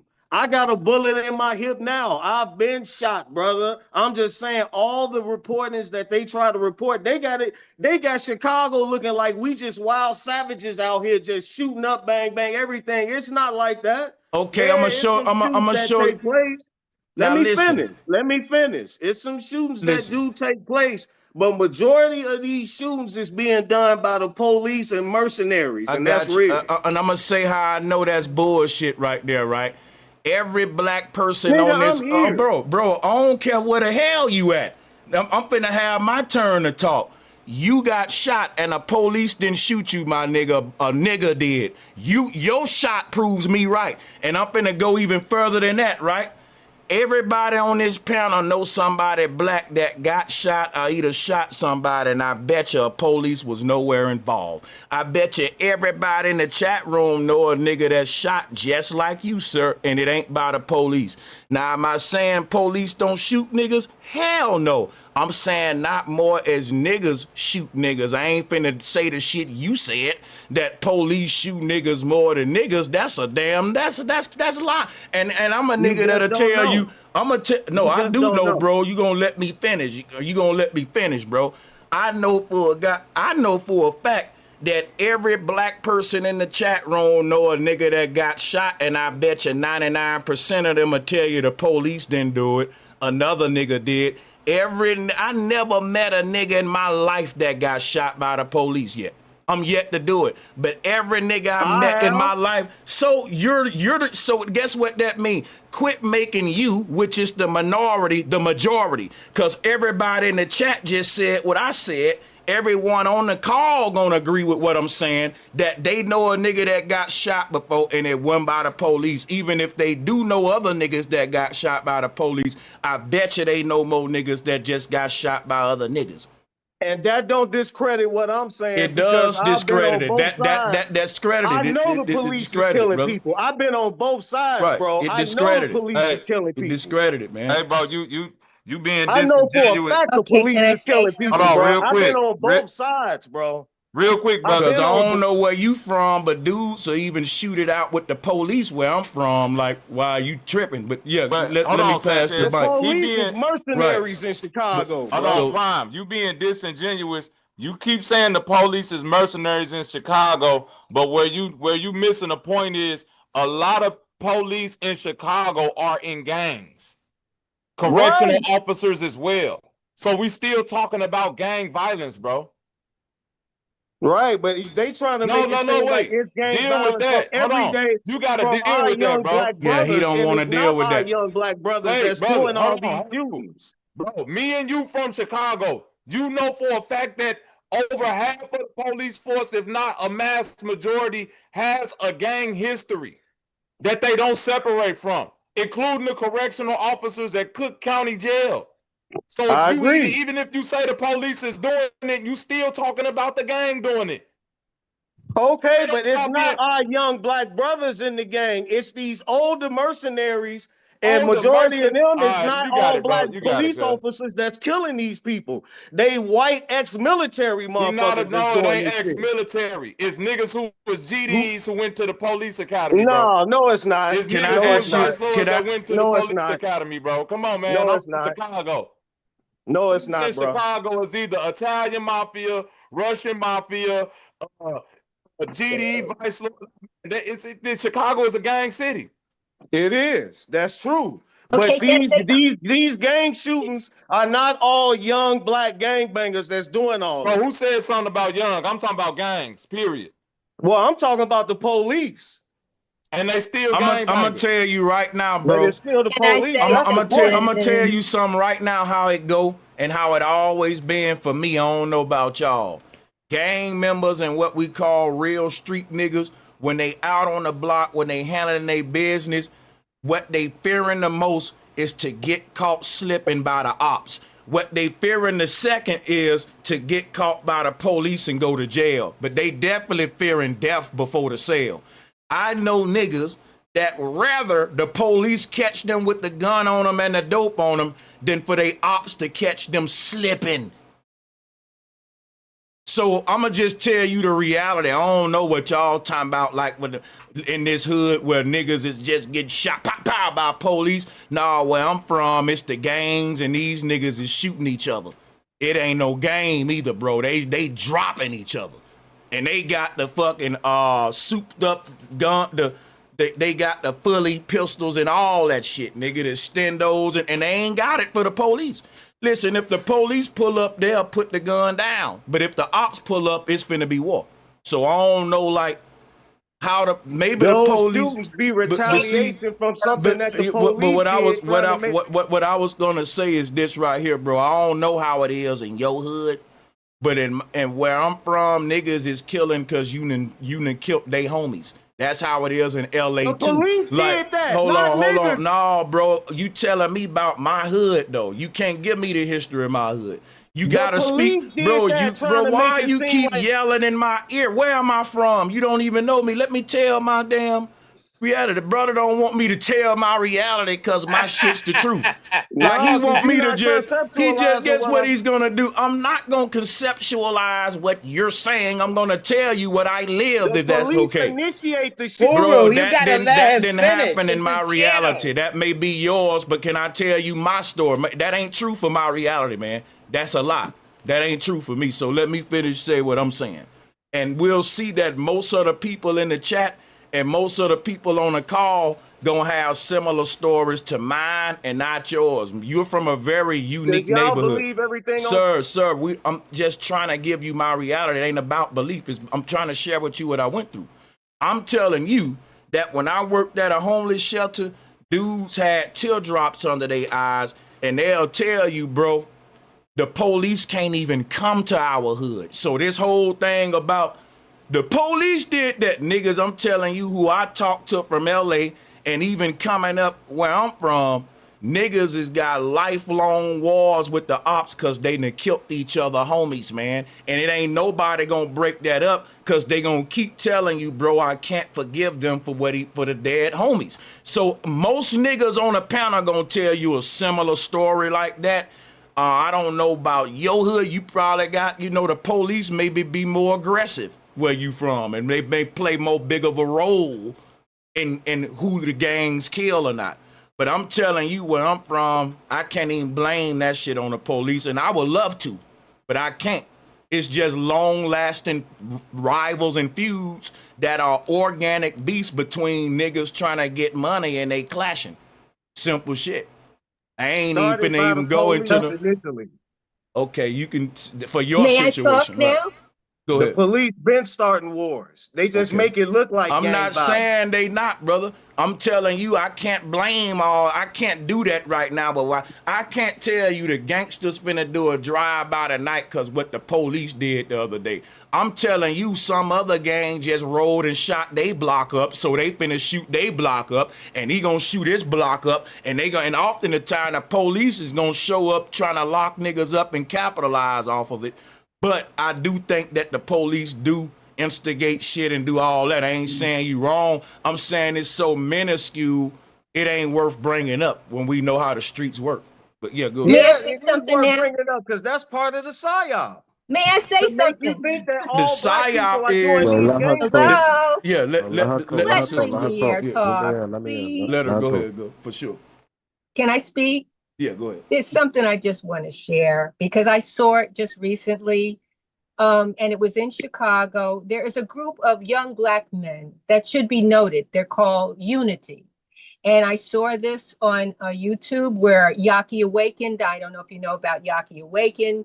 He did time and then came out, and now he has his own health center in St. Louis, I believe, but he's doing all of the very, very intense healthcare that they don't give us. But anyway, and he came out of the prison system and also became a doctor just so he could be able to do this, so they couldn't come after him or like that. Anyway, I just saw this video where there's a group of young men that should be noted. They're called Unity, and this was in a college setting where Yaki came to speak. So there is a group of young Black men that are on it right now, that are there for the people, that are doing and saying and moving in the right direction. So we have to know that these people exist. Of course, the media is not going to let us know about them, but they are there and they are in Chicago. I don't know which side of Chicago because I'm not a Chicagoan. I didn't make note of that. So and I gotta say salutes to that. I saw that video Yaki put up, and I think they even went to O Block if I ain't mistaken. But yeah, he was had his boots on the ground up in Chirac, man. Okay, so there's good things happening. We have to keep going in that direction. We have to forget about all of this other stuff. I mean, because all of this other stuff is just, what do you call it? Just to keep us distracted. Exactly. Everybody has to stay on point with their own mind, soul, and everything. All of this stuff that's coming at you, you don't even need to discuss, this, that, and the other. We need to be discussing what we're going to do moving forward. You know what we need to do? You know what we need to do moving forward? Address the claims that's been made about your specific group in high places in politics. So for example, you want to know why Charlie Kirk's death is a big political conversation in America? Again, it goes back to what Malcolm X was saying about the powder keg. Malcolm X was saying, everybody who don't want to address this powder keg, you're part of the problem. Now, people gonna use many tactics to ignore this powder keg. It's a psyop, ignore it. It's the distraction, all that. But guess what? Like Malcolm X, I'm gonna point this powder keg out, and it's uncomfortable because you know this thing is a problem, and it's gonna blow, and we all gonna be fucked up because don't nobody wanna do nothing about it right now. That's what Malcolm X was saying. During his time, Black folks was telling him, man, you focusing on the division, you doing that. Malcolm X was saying, look, there's a powder keg in this country. And it's gonna blow one day. We can kick the can all we want. And they'll even accuse you of being the one bringing the division for pointing out what's going on with people like Charlie Kirk, with the left versus the right, in the civil war that the small hats are trying to bring forth in this country. Like, who team are y'all on? Because I'm against the small hat agenda of racial tension. And in order to be against that, we have to respond to what the far right is saying and tell them, look, let's not use Charlie Kirk's death to promote more black versus white. Let's use it to show, hey, he was wrong. He was a white man against black this, black that. He actually died from a white man. So how about everyone quick and take the word black from in front of violence and just let's say violence. All I'm saying is in America, they never deal with the violence problem. They always deal with the black violence problem. And y'all know violence ain't got no color, man. So just let's deal with violence. But Sanchez, there's a lot of violence in the hood. Then let's deal with it. Then let's deal with the violence that Charlie Kirk suffered from too. And it lets you know these people care more about these people care more about targeting black people than they do protecting their own life. Because Trump almost died at a rally, and all of these shootings are white boys, but they still going in on black crime. These people care more about making you the face of violence than their own damn safety. But that's dangerous to all of us because anybody can get shot at a rally trying to speak, man. It's way more dangerous to you as an American to die for using your constitutional right. That's an act of terrorism. That's way bigger than gang violence. Think about it. The gang member targeting another gang member. These people are targeting your son that maybe went to school. He became a politician.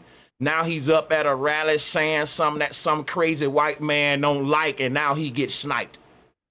So these are targeting the good guys, like y'all said. Even like y'all, a lot of people that's defending Charlie Kirk, they said, man, he was a good guy. So why y'all mad at black people more than y'all mad at the white man that killed this good guy? Why? So y'all are gonna let the people who are closer to Charlie Kirk, they're going to turn this into a race issue. The wife turning it into a race issue. Elon turning it to a race issue, a civil war issue. Right? It's if y'all really cared about Charlie Kirk, you wouldn't let them use his death the race bait when a white man killed the man. So everyone gonna say he died, this is gonna strengthen his message when his death debunked his message. Because his message was that we need to go stronger on black violence. And now we should see it's just a violence problem, period, because all of these mass shooters all over the place ain't black. Let's deal with it all, because we don't want, think about it. You don't want to die in the hood, but you don't want to die at a rally either, right? You don't want to die nowhere, right? Secure us everywhere then. That's all. And anybody got a problem with that is show you they full of shit. Because this man can die at a Mormon town in Utah, just like that. So I'm a yield the flow. Look, there is a powder keg. Nobody wanted to deal with it in Malcolm time. Nobody really want to deal with it in our time.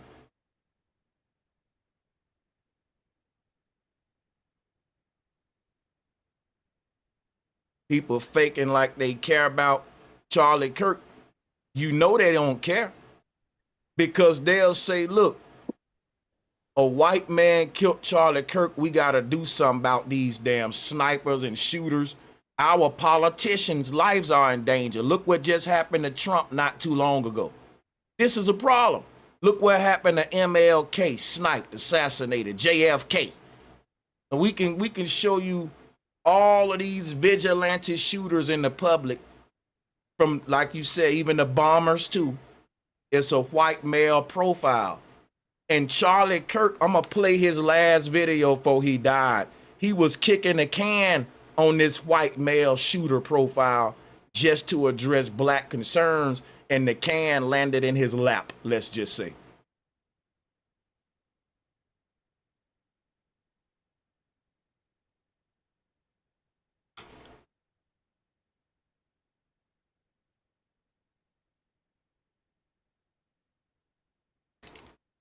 Yeah, I'm a yield the flow. Shout out to Santos hopping on. Yeah, they got some pictures of the guy killing JFK inside of the car. I guess the one that was driving leans back with a pistol, and they're saying that he's the one that shot him. Just like they're saying in this new case with Kirk, that this guy right next to him shot him and this and that. I don't know. They all got something in common. It's crazy. I mean, you know, all of a sudden they got a picture of the guy. Why would they show us that the guy in the front seat is shooting JFK? Because they don't want us to know that JFK is actually Jimmy Carter. They're the same person. He never died. What? And they say MLK is what? Don King. Hold on a second. And MLK is Don King. He has the same well, listen. everything. Yeah, so I don't want to be too far off subject. Everybody mute up a second. I don't really want to go down the road, play that game of who is who. They do it in a lot. Like we talking about Charlie Kirk and how it relates to race relations. I just want to strictly stay on subject here, but check this out right here. In the wake of the murder of Charlie Kirk, celebrated in death for his embrace of freedom of speech in life, tensions over speech are flaring. Utah Governor Spencer Cox on Friday calling for calm. Charlie posted to social media, when things are moving very fast and people are losing their minds, it's important to stay grounded. Turn off your phone, read scripture, spend time with friends, and remember, internet fury is not real life. But in the that was a great message. Wake of Kirk's death, online fury indeed, and swift reaction to it. Two faculty members at East Tennessee State University, among several in academia facing backlash, placed on administrative leave following complaints about their online comments. In Florida, Governor Ron DeSantis' education commissioner issued a warning to teachers making disgusting comments about the shooting. Writing in a memo, I will be conducting an investigation of every educator who engages in this vile, sanctionable behavior. Govern yourselves accordingly. So my thing is, it's so disrespectful to Charlie Kirk to use his death to police American speech versus to explore the psychology of this crazy ass white boy and his family. We need to be talking about the conversation that the family was having at the dinner table that led to this, the psychology behind this man, so we can profile this white male. See, they trying to avoid dealing with this dangerous white male profile that takes his gun out in public and kills shit. They do not want to make the white man look violent. So let's deal with people on social media. Let's deal with the black folks mocking it versus the white boy that did it and his family that still hate Charlie Kirk right now. Let's give them $100,000. Interesting. Bro, look at the picture I just put in the chat. But my fault. Yeah, it's real weird, man. Tyler Robinson's mom, okay, so Tyler, I don't understand, hold on, so, okay, Tyler Robinson's mom, Amber Jones, quickly erased photos on her Facebook of, okay, you got the link to it? Oh, you got any links I can go to this? Let me see. It's on D.L. Hughley on his Instagram page.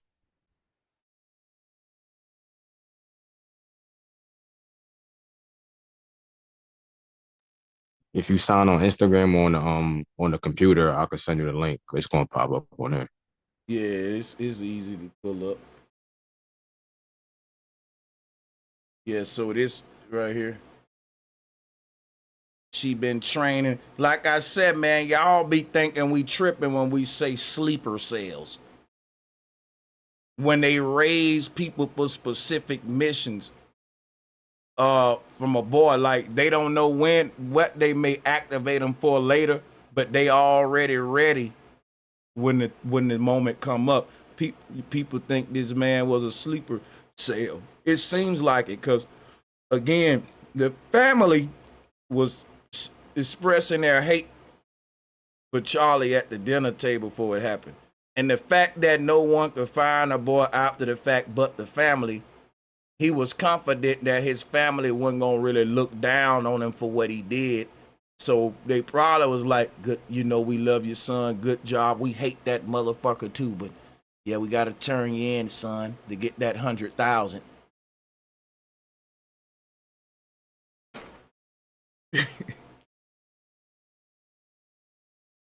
Yeah, they egged that shit on, if you ask me, because look at the mama right here. See, they look like a gun-happy ass family.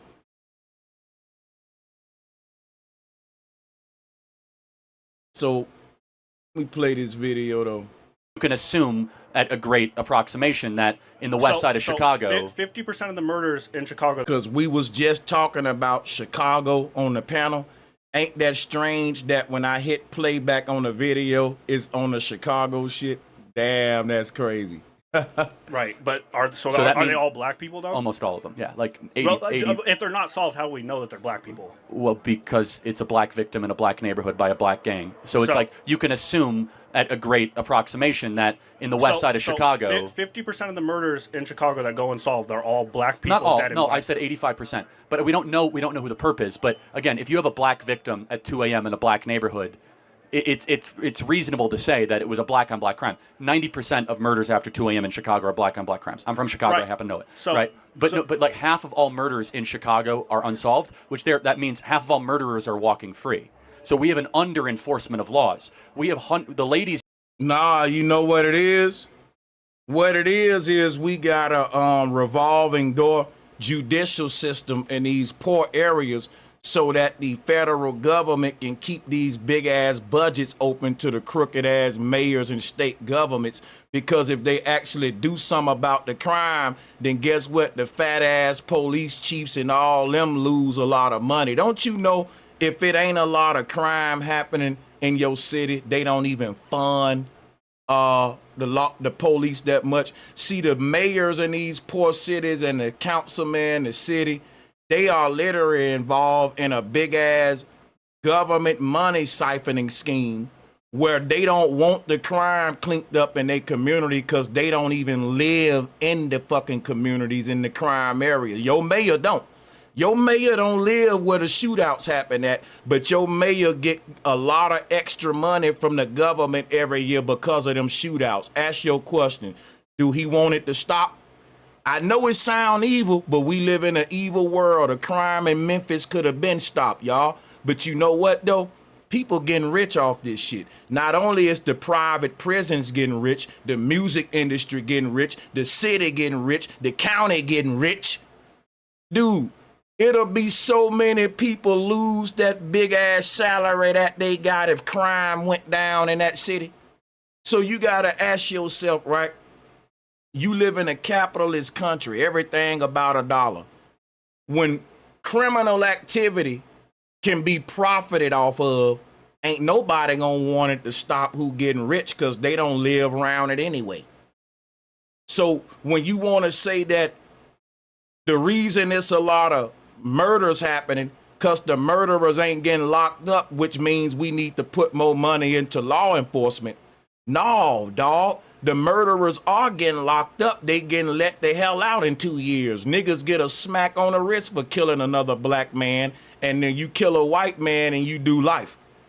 Every one of y'all know a killer right now walking around a hill, and he probably rapping on a song how easy it was to beat the case.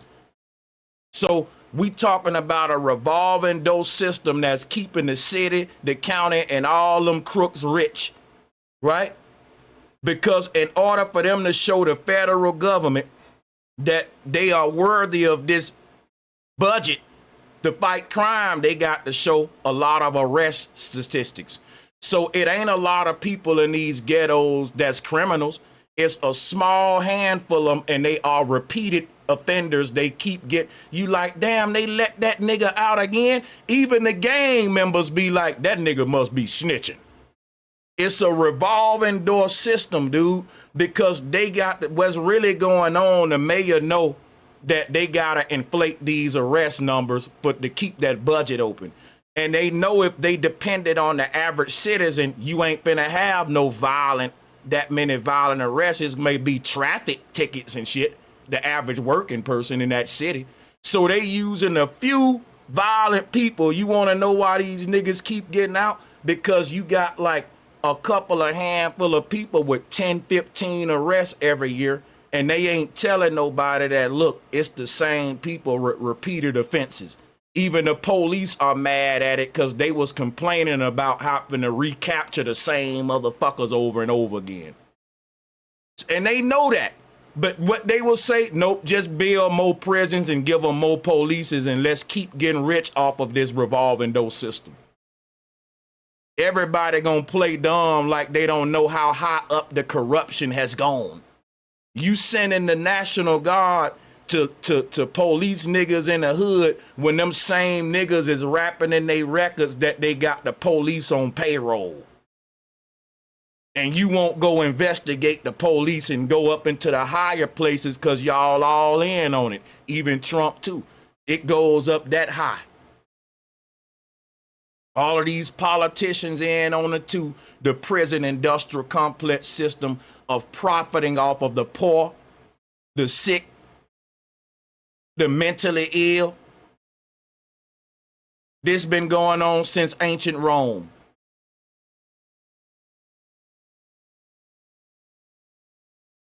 Today we just too dumb to know it's going on and how deep this shit go.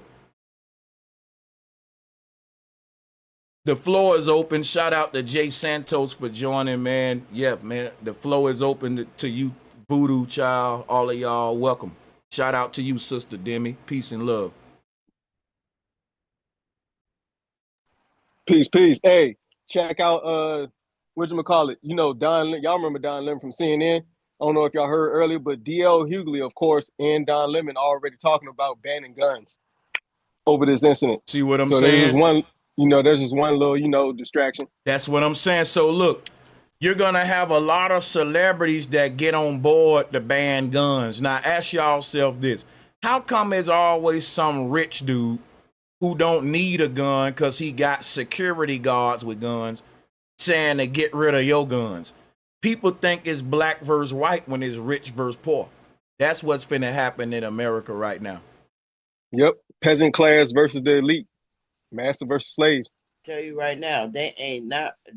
It's gonna be a civil war when they try to get rid of guns. It ain't happening. I'm sorry. That's what they desire. Yeah, they've been That's trying the for desired decades. effect. Oh, Yep. Well, you know what they gonna do?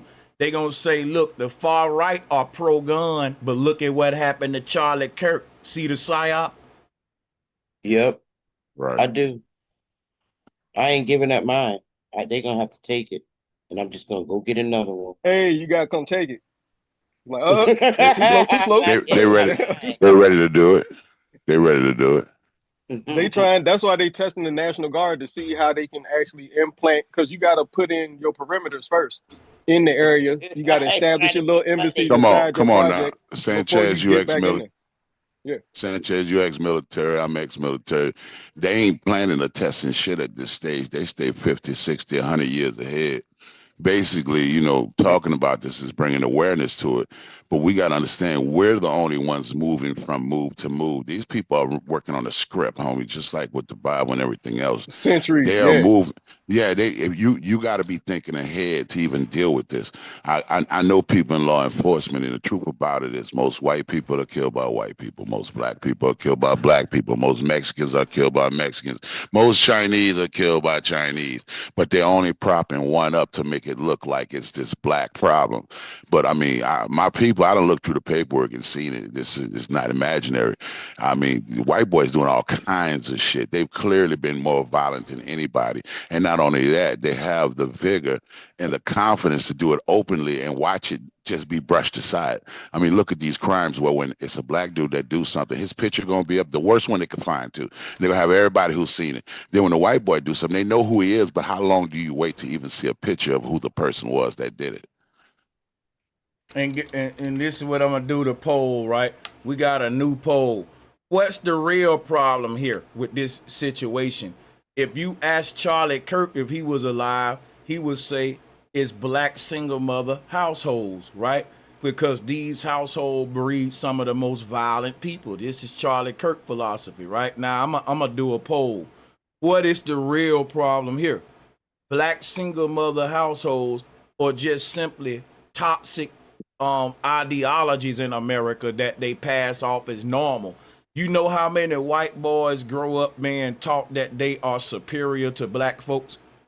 So, you know, it's the kind of ideology, like I'm saying, the white dude that killed Charlie Kirk, you know he got a very patriotic, radical American ideology that maybe Trump is running the country in the ground. You know, one of them kind of crazy white boys. We see them all the time, you know. Look at what they did to this country type motherfucker, you know.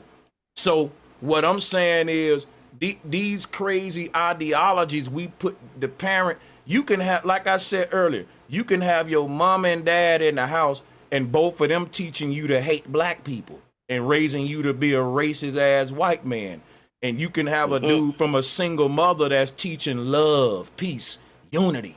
So he try to make it cut and dry. When they do that, they really just can't say black, black, black, black, black, black, black. You're going to look like a racist. So they got to say the left, liberal, single mother households. It's coded language. You get me? Let me ask you a question, Brother Sanchez. Yeah. As far as it pertains to racism, and maybe you should put a poll up. In terms of the 1920s, 30s, 40s, 50s, is racism the same? Is it better or is it worse? I answer it this way. It's worse in different ways and better in different ways. It's better. It's better in ways that the white man ain't directly putting a whip on your back, lynching you in the street and all that. It's worse in ways that the black man is lynching your ass in the street now. So you more worried about, like a lot of folks will tell you, like if you grow up in some of these cities, It's the gangs, it's people like that doing the terror now. They were the new face of the Klan or this or that. So that's the better or worse part. It's like what they used to do to us, they got us doing to us now. So it may seem like stuff got better, but I don't know if it's better or worse that you look like me and you doing the same thing that, you know, because I don't know, maybe that's worse because you. No, I think you're right.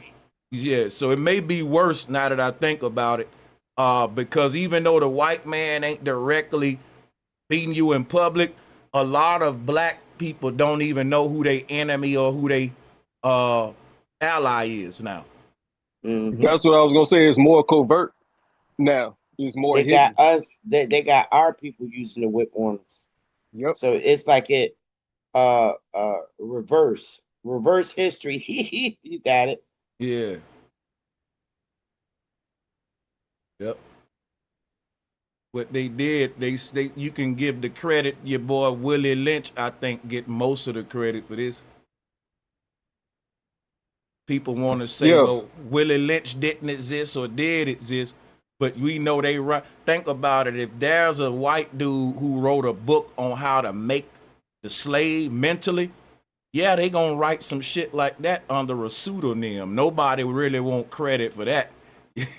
Your family gonna be known as the people that had the formula on how to break a Negro mentally.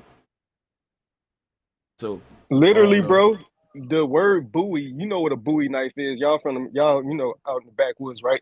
The word Bowie, he was one of the dudes that was at the Alamo, right, with Davy Crockett. But they were massive slave owners, and they specifically had papers saying that they wanted to continue chattel slavery, which is why they were trying to take that actual stronghold from the actual indigenous people, or, you know, just the migrant, you know, the ones that were there first from, you know, in Texas, well, Mexico.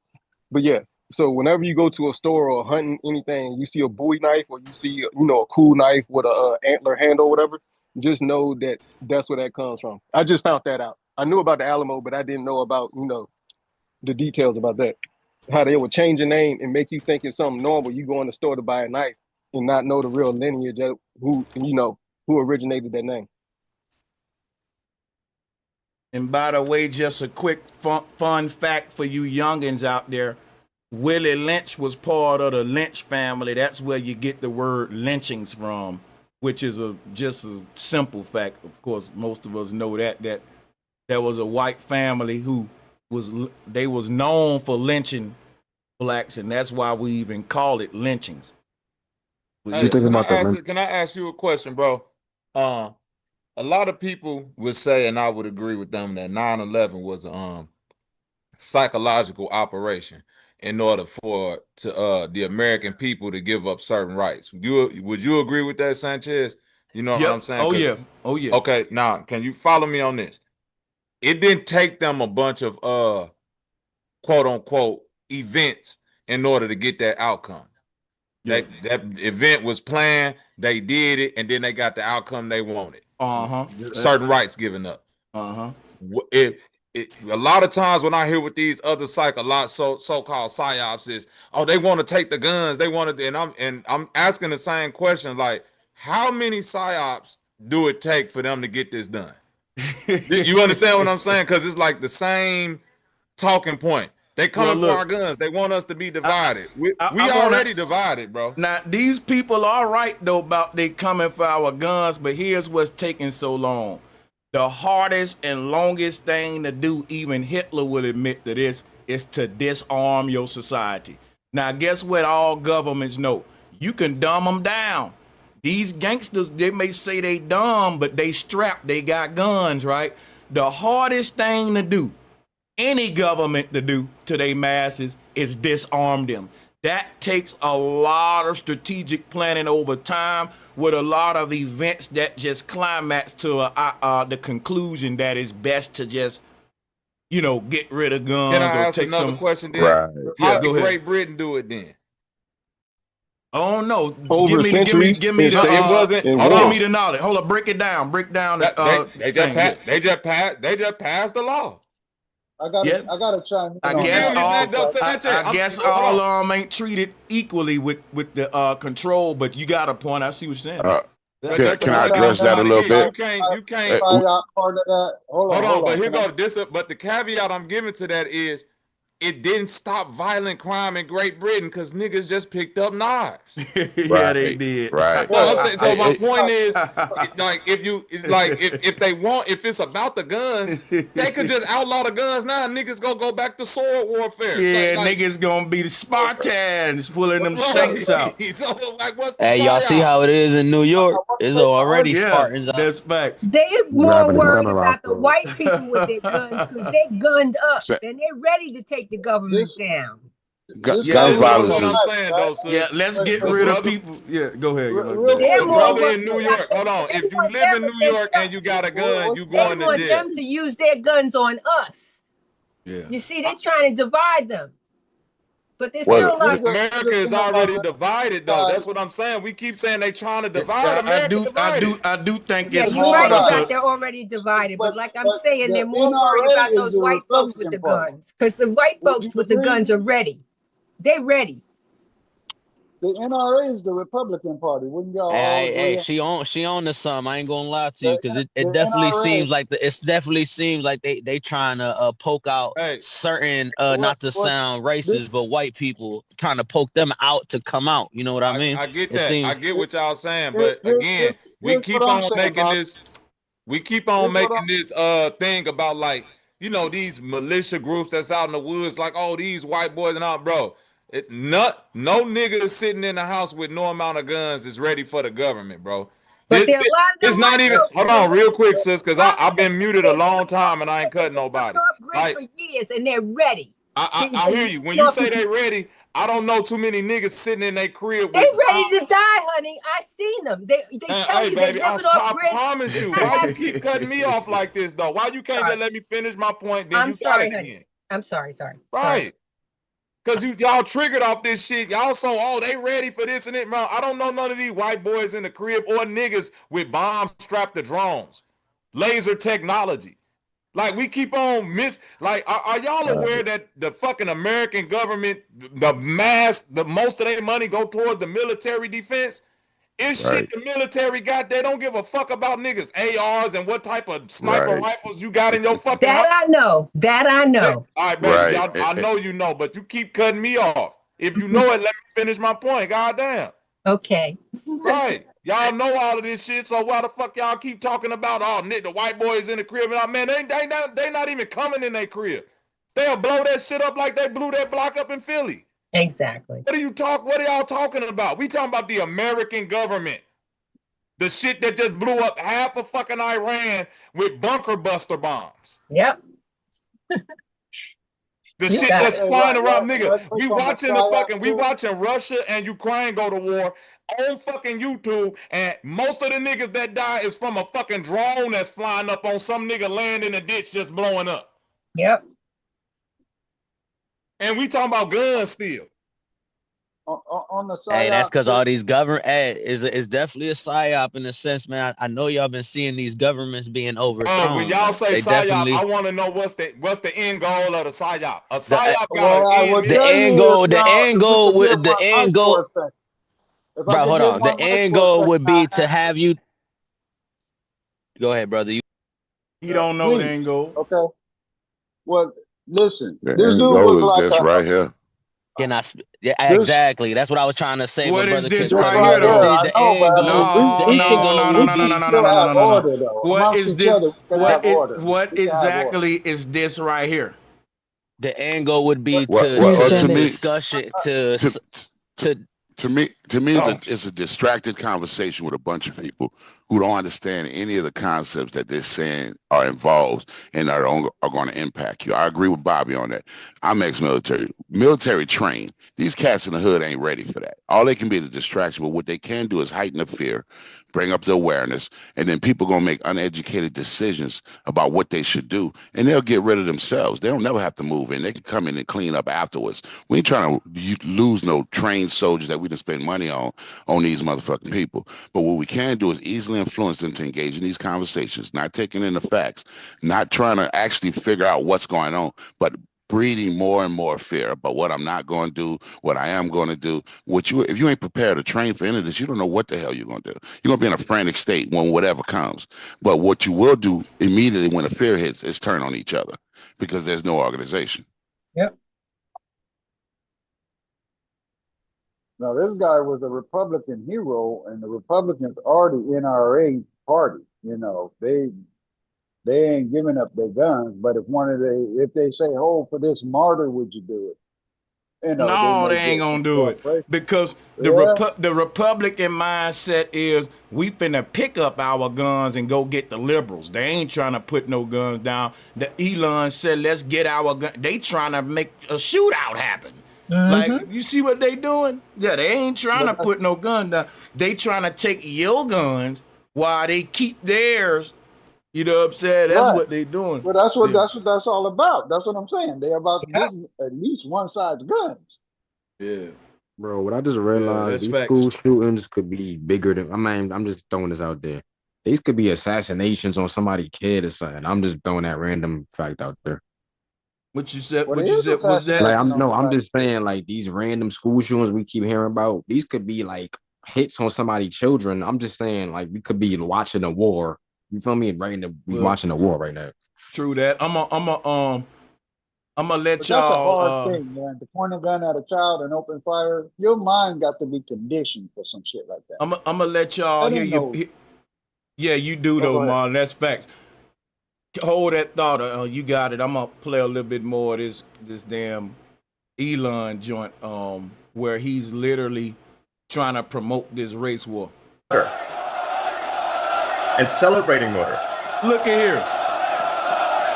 I mean, let that sink in for a Bro, they got them Proud Boys activated, man. Do y'all see this? Bro, I believe shit about to get crazy in America. Let's watch this, bro. That's who we're dealing with here. Look, man. That is who we're dealing with. Violence is coming to you. You either fight back or you die. You either fight back or you die, and the crowd goes wild. And Elon, hold up. Elon is directing all that energy toward the left and the liberals, which is white men's code word to say time to go to war with black people. We didn't even kill Charlie Kirk, which is why when a lot of black leaders was like, black people stay out of it, don't mock this man's death.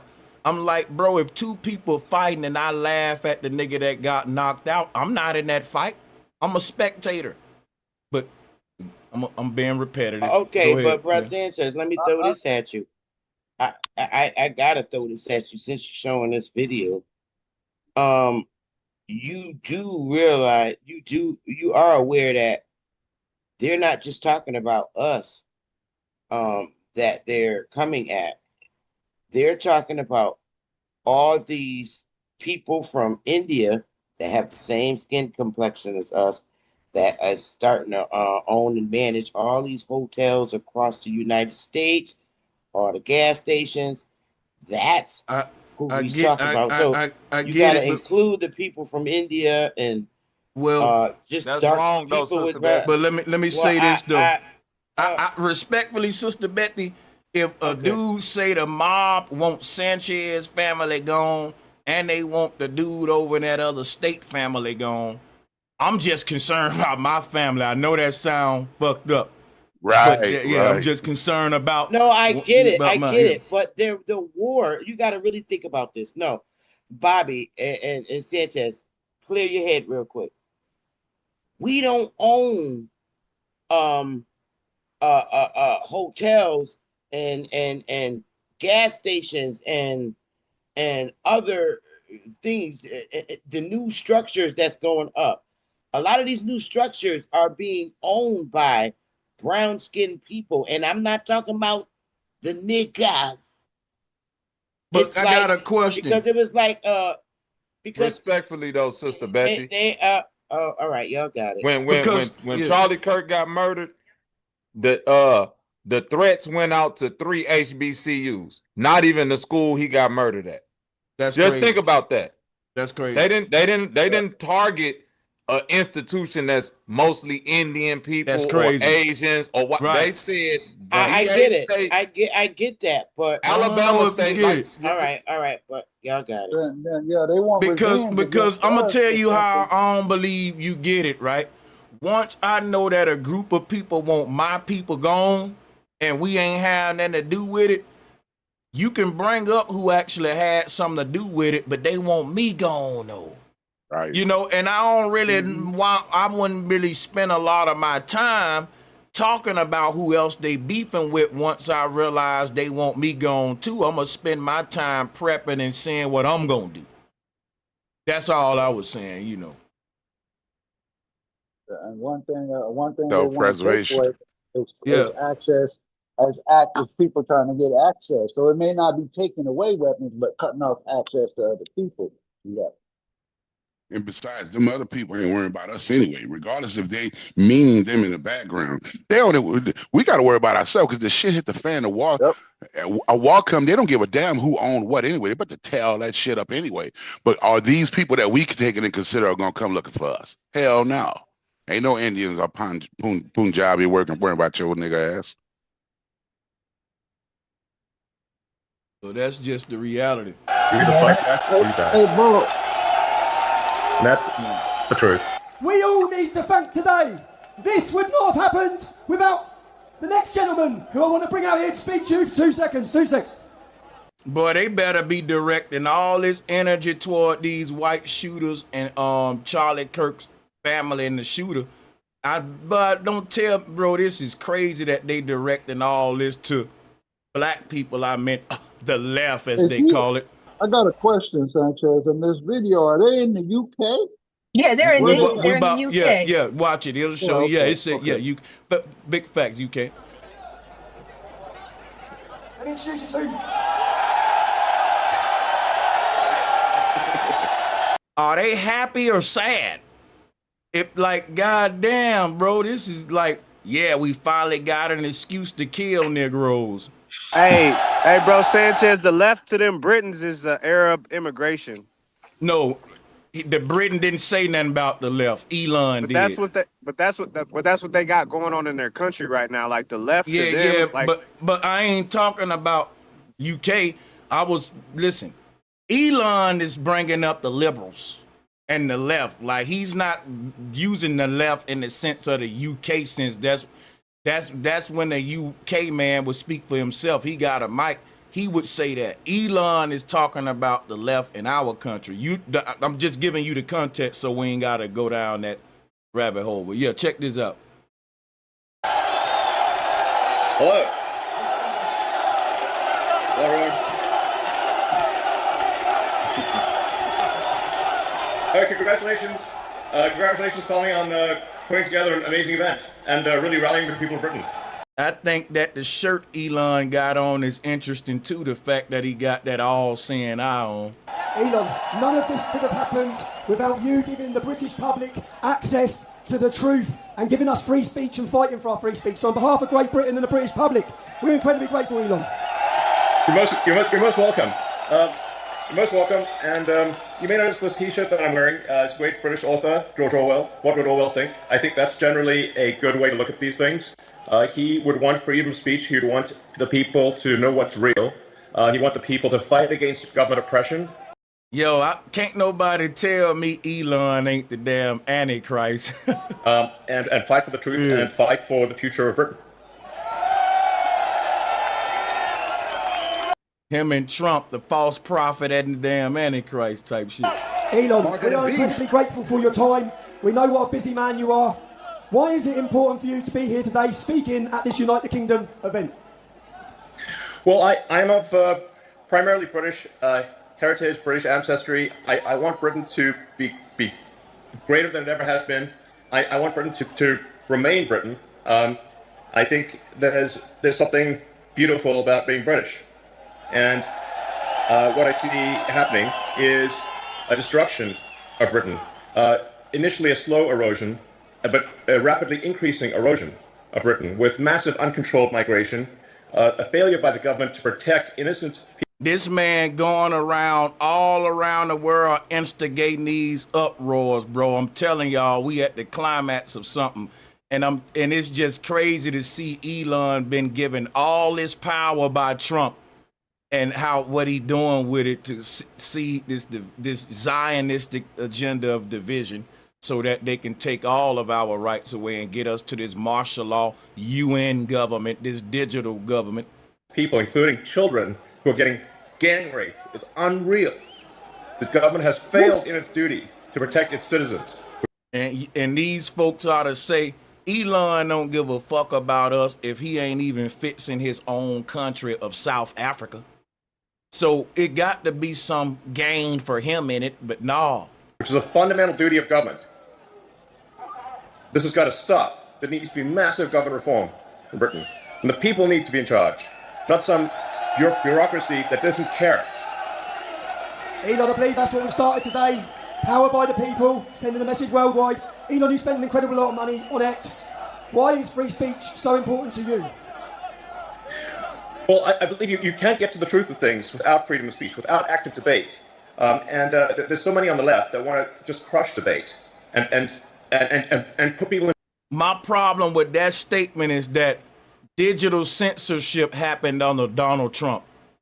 The same people that's talking about being censored by the left won't even let flat earth videos show up in the algorithm. Like, I think it's a lot of hypocrisy.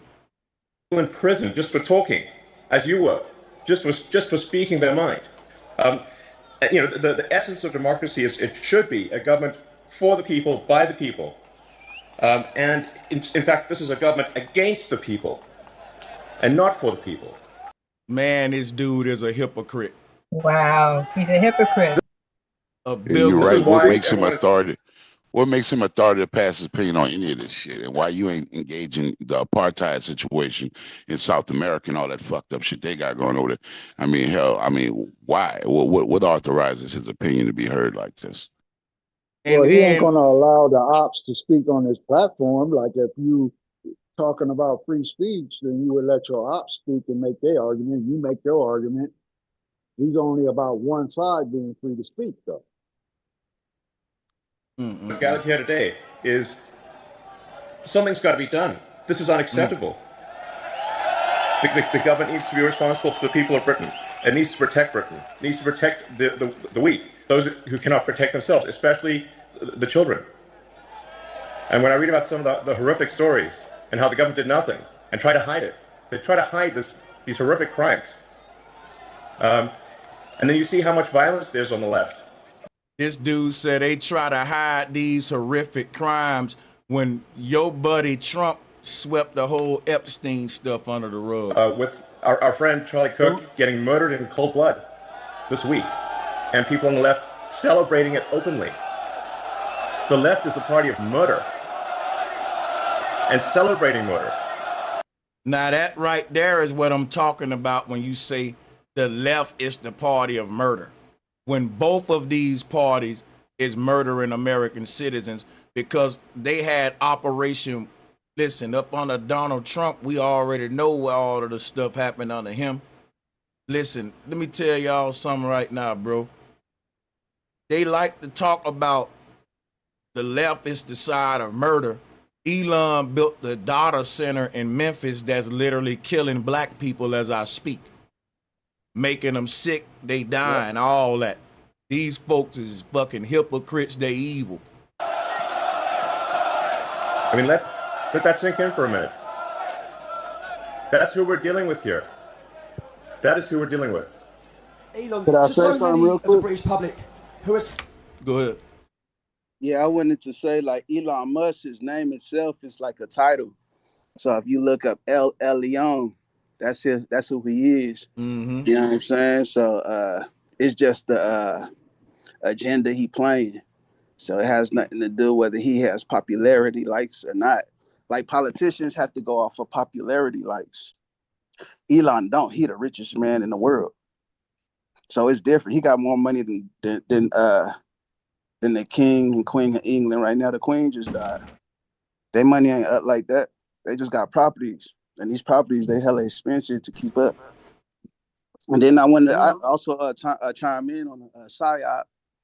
So I don't know if I mean everybody got AI. You can actually Google the effects of witnessing a killing, and there's a psychological effect like PTSD. So us witnessing murders every day is a psychological effect that's just playing with, and it activates the emotions, and they call that shit PTSD. It's programming. Let me. No, but that's the response that you get from everybody. All the emotional is a piece. So they triggering everybody because you literally witnessing. You know what I'm saying? Your brain takes it just like you there if it's happening, even if it's on TV. No, I definitely get what you articulating it well. Yeah, I definitely get what that's you're all, saying. that's all my, And that's my big point. facts. That's all my point. I agree with that for sure. I'm That's gonna play. my point. All right, and listen, I'm brothers. gonna play a little bit more, and then we're gonna let people interject in between the video and stuff. It's 20 minutes. We 5 minutes in, so I do want to play a little bit more chunk out of it. But somebody else wanted to go behind him or whatever. I just wanted to ask a real quick question, man. Do that haircut look like horns? I'm just saying. I can't read who's Elon Musk's haircut. Oh, Does it look like horns? No, it just looked like a Negro with no swagger. See, when you got the kind of money Elon got, you don't care. You know. Scared to exercise their free speech. They're worried about being imprisoned. They're worried about being attacked, even to share their speech on your platform of X. What message would you give to them? And the message is really, my message is to the reasonable center. The common sense. So my appeal is to British common sense, which is to look carefully around you and say, if this continues, what world will you be living in? This is a message. When is he gonna get to the Charlie Kirk part? Is he gonna? Let me see. I can find it. Want me to send you a shorter video? No, I know how to transcript it.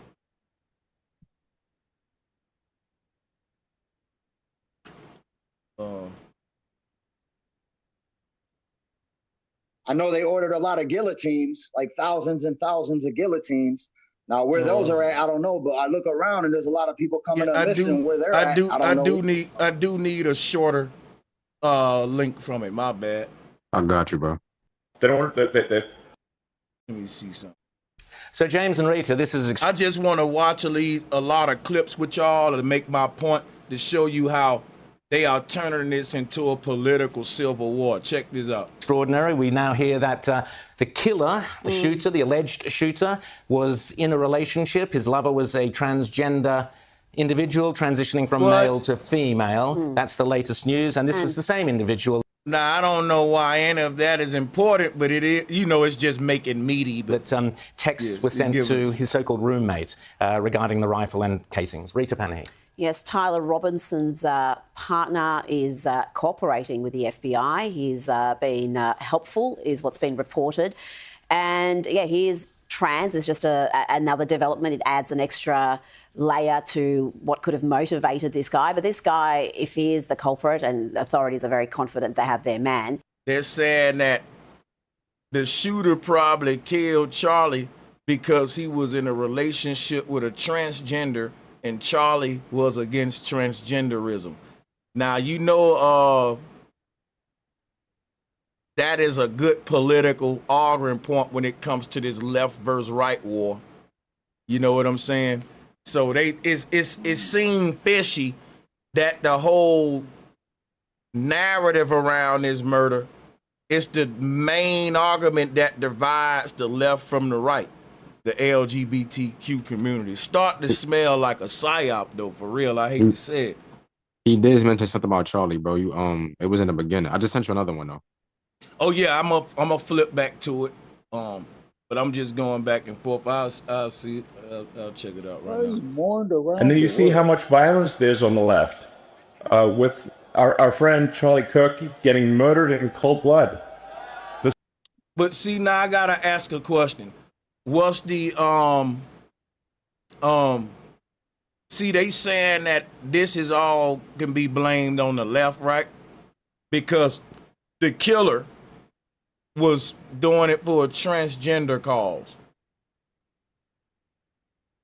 So now that's their proof that this is a left from the attack from the left.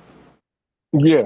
Hey, You know bro, what I'm they got saying? a combo waiting for us, not just a 1-2 or a jab. They got a whole combo, left hooks and uppercuts. But They're you gonna hit know, us all at the same time. You here's see what the I'm saying point. though. Here's the point that I want to make, though. Look, you got a lot of black Democrats. They don't support the same ideologies as the LGBTQ community. Just like you got some Republicans that kind of feel like we should take guns. Every Republican ain't pro-gun, and every Democrat ain't pro-LGBTQ. I think what's crazy, man, with Elon is instead of him making this a crime where someone is representing their sexual group, he's making it like it's a political act. And that's why I disagree. If you have a dude killing because he don't like what you said about transgender, then that ain't really an attack from the left. That's an attack from the transgenders or from the LGBTQ community. But I don't think you should just put that all just left. You know what I'm saying? In my opinion, you got a lot of entertainers and rappers that they Democrats, right? But they not LGBTQ. So for them to make this a LGBTQ crime and call it an attack from the left is very divisive, and it make me think that the man ain't really dead. It may be some kind of psyop, because if he is, then they sure don't mind disrespecting his death to push this damn political division. Because that's like Maybe disrespect to that man's death.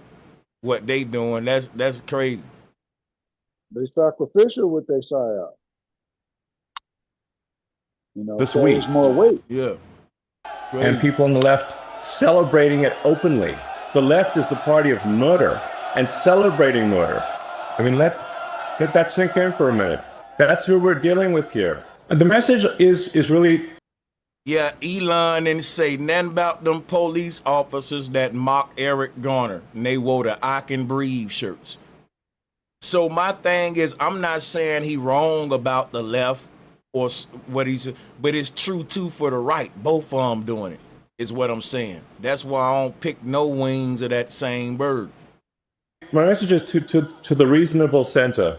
The thing about when the right mocking death, they are really racist Republican white men who are police, who are killing people who in handcuffs, like the one chick that got shot when she was in the kitchen with the boiler.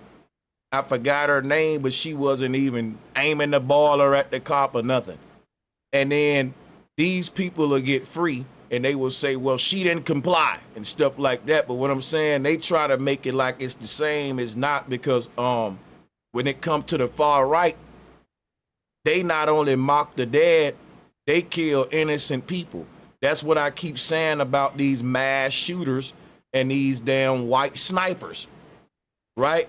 When it comes to the far right, that's what they be on. They be police who will kill you and get off, you know, stuff like that. If they beefing with a white dude, they snipe him. But my whole thing is like, they killed Eric Garner. They mocked his death. Nobody called it out. Nobody called it out, man. So I would have loved to see Elon say something about this. So with black people mock Charlie's death, remember, they didn't even kill him. You know, the people that's mocking Charlie's death didn't kill Charlie. A white dude did. But the people that mock Eric Garner death, they killed him. Let that sink in. Could I add to that? Yeah. Yeah, we got to remember that we Americans, no matter what, because whatever land you're standing on, whether you in Vegas, Washington, Chicago, you're standing on somewhere that's on that map that say America. So you American. American ain't Democrat and Republic. You know what I'm saying? Just like all that LGBT shit, they always be saying, man and a woman is a social construct. But the idea what a social construct is politics, is all that LGBT shit. All that shit is a social construct. Reality ain't a social construct. Why? Because if you ain't in reality, that shit gonna check your ass and pay you a reality check. But you know what I'm saying? At this time, it's like you can't forget that you fed off this earth, you fed off this ground, you walk on this soil, and understanding what it means to be American is to represent the soil you walk on, where the hell you from. You feel me? And be nurtured by the nature of the environment you live in. And yeah, that's whatever that brings out of you. You a product of your environment. You know what I'm saying? You American. That don't include Democrat or Republican or any of that shit they started. As long as you breathing this air and the sun hitting you, and you in the environment that nature provide you life at, wherever the fuck you at. And I know most of us on this live is Americans. It's some kind of motherfucking landmass in the North America, United States of America.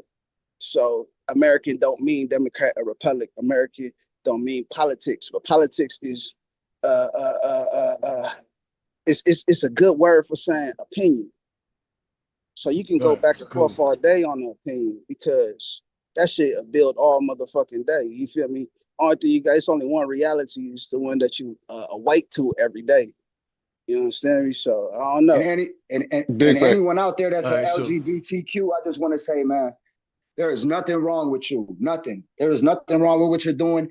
A lot of these people in the government, like Chuck Schumer's wife or husband or whatever it is, or Obama's wife or husband, or whatever wife or husband or whatever it is. They're not. These people ain't actually transgenders. A person's sexual preference. They are actually the transgenders in the government. That shouldn't be a social construct. That shouldn't even be a part of the conversation. Yeah, LGBTQ, y'all are good with me, man. Yeah, that's good. But I ain't got no problem with y'all. After you saying that, what happened? It's much love. Yeah, but what's after? Much love to all of them. Like I would say this, right? Because y'all kind of talking over each other, but I'll say this: if the trans community finds out that, if we find out definitively that he done this because he was defending the trans message, then I hope that the trans community would condemn what he did, so that people don't try to group that on their whole damn community. But if they don't, then you can't be mad if people do that. So I'm being fair. That's how that goes. Yeah, you're right. They've been lighting TikTok up, clowning Charlie Kirk death. You know, that section of the Rainbow Coalition. But then that ain't all of them though. So that's why it's like, just like with everything, it ain't 100% with any type of group or demographic. Yeah, but you know, if you ain't for it, you gotta call it out and let it know. Hey, that don't represent all of us. You got to still say something. Yeah. It's just surprising that this would be from that group. I've never seen them be, because they don't. One that just went to the Catholic Church, he was one of them too. It's been a few of them, man. Saying, yeah. No, all I'm saying is they haven't been oppressed, like say black people. You know what I mean? They're oppressed on another mental type of level, I guess. Well, yeah, we keep saying, hold on, we keep saying they haven't been oppressed. Okay, you're right. I'll cut you. My fault, bro. Oh yeah, let me finish. They haven't been oppressed once they came into the mainstream, and then they got protection. They got an umbrella. You know, they got an olive branch. You know what I'm saying? And so I didn't see them at this point right now. They got parades. They got, they got their day. They got God's logo. Come on, So the rainbow. I see what you're saying. But, yeah. What I'm saying is, yeah, they've been given. No, you're right though, brother. But so guess I didn't what see them in a state of cycle. I didn't see them as in a state of psychotic that they need to kill somebody who criticizes or don't like them, because they already know it's a whole bunch of religious people that don't agree with them. But that's not something that they gotta fight against if the government done already gave them their right, where you gotta kill this dude. That's where we fall back on. Facts, and they psyop. kind of run the media and everything with the small Right. hats. Yeah, they kind of Yeah, already that's run it. why. Yeah, you're right. but anytime, hold on, but wait a minute. One thing that we can't push past though is that the thing that's like we still talking about white male violence.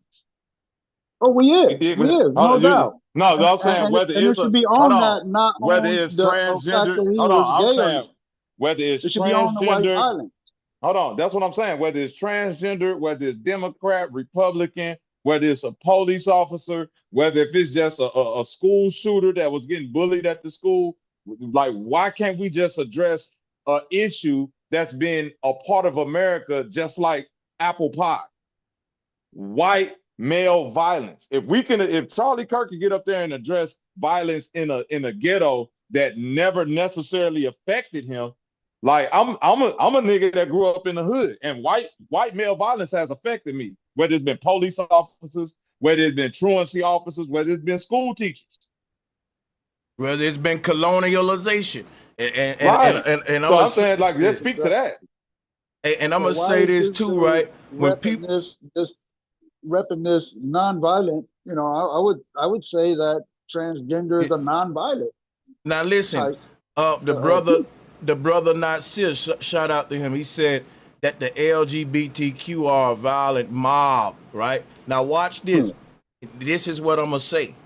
The LGBTQ don't represent all rainbow people, just like Black Lives Matter don't represent all black people. And then see when Black Lives Matter go and raid, protest, tear up these places, that organization try to make it look like black people are violent by pointing out what Black Lives Matter is doing.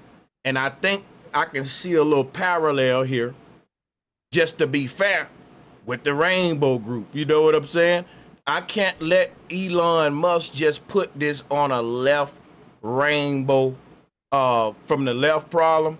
If anything, he just need to put it on a rainbow problem, but not the left, is what I was saying. Like, the Civil War gonna be played out when you get all of these crazy white boys who stand for against the liberal standpoints, against the rainbow shit.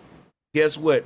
These dudes from the far right, they're gonna hear what Elon's saying about, yeah, we need to attack the left.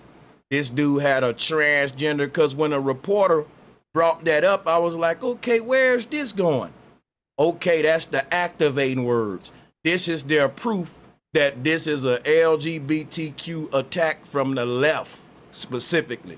And all of the conservatives link the left with the rainbow agenda because of what it pushed. But you got to think, rappers, all these folks is Democrats. It's a lot of folks that's Democrats that don't condone what happened and all that, but you trying to really activate these folks against black folks under the guise of saying that this is a liberal LGBTQ agenda. You know what I'm saying?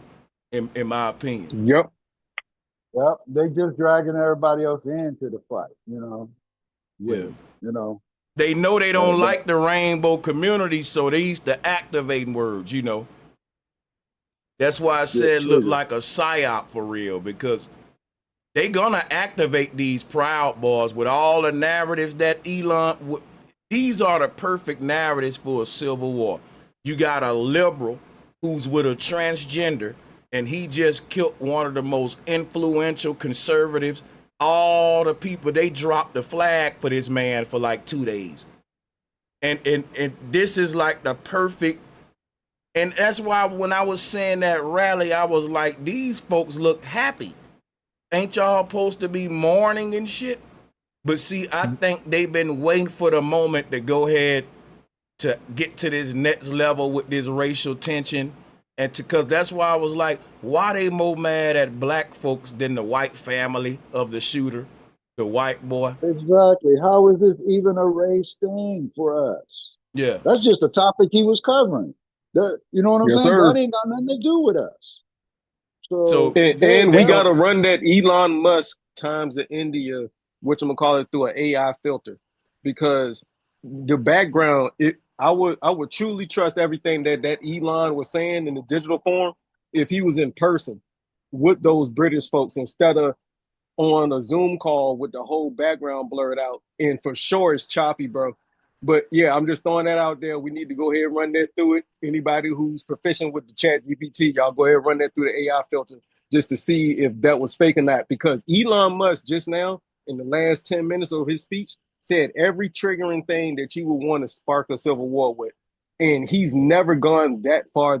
Yeah, He's a goofy. yeah. He said some, you see what I'm saying? And remember, That's he's been on X ever since this shit, just filling it up with nothing but propaganda, him and Trump. Exactly. So this is crazy. Check this Indeed. out. Real quick. In swift reaction to it, 2 faculty members at East Tennessee State University, among several in academia facing backlash, placed on administrative leave following complaints about their online comments.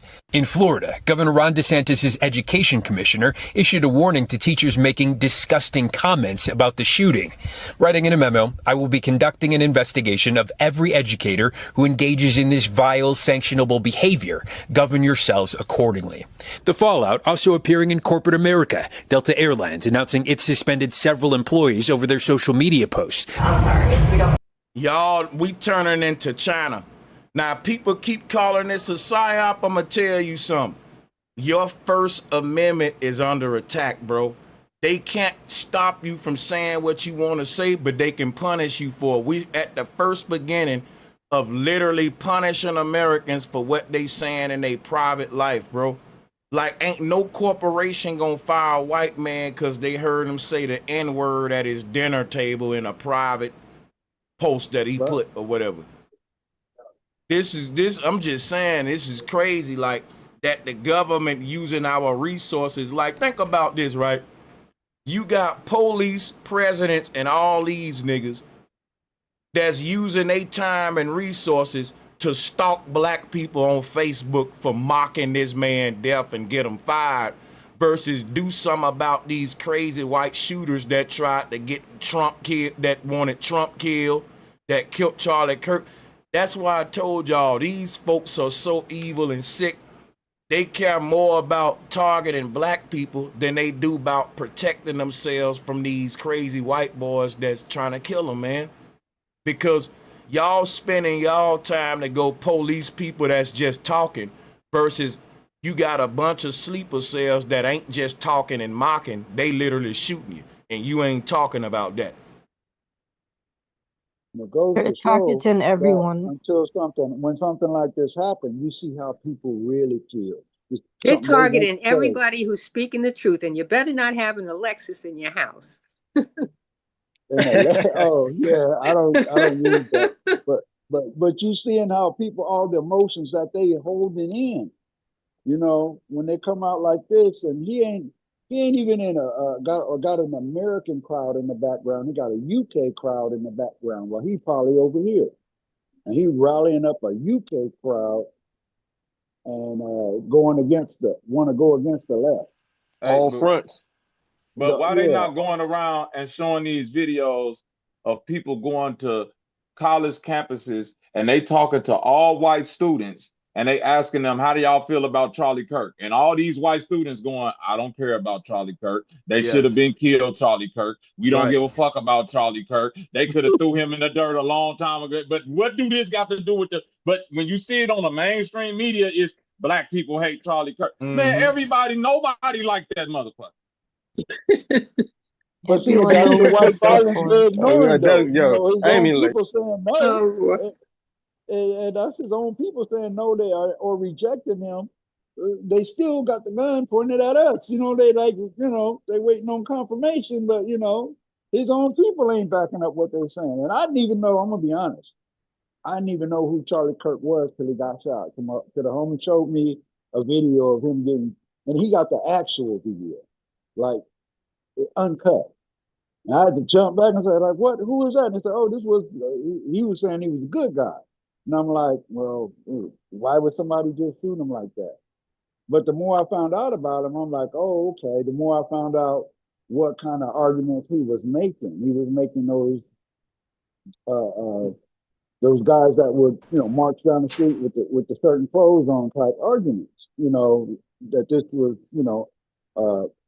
generalizing of a group, like this is all they about, instead of saying like, no, all people got bad The elements. biggest psyop that I see going on right now is the abuse of presidential power and the fear that a lot of people have to sue the president. When it comes to DC and when it comes to these other quote unquote white people, they are not playing when it comes to attacking Trump and saying, hey, if you try to bring any of that bullshit our way, we gonna sue you. We gonna, you know what I'm saying? We gonna challenge your power or whatever. We gonna say what the hell we want to say.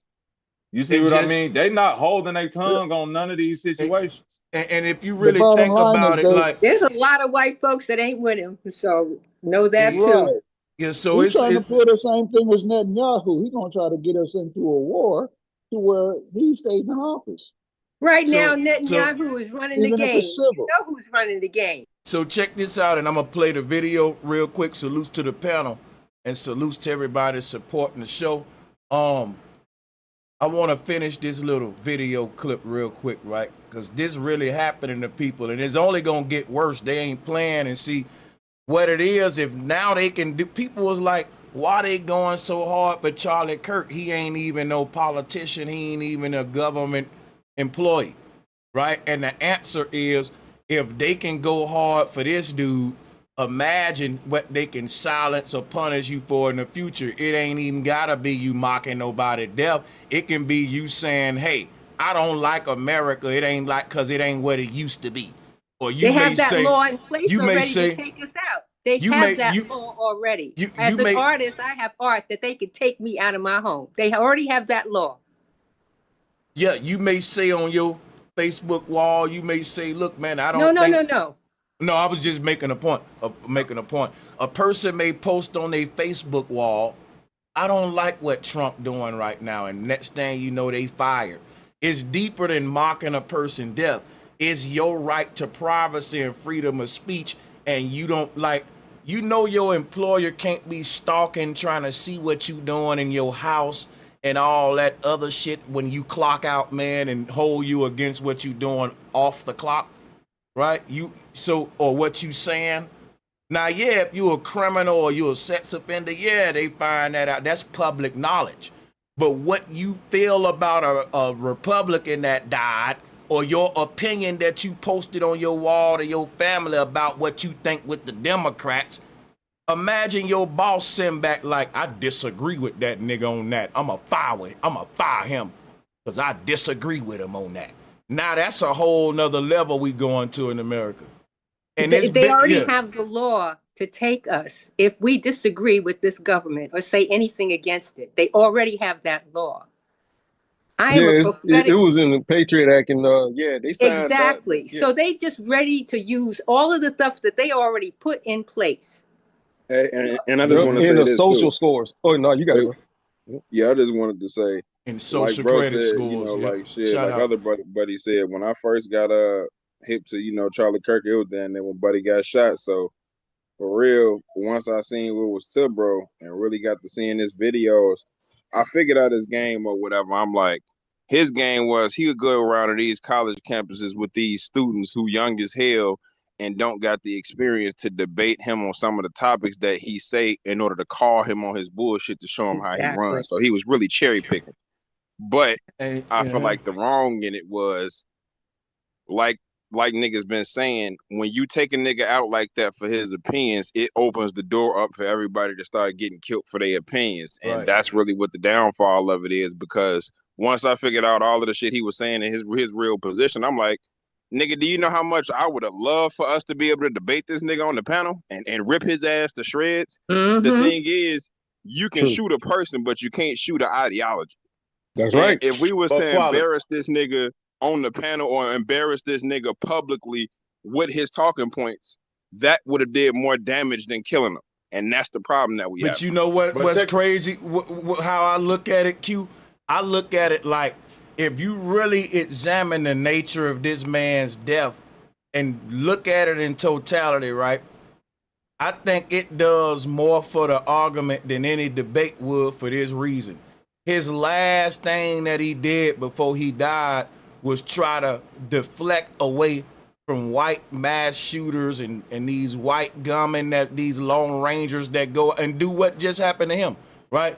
He was deflecting from that before he died and wanted to now go back and talk about gang violence and black on black violence. And then he got shot by a white guy, which is the dude was asking him, like, what are we going to do about this problem? Basically, are the white shooters. In so many words, he was like, nothing. We going to keep talking about the black violence. And boom, got killed by a white man. So I think there's the big message that America missing when they trying to martyr this man for his message, when his death is a spit in the face of his message. You know what I'm saying? Literally, directly in real time. Ironic part about it is he's being made a martyr for what he was doing, which was speaking ill toward a race of people. Now, to honor the martyr, you go after that race of people rather than the shooter. So, hey, bro, standard operating procedure. If somebody happened to assassinate Charleston White tomorrow, and you do a live, and we get on here and mock Charleston White and say, good, nobody this gonna nigga care. was dissing, motherfuckers ain't gonna give a damn, Sanchez, and motherfuckers ain't even gonna blink. We could diss that nigga and go piss on his grave and won't nobody say That's why I was saying, like, these drill rappers do it every day and nobody care. They diss the dead every day and they do all that. That's what I'm talking about. You know, so and don't nobody care. So like I was said, what was the little boy died in Chicago and everybody in America was doing the dance to mock him and they didn't even know it. That shit was viral. I think that was New York, but nonetheless, I know what you're talking about. But that's what I'm saying. Like, yeah, they don't care about the dead until it's one of theirs. You got to keep it the energy for everybody, in my opinion. But check this out. Let me say one thing, pass the mic to Marlon or whoever, whichever y'all was next, real quick. I gotta read these. Joe Flo, salutes for the super chat. Appreciate the love. I appreciate y'all. Nafisa Jackson, thank you for the super chat, sister, and thank you. Fela B said the track is in the shape of a Jewish menorah. Yeah, for sure.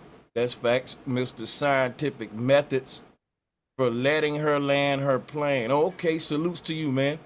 Much love and shout out to Flat Erie.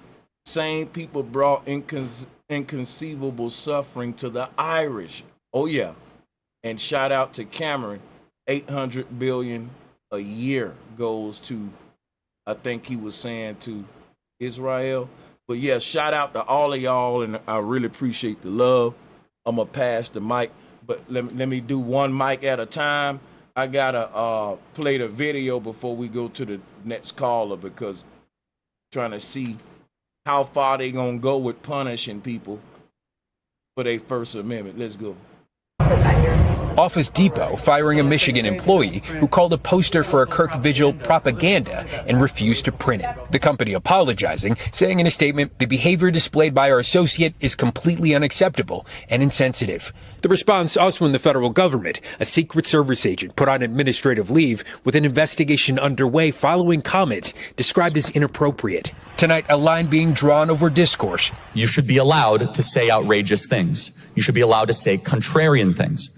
Which is why I said that the people who acting like they mourning Charlie Kirk, if Charlie Kirk was alive, they would be telling y'all, don't you fire nobody for mocking my death.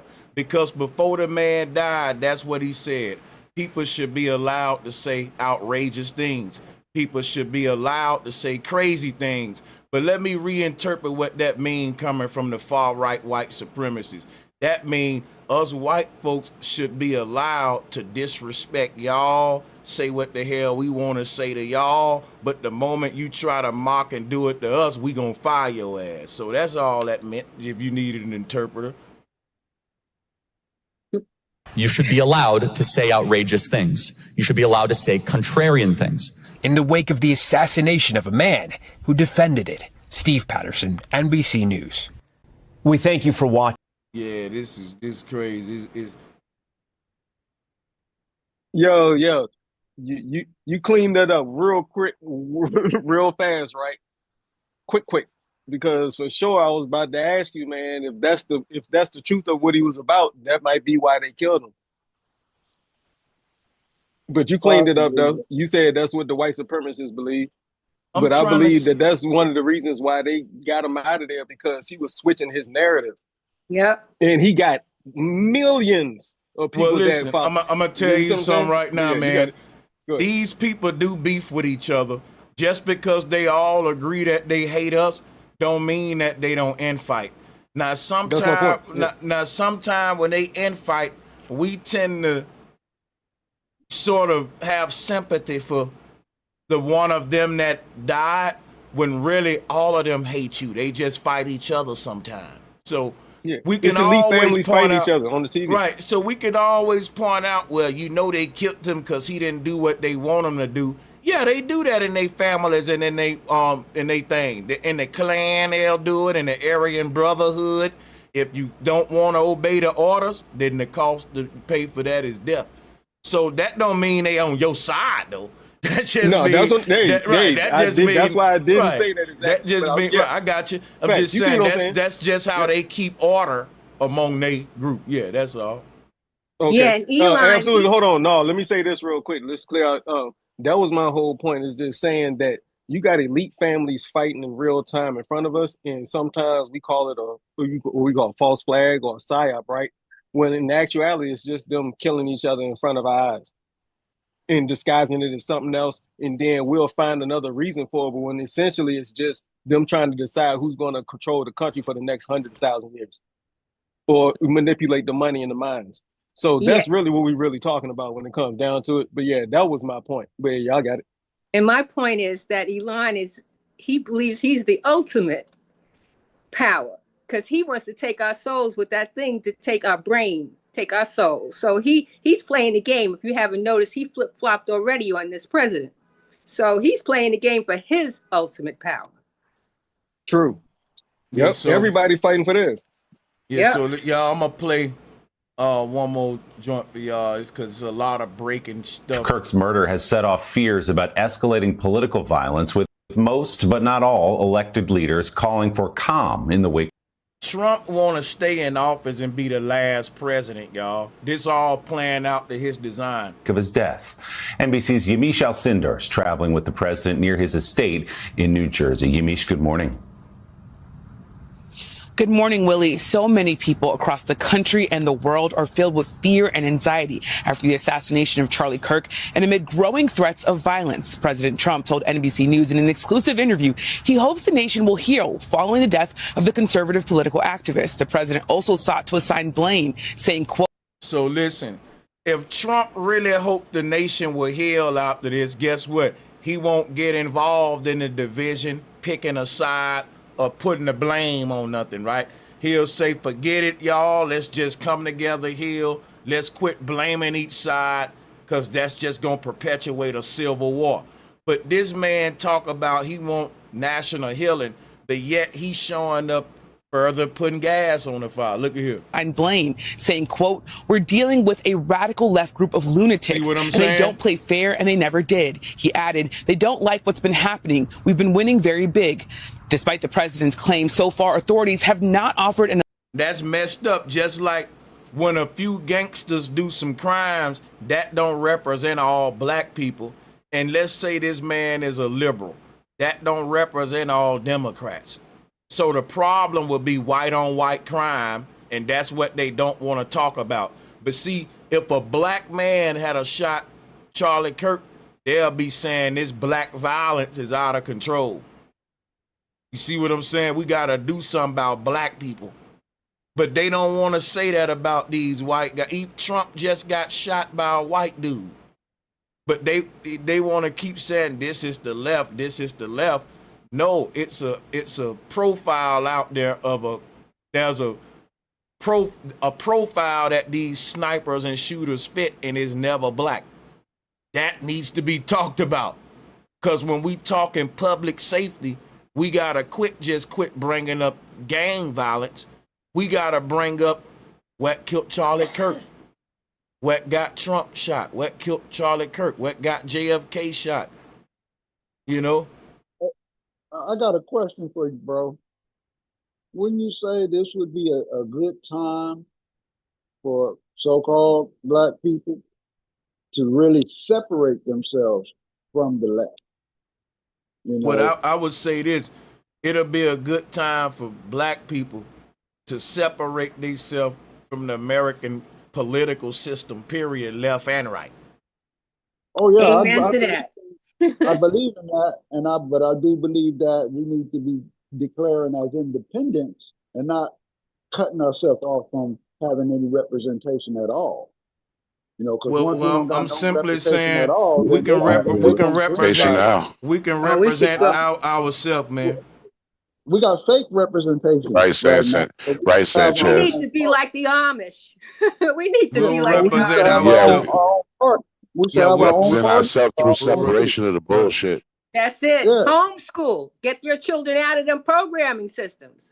We can't fight a system and say that it's broken. It's broken to us. It's actually doing exactly what they wanted to do. Exactly. It was designed to break us. It's not broken. Yeah, that's what I was saying. Let me tell you a story, y'all, real quick about this broken system.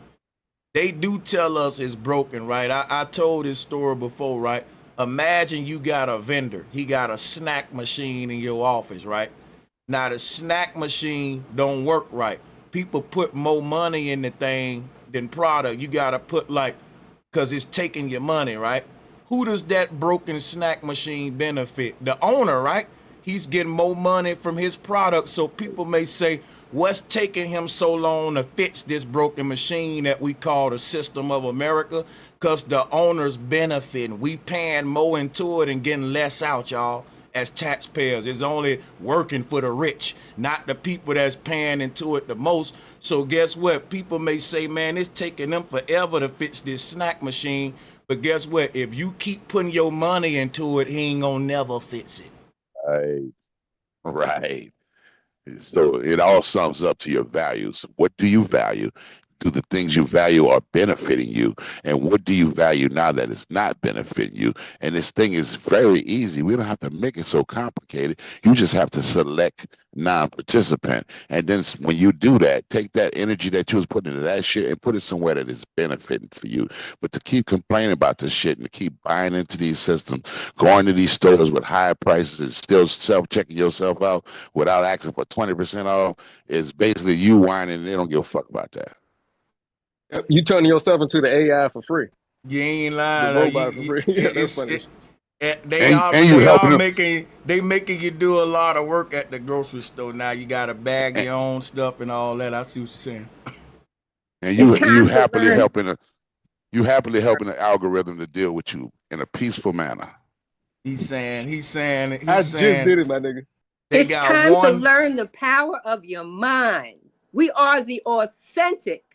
And I'll say it again, the authentic intelligence. Right. So we got power. Some of us know how to work it. You got to be with the people that are knowing it. We don't need anything but the power we were already given. And it's within us. The biggest message you can always send them is to show them what you value, because that's the only way they market to us. Right now, we're letting them tell us what to value. Even this situation right now, if we would have responded to it at all, if no black people would have answered, if nobody would have gave their opinion at all out of our community, they were going to say, what the fuck? But as long as we talking about it, they're happy. Even if we're trying to figure out a way out of it, they're still happy because we distracted from solving our problems and working on the problems that are in the system that's working to keep us trying to solve the problems in the system. You know what? I'm going to tell you what I like about what I see today. I'm going to play a video of it. This dude in the purple, now this young brother here literally won this debate against Charlie Kirk. I don't know if y'all saw this. And what I'm saying is what these racists keep saying is Charlie Kirk was so brave to speak in public, you know, and get his message out there. And he know black people ain't gonna like them telling him the truth, but he was willing to go out there and do it. Like, they really making him a martyr. But what I was saying was like, look, it's just the opposite. You been had white folks that ain't afraid to tell niggas how they feel. That ain't nothing new. But what I was saying was you didn't always have intellectual black folks challenging their arguing points, making them look stupid. So now that you got that happening, we got to pay attention to the agents that's trying to make like that's some sort of a bad thing to do. You know what I'm saying? Keep that in mind, y'all. It's called American politics. If it worked for them, it can work for us. And what I mean by that is, like we said, we don't want to assassinate Charlie Kirk. We rather debate him, right? But they're trying to make it like the people on the left are so violent and barbaric, they don't want to talk it out like Charlie Kirk, who would win the debate on you, which is why you violent folks got to shoot him. So when we say stuff like, don't debate, don't engage in the political conversation, ain't nobody saying that. We're really shooting ourselves in the foot. Salutes to this young man. He held it down, man. He made history. He's gonna ever be remembered for what he did right here. For real. So this is what I would be on, like when I hit the road with my YouTube activism. I'm gonna be going to these kind of rallies with my camera and debating motherfuckers. Real talk, I should have been doing it. I would have mopped the floor with Charlie Kirk in a debate. But with his whole how you feel That's about what I'm black saying, people. bro. That's what I'm saying. That's why I wish the nigga would have stayed alive. For real. It was a guy a few years ago that you wanted to debate, and all the community was mad at you because you wanted to debate him, Sanchez, and I hated that didn't happen. Because to me, that's the only way we expose some of this shit, by engaging this with a mental mindset and an intellectual set that makes it look stupid to why they can't consider, understand, or see our viewpoints. And then a lot of people was mad at you because you wanted to interview this guy. I don't remember exactly who it was. And I thought that was the stupidest thing ever for a conscious community to be saying, that you're mad to engage the person persecuting, accusing, abusing you. Yeah, they didn't want, and I was like, nigga, I was on polite back in the day. I would have loved, because I think Sanchez has a masterful mind when it comes to questioning and breaking the motherfucker down. And I wanted that shit bad, and everybody was like, you shouldn't do it. And I was like, man, who are these titty suckers, I know, man? Where bro. you get these I know, motherfuckers man. from? I feel you. I remember that. President Trump this morning on Fox and Friends, he said he will attend the funeral for Charlie Kirk. We're not privy yet to information about those arrangements, and we'll be getting that information, I would assume, fairly soon. But the president spoke very movingly about what Kirk meant to him when he was on the couch this morning with Fox and Friends. You know, Don said to me, he's sort of like a son to you. He was an unbelievable talent, but it wasn't really so much a talent. He just really believed it. He just believed it. He loved young people. He wanted to help young people, and he didn't deserve this. He was truly a good person. I spoke a short time ago with Donald Trump Jr. Don, great to have you with us. I'm so sorry for the loss of this deep friend to all of you and to so many of us as well. He was a wonderful young man with a huge future ahead of him. And now we're learning. We've seen a picture of Tyler Robinson, 22 years old. The reports are that his father helped to bring him in, which must have been, you can't even imagine that situation for a family. Now that This is such a damn psyop, because everybody heard that the family was saying how much they hate Charlie Kirk at the dinner table. But everybody's saying the father must have had so much problem bringing him in, that must have hurt. Again, they gave the family $100,000. Everybody ignoring the fact the family probably helped plan this shit out. And if they didn't, then they indirectly influenced Charlie Kirk's killer to do it. It's amazing to me that the killer of Charlie Kirk's family is getting more respect from white people than black people right now. Come on, y'all. I wouldn't give a damn if you mocking that man. How the hell you more mad at them for mocking the man than you are at the man family who said they don't like Charlie Kirk either? And like all what led up to the moment, no one's enraged about that. Even the suspect's family seems to be getting more respect than the left, the quote unquote left, as they call it. we have a sense of who this person is, this suspect. What goes through your mind as you look at this picture of him?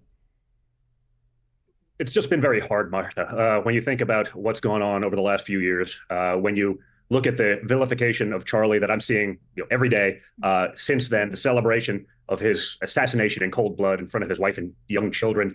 It's truly disgusting. I mean, what was Charlie's real crime? He spoke truth every day, Martha. He platformed his biggest detractors. He gave the people who hated him most an opportunity to argue their standpoint, to have that in polite conversation. And he did a great job with that. The reason he was so effective with so many young people was they heard these arguments. And you realized very quickly when Charlie was conversing very cordially, again, with those leftists, that, wow, not only is You see what they cut with those leftists. The media is so divisive, bro. With those leftists. Come on, man. That's crazy right there. They're doing the job they've been given in this system. All of them work together, the movie, the media. I mean, that's what it showed me, man, in the long run. I hear exactly what you're saying. He didn't say when Charlie was conversing with those young college students. He said when Charlie was conversing with those leftists. Come on, bro. That's crazy. Democrat argument. The idea is bad. It's outright asinine in so many cases. And that's why he was so effective. And that's why he was a threat. He wasn't a threat because he posed any kind of actual physical threat to anyone. He was a threat because he was incredibly effective at taking their narrative and destroying it. That's why he was so good at what he did. So it's really hard to see. I totally disagree. This when I see the picture of the shooter and a young radicalized person, and I believe the reports about all of the trans propaganda inscribed on the cartridges in the rifles. I mean, these are exactly the kinds of things. Charlie's crime was talking about. This may be a psyop, bro. I'm telling you, it's smelling more and more like one. Yeah. Like when I say psyop, I mean it in like they're working it. It ain't real type shit because it's just too. I can't say that defending. I don't want to hold up. I don't want to be the dude with the tinfoil hat calling everything fake. Y'all saw how slow I've been to get to this point. But I'm just telling you the story, the more it sinks in and hearing how the Trump son is responded, like it's all of this shit just seeming weird. I think it's a psyop. That's why I put that in, the previous, panels. But yeah, absolutely. Production point of view, it sounds like they're adjusting the EQ to me. You know who owns Trump.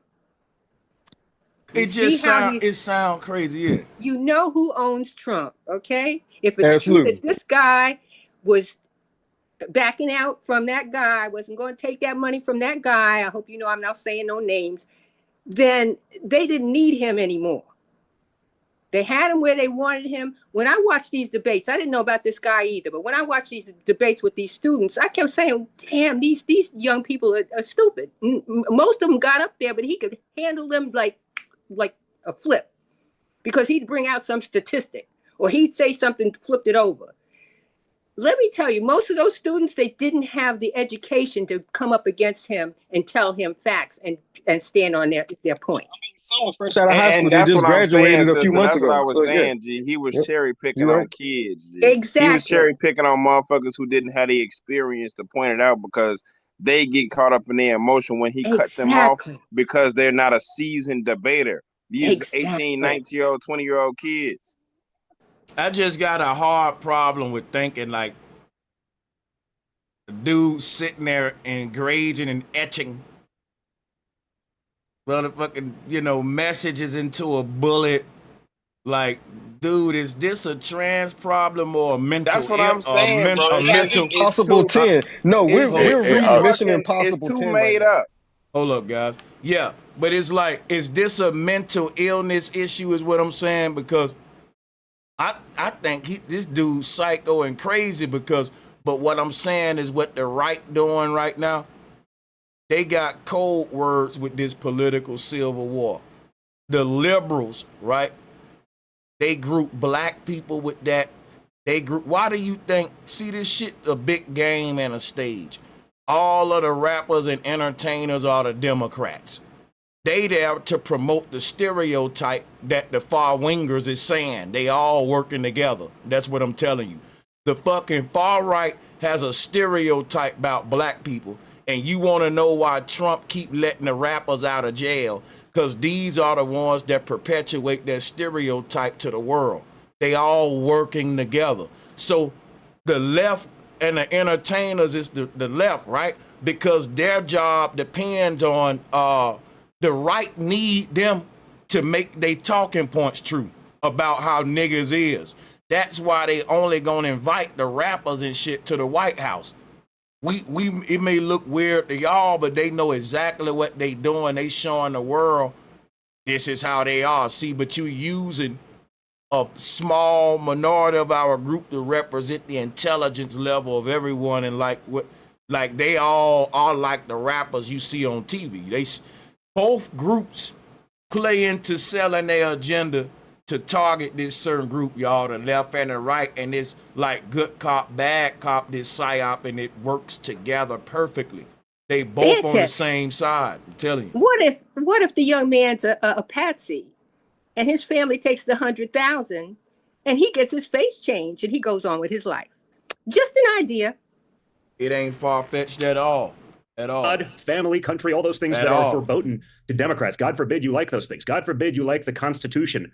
The true crime is saying, that men can't be women and men shouldn't be playing in women's sports. I mean, these are not exactly radical concepts, although when the left realizes that you're losing arguments, they resort to this violence. I see the constant, the violence goes both ways, and it does not, Martha. The violence is going one way. I've had to deal with 3 shootings like this to people really near and dear to me in the last 14 months, and I'm getting sick of it. We've learned a little bit about these engravings, and so far, 2 of them are kind of difficult to understand. One has to do with an anti-fascist song in Italy in World War II. The other one says, "Hey, fascist, catch this," on the bullet, which is just chilling.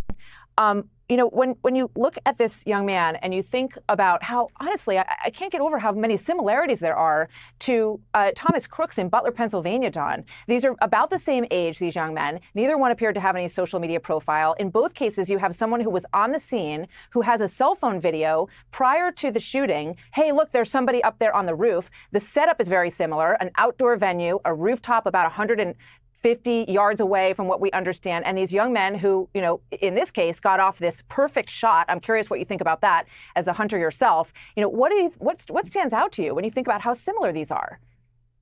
Well, it's amazing to me. I don't. Left, fuck the left, fuck the left. That's all he's gonna come on, bro. This interview is simple as understand fully, Martha, how a 20-something-year-old kid can get radicalized today without a online presence. That doesn't seem to happen. Yeah. Unless, again, they've been scrubbed because they're trying to cover up their tracks or their actual motive because it would be worse for their cause or whatever that is. I don't want to speculate on that. I mean, I do find, and I know Charlie and I spoke about this frequently, sort of the irony of the anti-fascists these days. They seem to be taking a lot of playbooks out of the fascists, out of the browncoats. I mean, if you don't agree with someone, kill them. I mean, that seems quite fascist to me. So, I wish we would stop calling.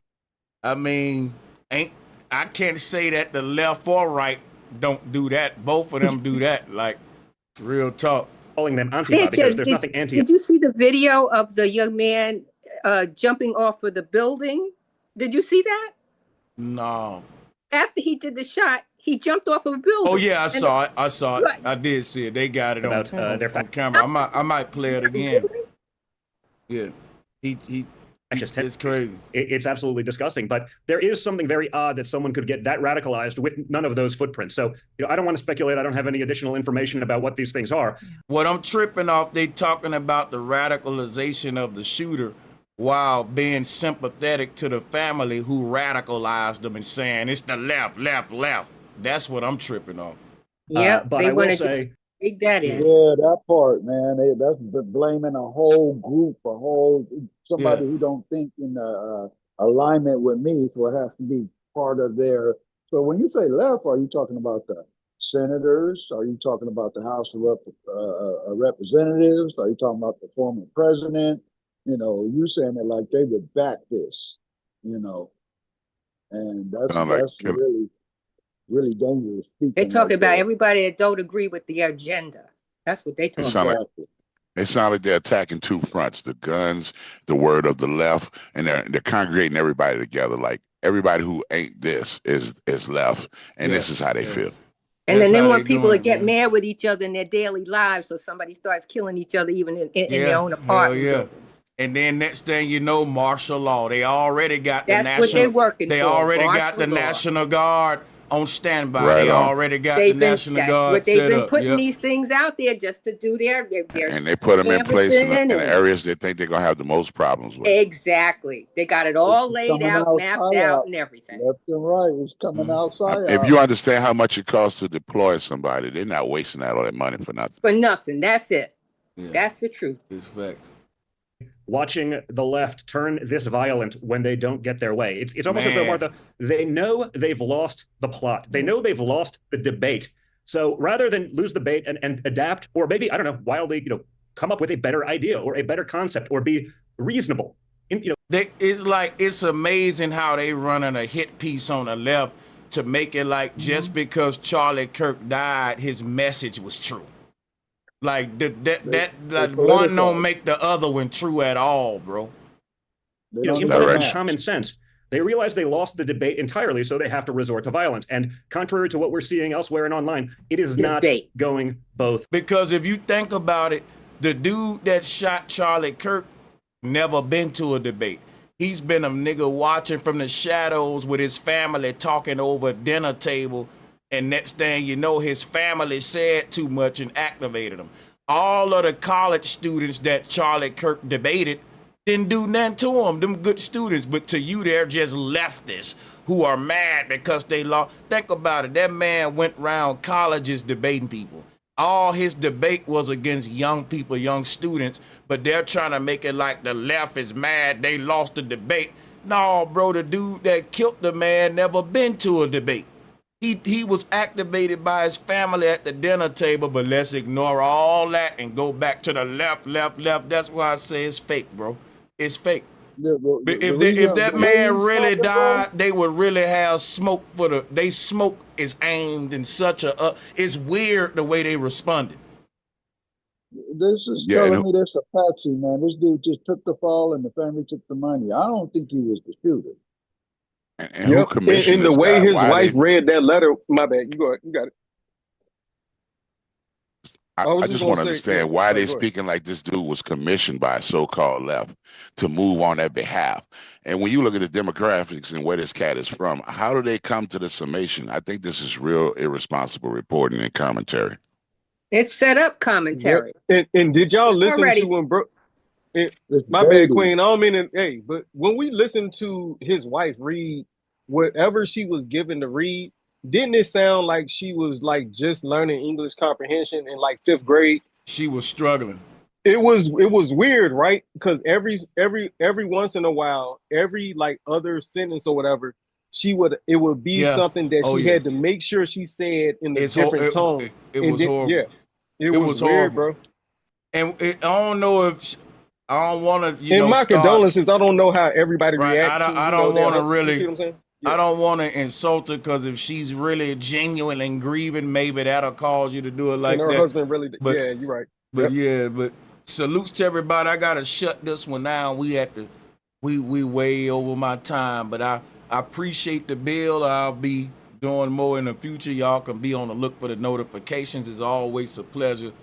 And see y'all on the next one, man. Peace and love to y'all. Peace and love to you too, Sanchez. Already. Sure. Yeah.